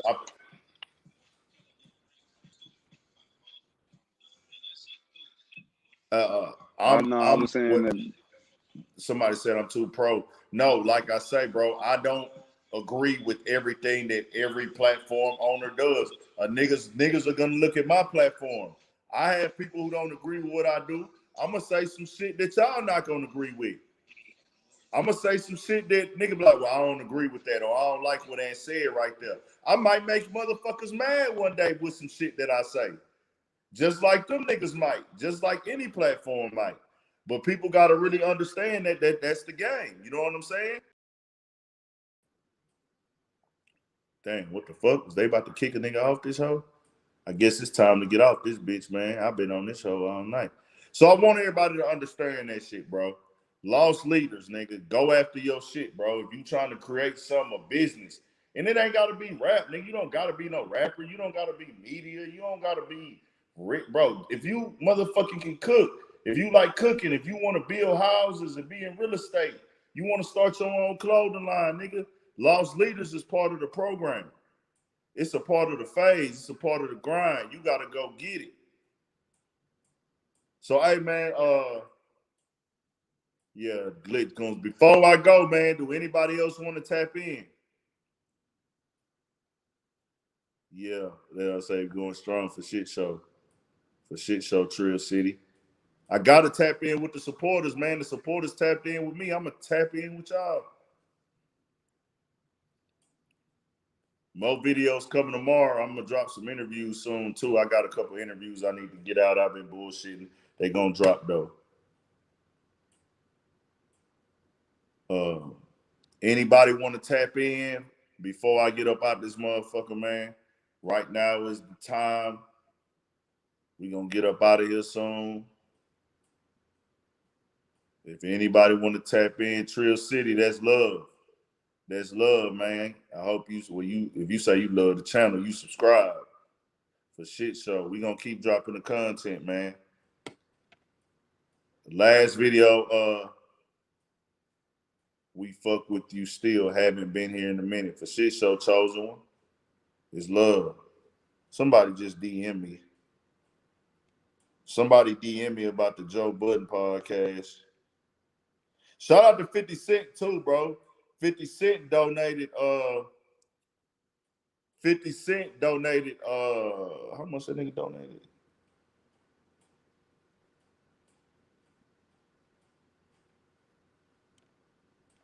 Don't even matter how much a nigga donated. Just the fact the nigga did it. That's a blessing and that's from the heart.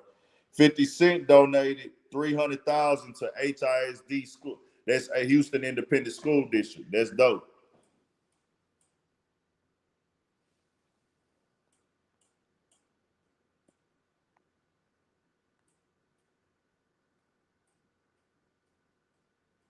$600,000. Okay, that's not bad.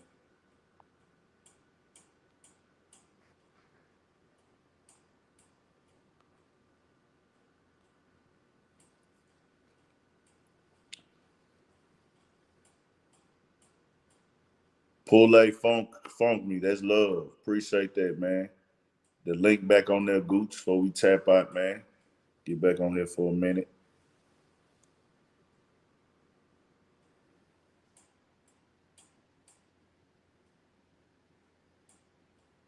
No jumper in the title. I got no jumper in the title because of him and Vlad. They did an interview. ART, you ain't worked there for a year, bro. Are you willing to come on here and show your face, ART? I got a link in the comments. Click the link.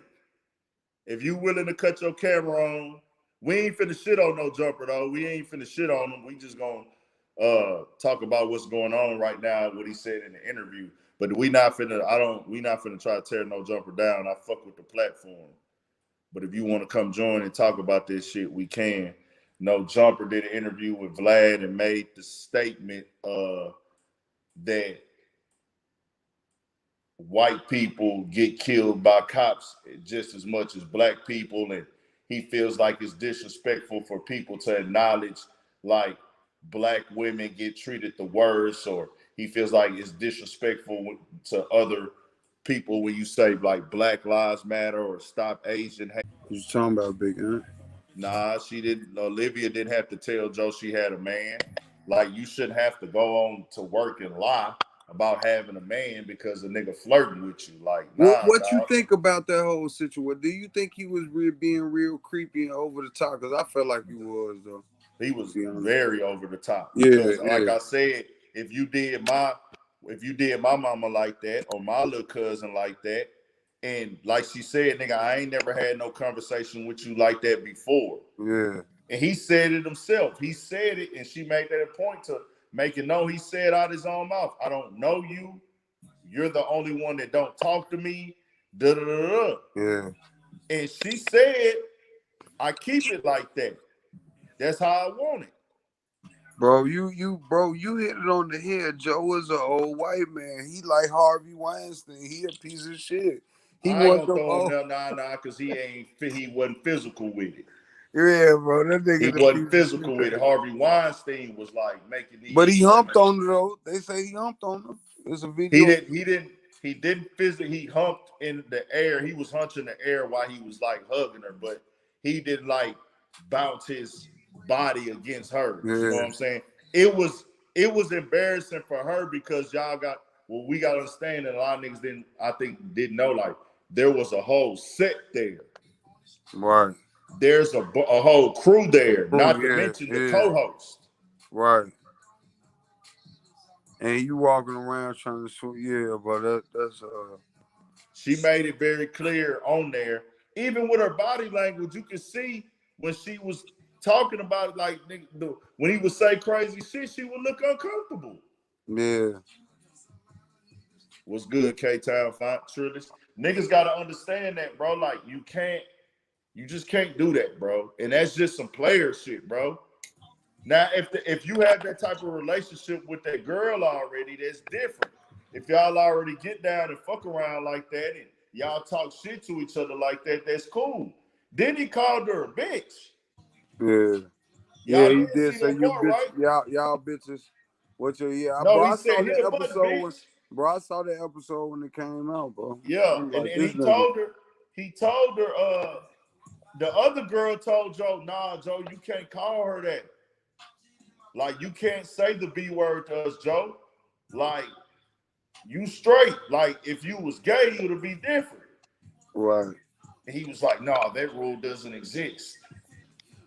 And then he told her about her top. She was like, I'm single. He's like, you gonna throw your singleness at me, huh? And he was all like, that top though don't say that you single. Right. Like, you know, just creepy, weird shit, bro. like, that's damn, Joe, shit. What you on, nigga? Weird shit. And then he was telling them he want to fuck her and shit. And what the fuck? I mean, we didn't hear that part. They said that shit was edited out. Yeah, bro. But see, like Joe's smarter than that, bro. He talked too smart to try to say what I wasn't reading it. And he act like he a fucking therapist at times, bro. Yeah. He try to act like he's super intellectual and he's sensitive. Well, he don't act like he's sensitive to people's feelings. He try to act like he's responsible and shit, bro. And it's like, you showed a major lack of responsibility. And to top it all off, the next week, you go on your podcast and you mock her. Right. And you make jokes talking about, oh, I'm like Rick Ross now, man. I don't know if I want to hire these bitches. I'm going to want to fuck them. And it's like, bro, the girl just had her lawyer contact you. Yeah. If a lawyer contact me and tell me that, hey, my client was unhappy, she wants to breach the contract, she felt like you crossed the line, and you know what it is, you know what you said to her, you know what made her feel that way. We all see it on camera, nigga. Right. So you thought it was a wise idea to go in there and talk about, oh, I ain't finna hire no bitches because I'm gonna want to fuck them and da-da-da. And then Rory on there, Joe, HR. It seemed like you should have been listening to Rory, nigga. Right. It Yeah. seemed like while you out here dogging Rory off, dogging Rory the fuck out, you should have been listening to him, nigga. Yeah, but that's Joe. But then, like everybody say, bro, that's Joe ego though. That's that Yeah. nigga ego. His ego gonna be always. He the one that's standing his own way. So his ego gonna always be the one that get him in that position and fuck him up, bro. And that's all that is, bro. He got to run that network. He started letting his nuts swing, and he felt like I'm this big boss, like I'm the fucking boss at HBO. Like I'm, you get what I'm saying? So he's like, Hey, these are my AC, bro, you can employees. talk. I was gonna tell you tap in before we get off this hoe, man. I want you to put your take on this shit before we go, dog. AC, before we go, if you could talk, I want you to put your take on this shit.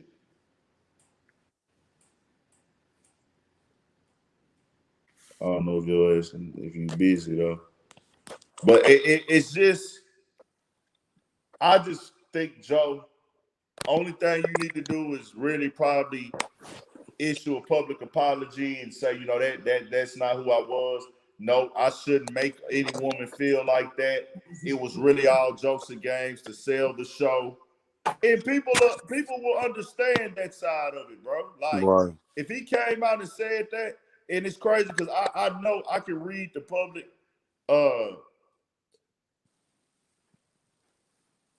like I can read the fucking public, bro. You know what I'm right, saying? And you could actually go on there and just say, hey, bro, hey man, I want to apologize to her and making her feel that way. That was never my intention. I was there to try to sell the show, and I wanted to put some spice on it, but I should never make any woman feel uncomfortable. No woman should feel uncomfortable in the workplace, but I never actually physically put hands on her. I would never try to force myself to have sex. It was all dialogue. You know what I'm saying? right. It was dialogue. It was all conversation to spark the fans. But But it's been rumblings. I've been knew she was gonna come okay, out with this because it was some rumblings a couple of months ago about this. yeah, So it's definitely been it's been out there in the atmosphere, man. He knew this. Her lawyers contacted him a while ago, so yeah. he kind of knew this shit was going on. So this ain't a surprise to him, but it's like, And to be very clear, bro, before we go, the girl called. I mean, she contacted right away. She didn't wait 6 months yeah, to get in contact. She followed the real legal procedure. yeah. And you know what, bro? I think too big and like by Joe being his type of attitude, bro, he has towards everything. Yeah, It rubs a lot of people the wrong way, and especially people in power. So they're gonna always try to probably bring him down because of his attitude. He don't really play the game. Like Charlemagne play the game. Charlemagne don't have no problems. He gonna be able to get whatever network he want and get whatever bag he want. Dude like Kevin Hart can criticize Joe, but he plays the game. yeah. So he gonna always be able to get. He don't go against the system or go against the Well, machine. well, well. I can respect the nigga going against the system. Right. You know what I'm saying? Because that's your own Exactly. That's personal what I choice. said. If you want to make it harder on yourself, you want to take the stairs. That's on you. But what I won't support is a nigga dogging his partners out, a nigga shitting on people, and a nigga shitting on his workers and trying to act like he a boss and the manipulation. Nah, bro. Right. Facts. Nah. That's a Uh, fact. but we'll tap in again in a couple days, y'all. We'll be back rolling. I'm gonna try to get with the guys for the Studio 56 podcast this week. If we don't get one done this week, we'll be back on Monday. Supposed to have some good interviews coming up. I got interviews already done. Y'all check them out if y'all think the title's interesting enough or not, whatever. I got other videos dropping. If you haven't seen what she said. I got a shorter version on the channel where I broke it down and spoke on it and everything like that. We got more shit coming, man. Y'all make sure y'all subscribe to the channel. Yes, sir. Urban Politicians TV. Hit that like button on y'all way out too. And I'll tell what I did want to tell y'all what I had on my mind. I feel like I should get this out. I actually used to sit back in Houston, bro. And this is another reason why I go so hard. In my neighborhood, we got a mall called Greenspoint Mall. And that nigga Riff Raff, bro. The rapper Riff Raff. That nigga used to sit outside that fucking mall and in that mall every day passing out CDs, bro. Trying to sell them, just trying to get people to give them a shot. And a lot of people did not fuck with Riff Raff. Right. I bought a CD from him before, but you know, he the type of nigga. If you sold him, if you buy that nigga CD Monday, he gonna try to sell you one on Tuesday too. Right. That's just how Riff Raff was. So like, He had that grind. I kept my distance from him on that side of things, but you know, that nigga would be in that mall all day long, and he used to hit all the malls in Houston, Sharpstown, Galleria, but Greenspoint was like that nigga stomping grind at one point, bro. And he stayed outside in the streets. Right. That nigga ran the streets. You always see they used to have a pink Altima on rims. You always seen that car. He was everywhere. He was in the clubs. He was in the parking lots. He was outside. That nigga even became a nigga doing interviews. That nigga was doing interviews at one point. He was interviewing niggas at one point you know in what the club. Bro, you know, I love one of Riff Raff freestyles, bro. I think it was on Sway or something. Yeah. Riff Raff had that freestyle on Sway. You remember that, man? I remember he went on there. That's when I'm like, man, I fuck with him, man. Though. And so yeah, I bro, he look was at that, just on that. You know, that shit was. I looked at that right there. That's a loss leader phase. He did that shit for 5 years, bro. For 5 years, every day. Yeah. And that's why when he got to that point and he made it, niggas in Houston, you never heard no Houston nigga tear Riff Raff down. Yeah, that's a fact. Because he was in the streets. Yeah. No matter how you look at him, no matter if you think he a clown, whatever, you think he a joke, you think he ain't funny, you think he not lyrical, you think he can't rap. Yeah. That nigga ran the streets until he fucking made it. He was outside. That nigga was in the worst malls, in the worst neighborhoods in the city. Yeah. He was there. So it was like, I got respect for Riff Raff, and I was like, bro, if a nigga stay down grinding like that, you ain't got no choice. Even if you don't make it big or a superstar, if you going that hard, your reward gonna come in some form or fashion. So that's a fact. We gonna tap in though, man. I'm gonna rock with y'all. Y'all know it's all love. All my political partners. That like button on y'all way out, man. We gonna be back a couple days and get some more shit off. More shit coming, man. Yes, sir. Love, big man. Shout out Chicago. Big Gooch. Appreciate you.